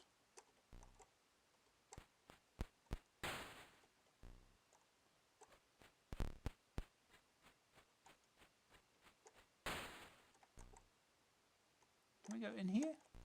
No. Just the thing.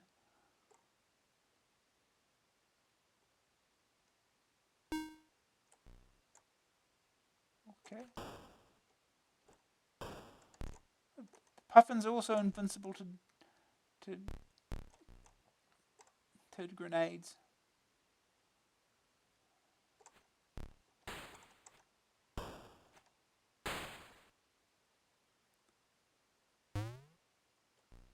Ice cream does not give you life back.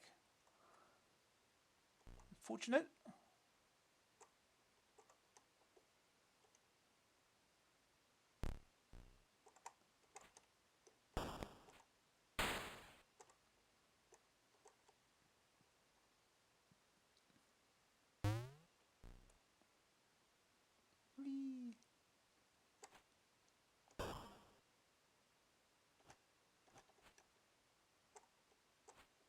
Whee. Oh, now we get the ice physics.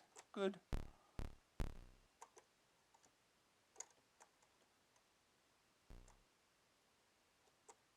Is that a platform or is that going to kill me? It's a platform.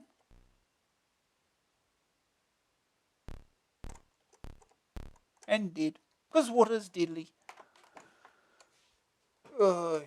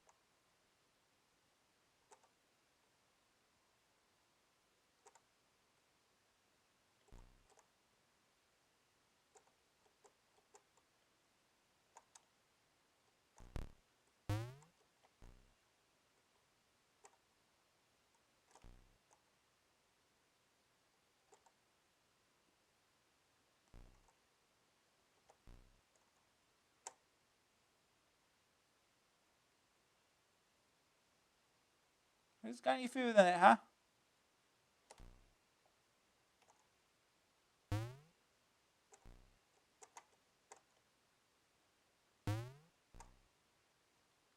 Well, the spikes look deadly enough.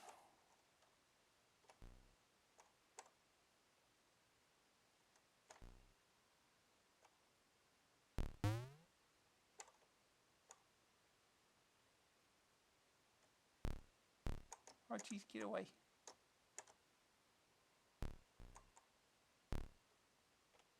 Oh, no, don't fall down, you idiot. Don't jump again.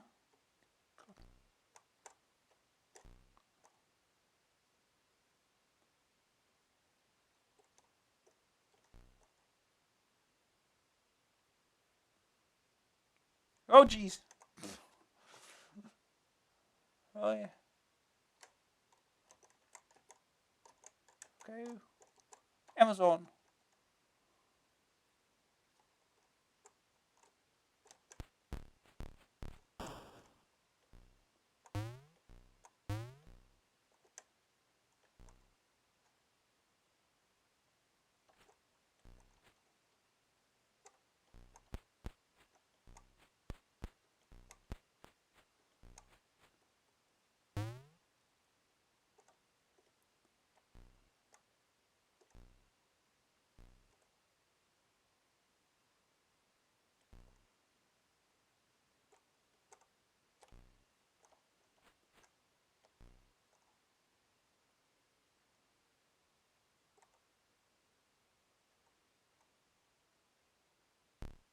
Ow.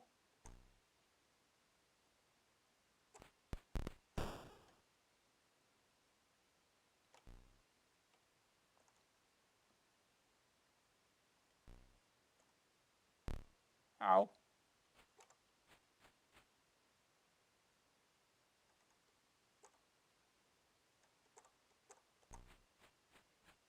Well, you can't destroy them, huh?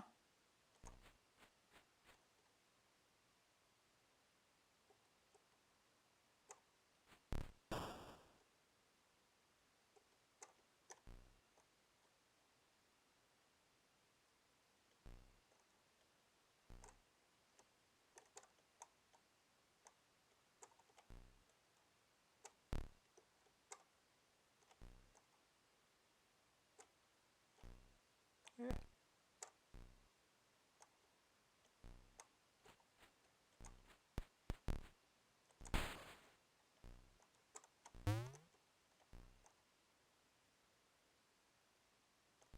Oh.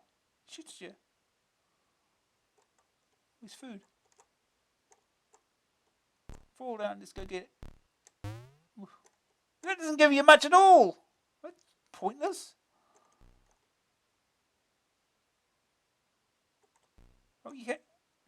Doesn't it automatically go up steps, huh?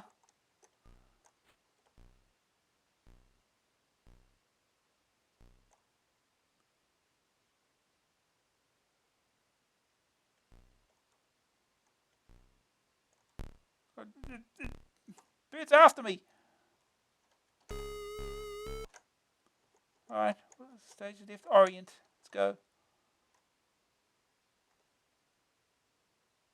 Are we going to finish any of the stages at all?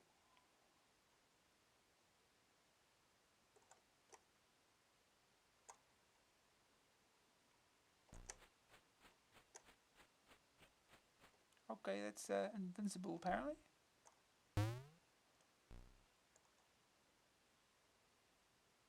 Who's this dude? Is it Bruce Lee or something?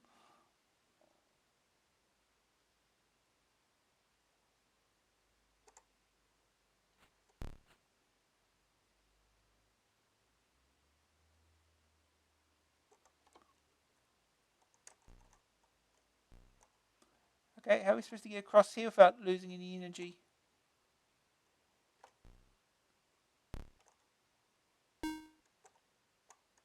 Oh no, I've got an angry cloud. It's dropping something. Oh no, it's coming after us.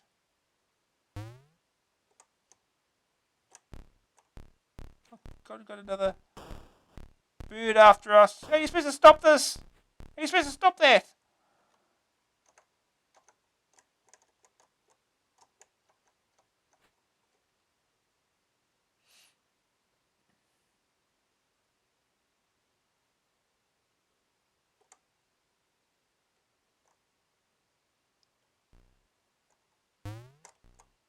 Ow.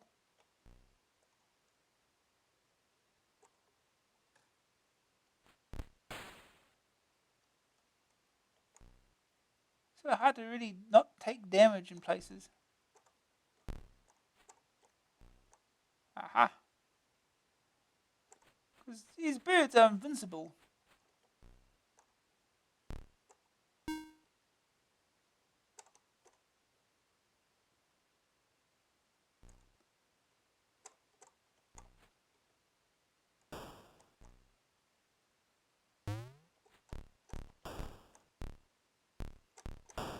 Oh, we got it. Hitting that is really hard to do. It's amazing it actually does die.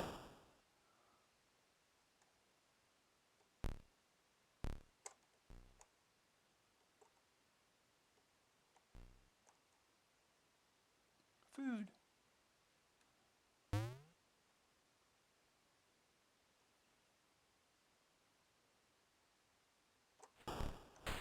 That's invincible.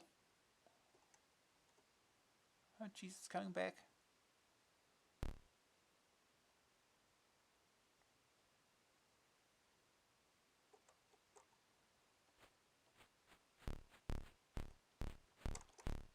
Another dude that's invincible.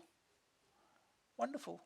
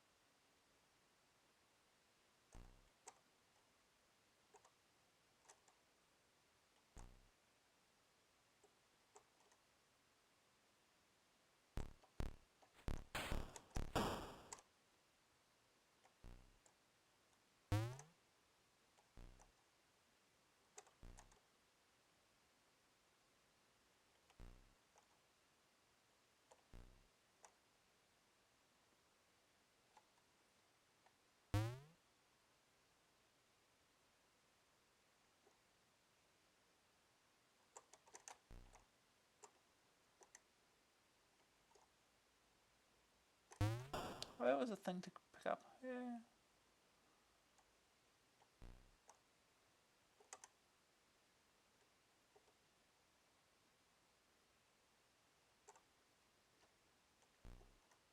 Go up here, right? We jump on the rooftops. It seems so.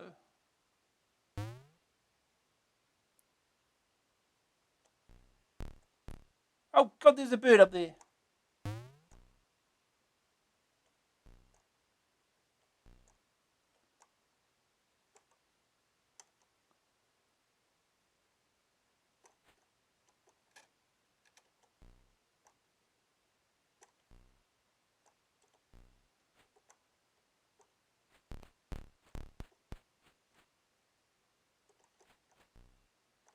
So how do we get up there? Or do we have to go down?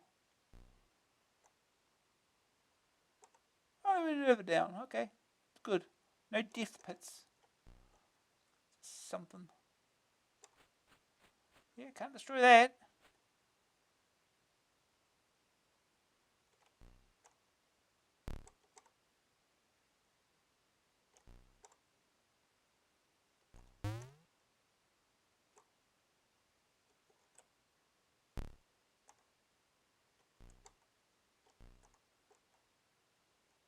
Oh, God, it sinks.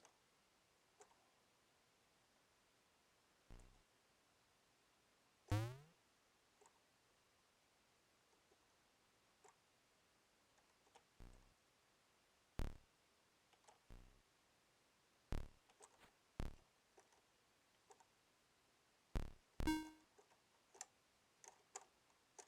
have to go up, do we?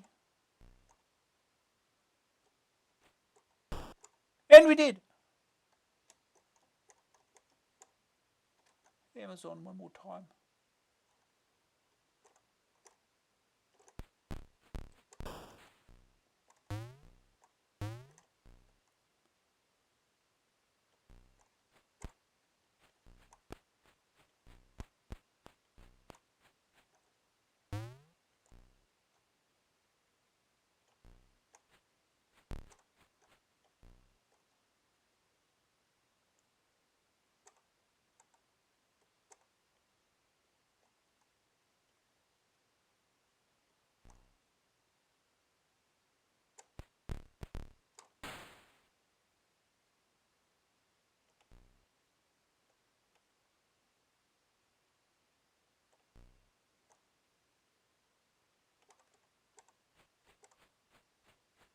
Yeah, you do nothing.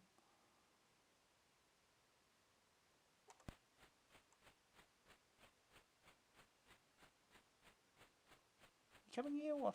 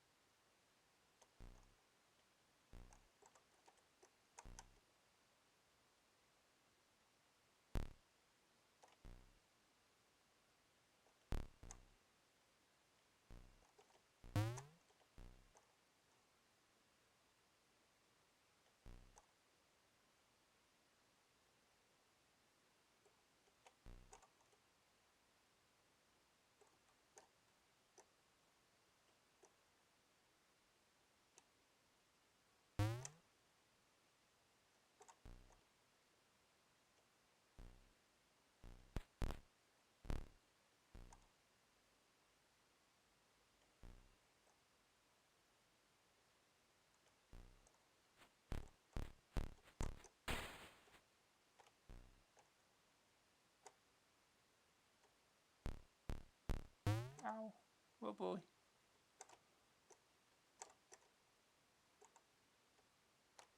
Oh jeez. Yeah, just before we get the gun.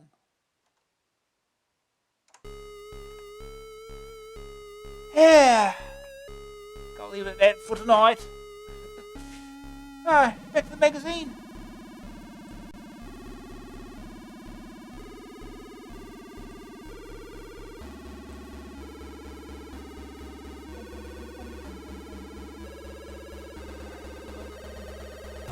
There's no more games left, right? Alright, rest of the magazine. Hopefully before midnight.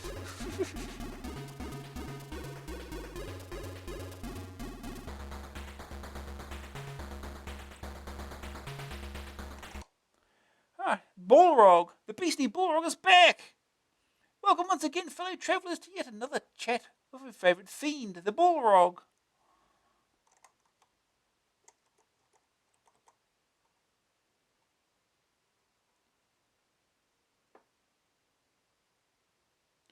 Role-playing criticism. Can I ask you, through your column, if anyone who plays adventures really likes games such as The Bard's Tale, etc.?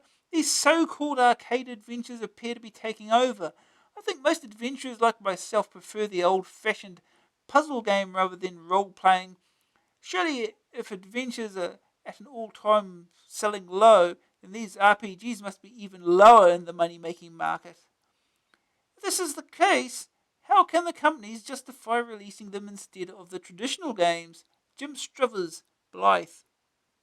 An interesting point, Jim, but one on which I have to disagree with you. Role-playing games, in fact, sell more than normal adventures. I enjoyed both Bard's Tale and Ring of Darkness thoroughly. I also enjoy strategy games. Aha! The Bell plays non-adventures, especially Laser Squad, which is similar to a real role-playing game in some respects. Sometimes it is good to take a break from playing an adventure game and play something different, which still requires thought and isn't just a mindless shoot 'em up. These games, especially RPGs, are very good in their own special way. If you haven't tried, say, Bard's Tale, I recommend you do.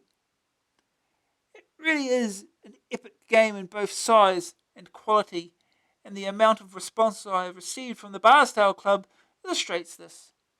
One other good thing about Bard's Tale is that it has introduced many new adventurers. Not only are people reading Balrog who never read it before because of the Bard's Tale Club, but readers who also are now buying other adventures on the strength of Bard's Tale. That's why I'm soon to be running a beginner's guide to the adventure game. Ooh.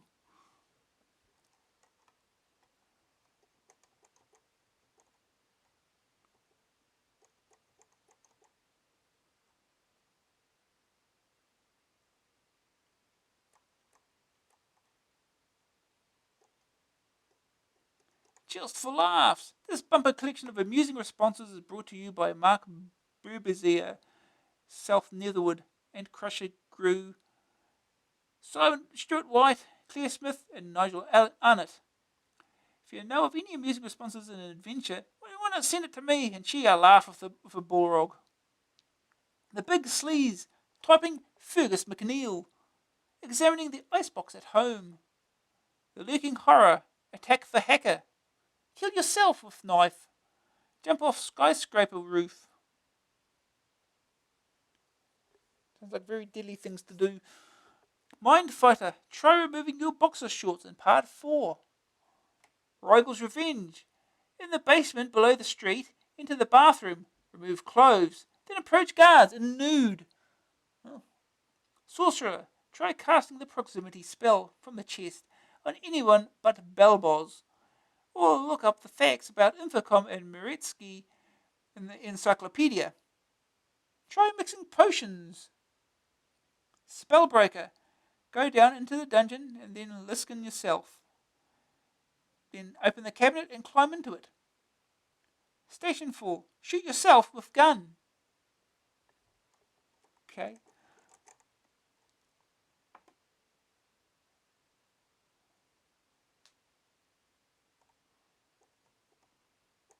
Call to account. The 6128 is an ideal machine for a self-employed individual or small firm to use as a general office machine. It isn't too expensive to buy, and there's a good range of standard office software for it. And the most important part of any business is making the books balance. Keith Pomfret looks at 2 programs which aim to do just that. General Ledger 6128 SD Microsystems 29.95 disc. Small business accounts ABC £23 disc. You get ads in the middle of it. Okay. Actually, there's just one page. Okay. I thought there might have been 2 pages for that.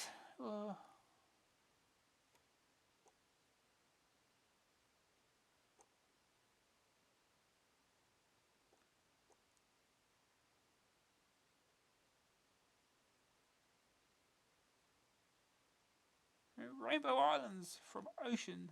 This is the Big Four. Fiendish Freddy's Big Topo Fun. Black Tiger. Well, they haven't even reviewed that yet. I'm sure they'll get onto it eventually. And Cabal.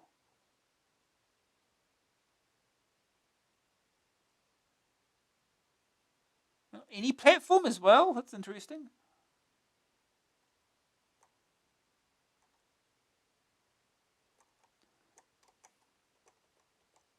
Type-ins. Adam has some basic advice for writing those type-ins.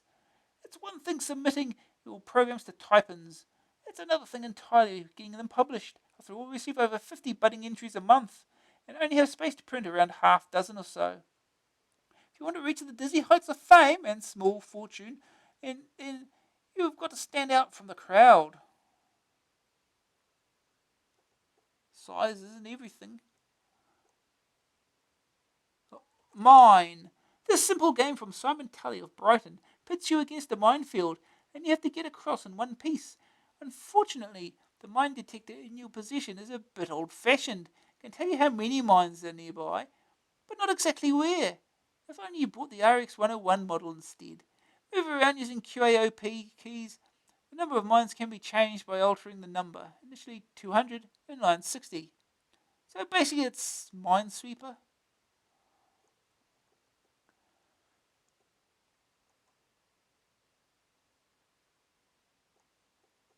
Music effects. Simon Tully's second contribution is, in his own words, a 2-octave amplitude and frequency modulated polyphonic synthesizer with rhythm generator. Follow the prompts for octave, attack, decay, sustain, and release parameters. You're also given the option to set modulation, wave, type, and rhythm. Experiment to find the funkiest notes. The rhythm option allows you to add a backing beat, but the synth becomes monophonic if you use it. Tap out your rhythm and press space to mark the repeat point. The rhythm will continue to play, and additional pieces can be added. Once you're satisfied, press X to get to the keyboard display and play away. Win a ton! Yes, that's right. After months of delicate negotiations with the editor, we now have got £100 to give away per month to Type-in's contributors. You can take the thumb screws off them now. This is a split between the authors and all of the listings. We divide the dosh in order of the program's merit. A fully fledged accounts package is likely to earn more than a ping-pong listing, and deservedly so. Unfortunately, we can't offer cash prizes to overseas readers. Rod got fed up with queuing at the post office for foreign money orders.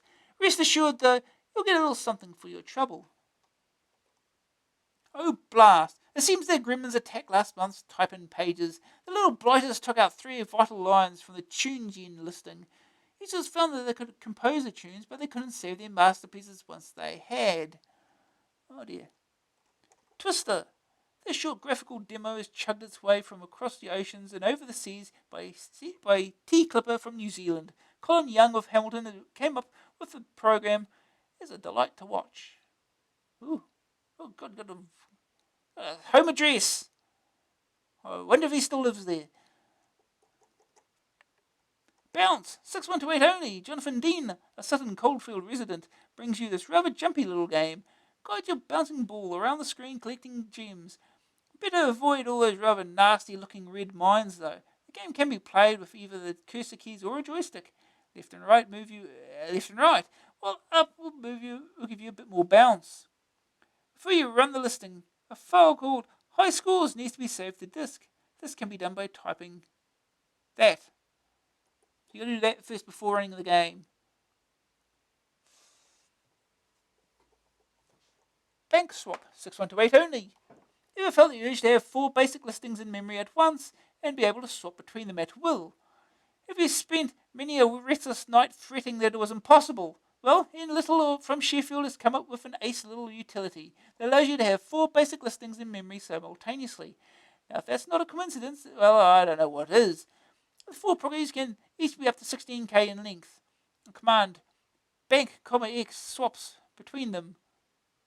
When initiated, bank 1 is selected. On execution of the bank command, the basic program is saved into the currently selected bank. And then the new basic program is loaded from the new bank.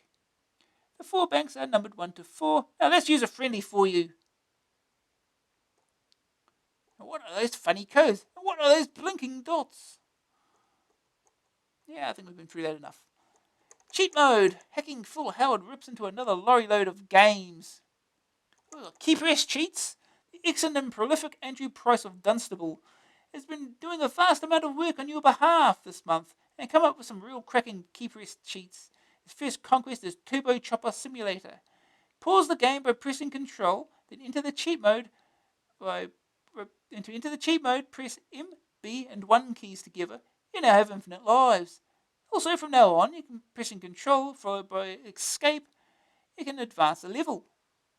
Next, Andy turned his attention to Codemaster's cartoon time adventure, Little Puff, has found the ultimate key press routine.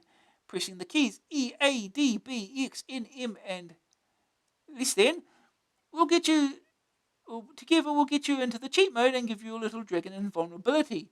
By pressing Shift plus the arrow keys, you can move location, pause, delete, then F4, F5, and left arrow will change the background color. Great for green screens.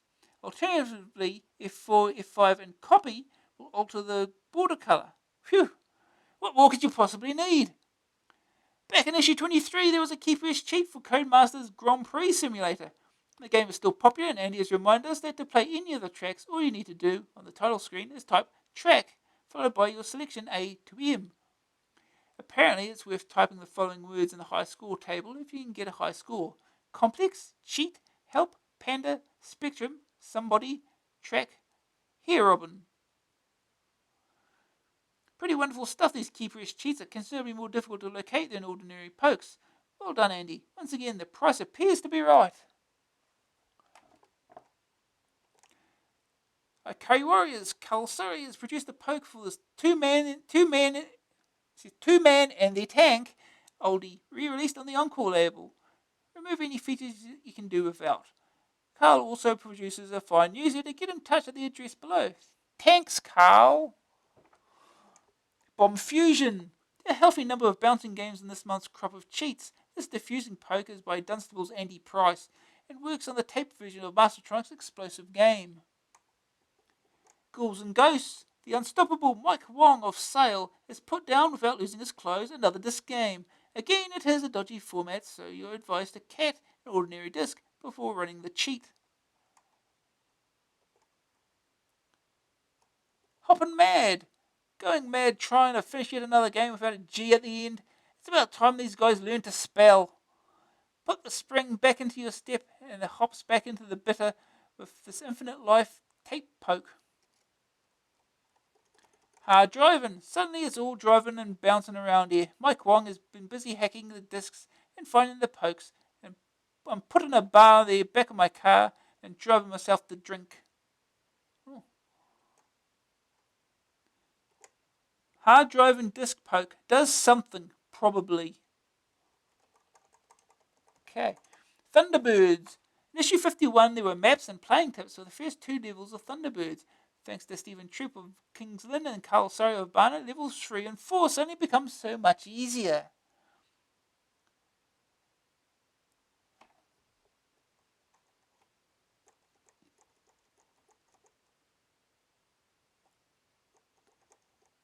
Fantasy World. Dizzy, the map.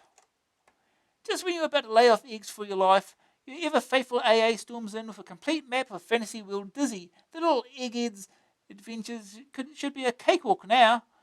It's all here in glowing, glorious Technicolor, so you can throw all your eggs in one basket and get counting. Thankful letters are not necessary, just finish the game. The original we worked from was sent in by Chris Lum of Leeds. Cheers, me old plate. You've made a lot of exasperated gamers very happy indeed. Here's your map.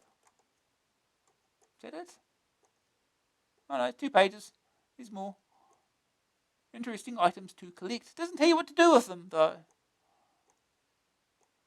Airborne Ranger. It's been a long time in the making, but here is just about the only cheat I can find that actually improves Airborne Ranger. For the tape version, press delete to get first aid as often as you like. At last it's safe to come out of the dugout.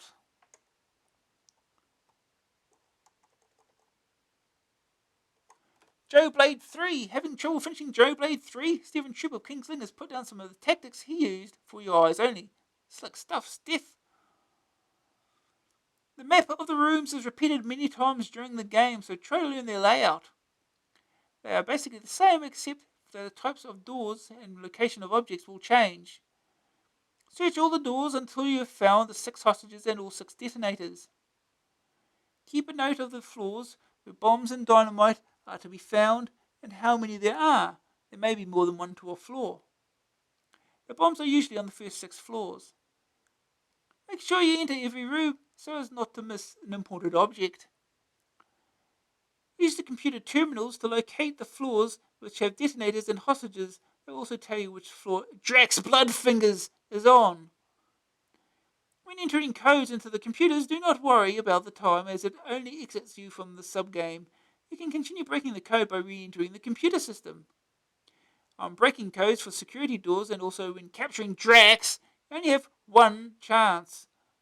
So if you run out of time, you must start again. When all the tasks are completed, go to the top floor via the lift. You cannot go all the way to the roof. Search the floor until you find the security door. In this room is a ladder which takes you to get onto the roof and in turn to the helicopter. Blade Warrior, yet another Codemasters arcade romp is vanquished by Street spokesperson Graham Smith. The quest for infinity is over. Blade Warrior, rest in peace.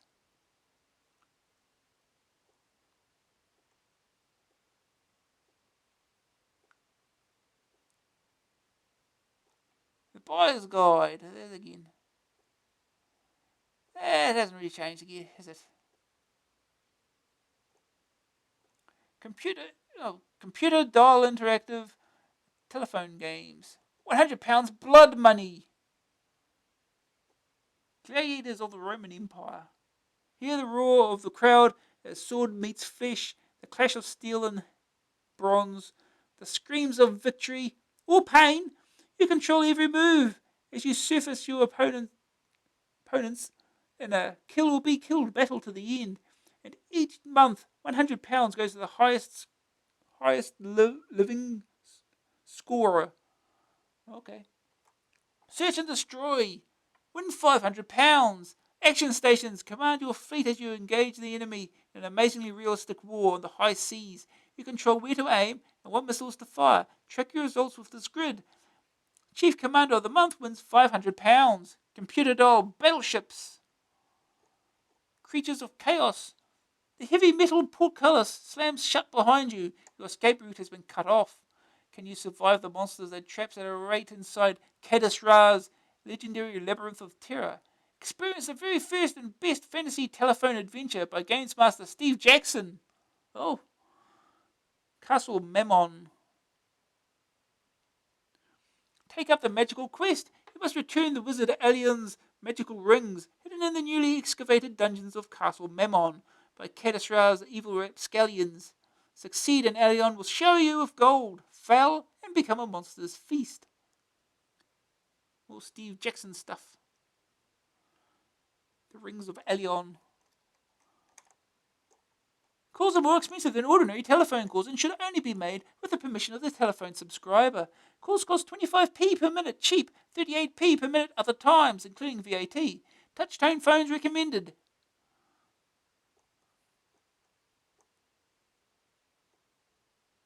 More stuff. Afterthought. Amstrad Action's Wizzo last page extravaganza. Train Spotter's Corner. We're rather concerned that we're not offering value for money to our many readers who we know are interested in trains. To put this right, we're printing a letter from Mr. B. Obvious of Swindon, who has this to say. In all my years as a train spotter, I've often wondered why no commercial database packages exist which allow people who spot trains, amongst which I count myself, to compile and cross-reference all the train numbers they collect and form a huge national database which could be accessed by fellow train spotters the world over.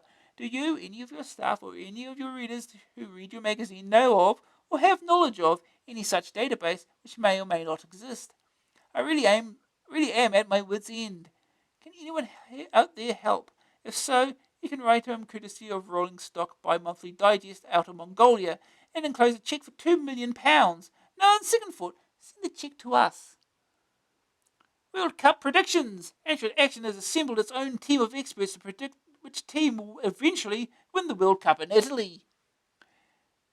Ollie Artie Alderton, Uruguay, because I've got a large bet on them. Trenton Thug Webb, West Germany. They've got a nice zigzag pattern on their shirts, I think. Adam RS232 Wearing, Wales, because I'm half Welsh and half witty, Ed. Rod Trendy Lawton, England, because Bobby Moore's such a good captain. Steve X. Ed Carey, only one South American team has ever won in Europe. Okay, so I can guarantee one of these 5 teams will win the World Cup. West Germany, Argentina, Italy, Brazil, or the Netherlands. Otherwise, I'll eat my CPC. Have you still got one, Ed? The window cleaner. Cool, blimey, go. Strike a light. Arsenal. I mean, gotta be in it. Yes, okay, thanks. Bob XX Ed Wade. United Arab Emirates, because they've easily got enough money to... That's enough libel, Ed. It'll be a couple of weeks yet before the results are out. In the meantime, we have a little informal wager here in the office. If West Germany loses, Trenton pays for a massive slap-up fee down at the wine bar. If they win, we go down on our own. Oh. Hey, bud, get your hands off my AA. So the newsagent, Amstrad Action, is distributed by Comag. Dear newsagent, please reserve me a copy of the August issue of Amstrad Action, due out on Thursday, 19th of July. If you're under 16, please get your parent or guardian to sign here. GB Computers.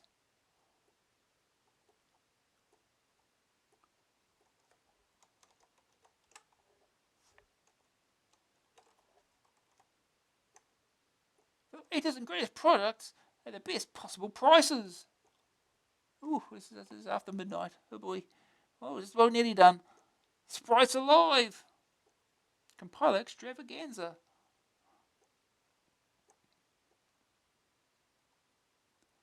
Back issues. Buy any 5 for only £5.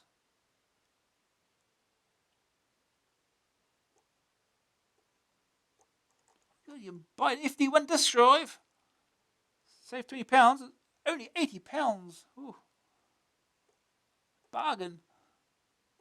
Free game when you subscribe to Amstrad Action for 12 issues. Choose one of the superb games. Space Harrier 2. Still haven't reviewed Space Harrier 2.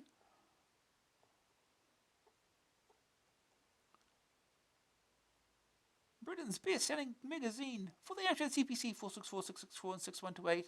Remember our unique guarantee. We will refund the cost of all unmailed issues if you are not completely satisfied with our subscription service. Use a coupon or ring our hotline number having your credit card handy. Be sure to get your copy before the newsagent sells out. Overseas prices, Airmail Europe £33.95, Surface Mail Europe and the rest of the world $23.50. Discover gold on the streets. Black Tiger, Heavy Metal, Crackdown, and Pinball Magic. When you're cruising with the crew and you're feeling jam hot, think long and hard before you part with your cash. It's so easy to see why we're number one. We guarantee great quality and value that's second to none. Over the years, our success story has been told. We're the kicking company called US Gold. We're the one software company with our ear to the ground, our feet on the street to match today's streetwise scene and the style of the 90s. So get serious about your software, discover gold on your streets, US Gold, and do the right thing. Put something life into your mag. I don't know. It's cut off. Adidas Championship Football. That's what we need, more football games. Natural and responsive player movement, and with the most simple of one-touch joystick control, ensures exciting and authentic soccer action. Realistic close ball control, computer-aided team control, and the micro's constant flow of play monitoring all add up to make this the easiest yet most rewarding soccer game ever devised for the home computer. Take on the world. Choose your opponents from the 24 World Championship teams. Each have their own style, strengths, and idiosyncrasies. You will delight on the on-screen action, realistically flowing animation, automatic team response, and the easy-to-follow icon-generated action choices. This game is the choice of all football players, those who love playing the game instead of wrestling with the joystick. In Adidas Championship Football, you maketh a play.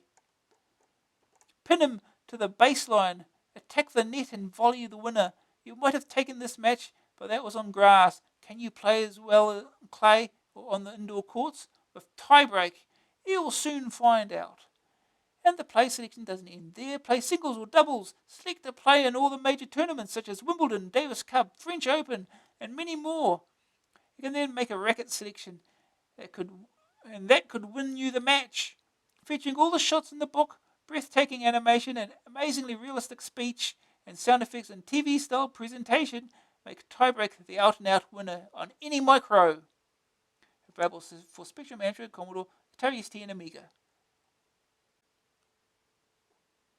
Well, that's the end of the magazine.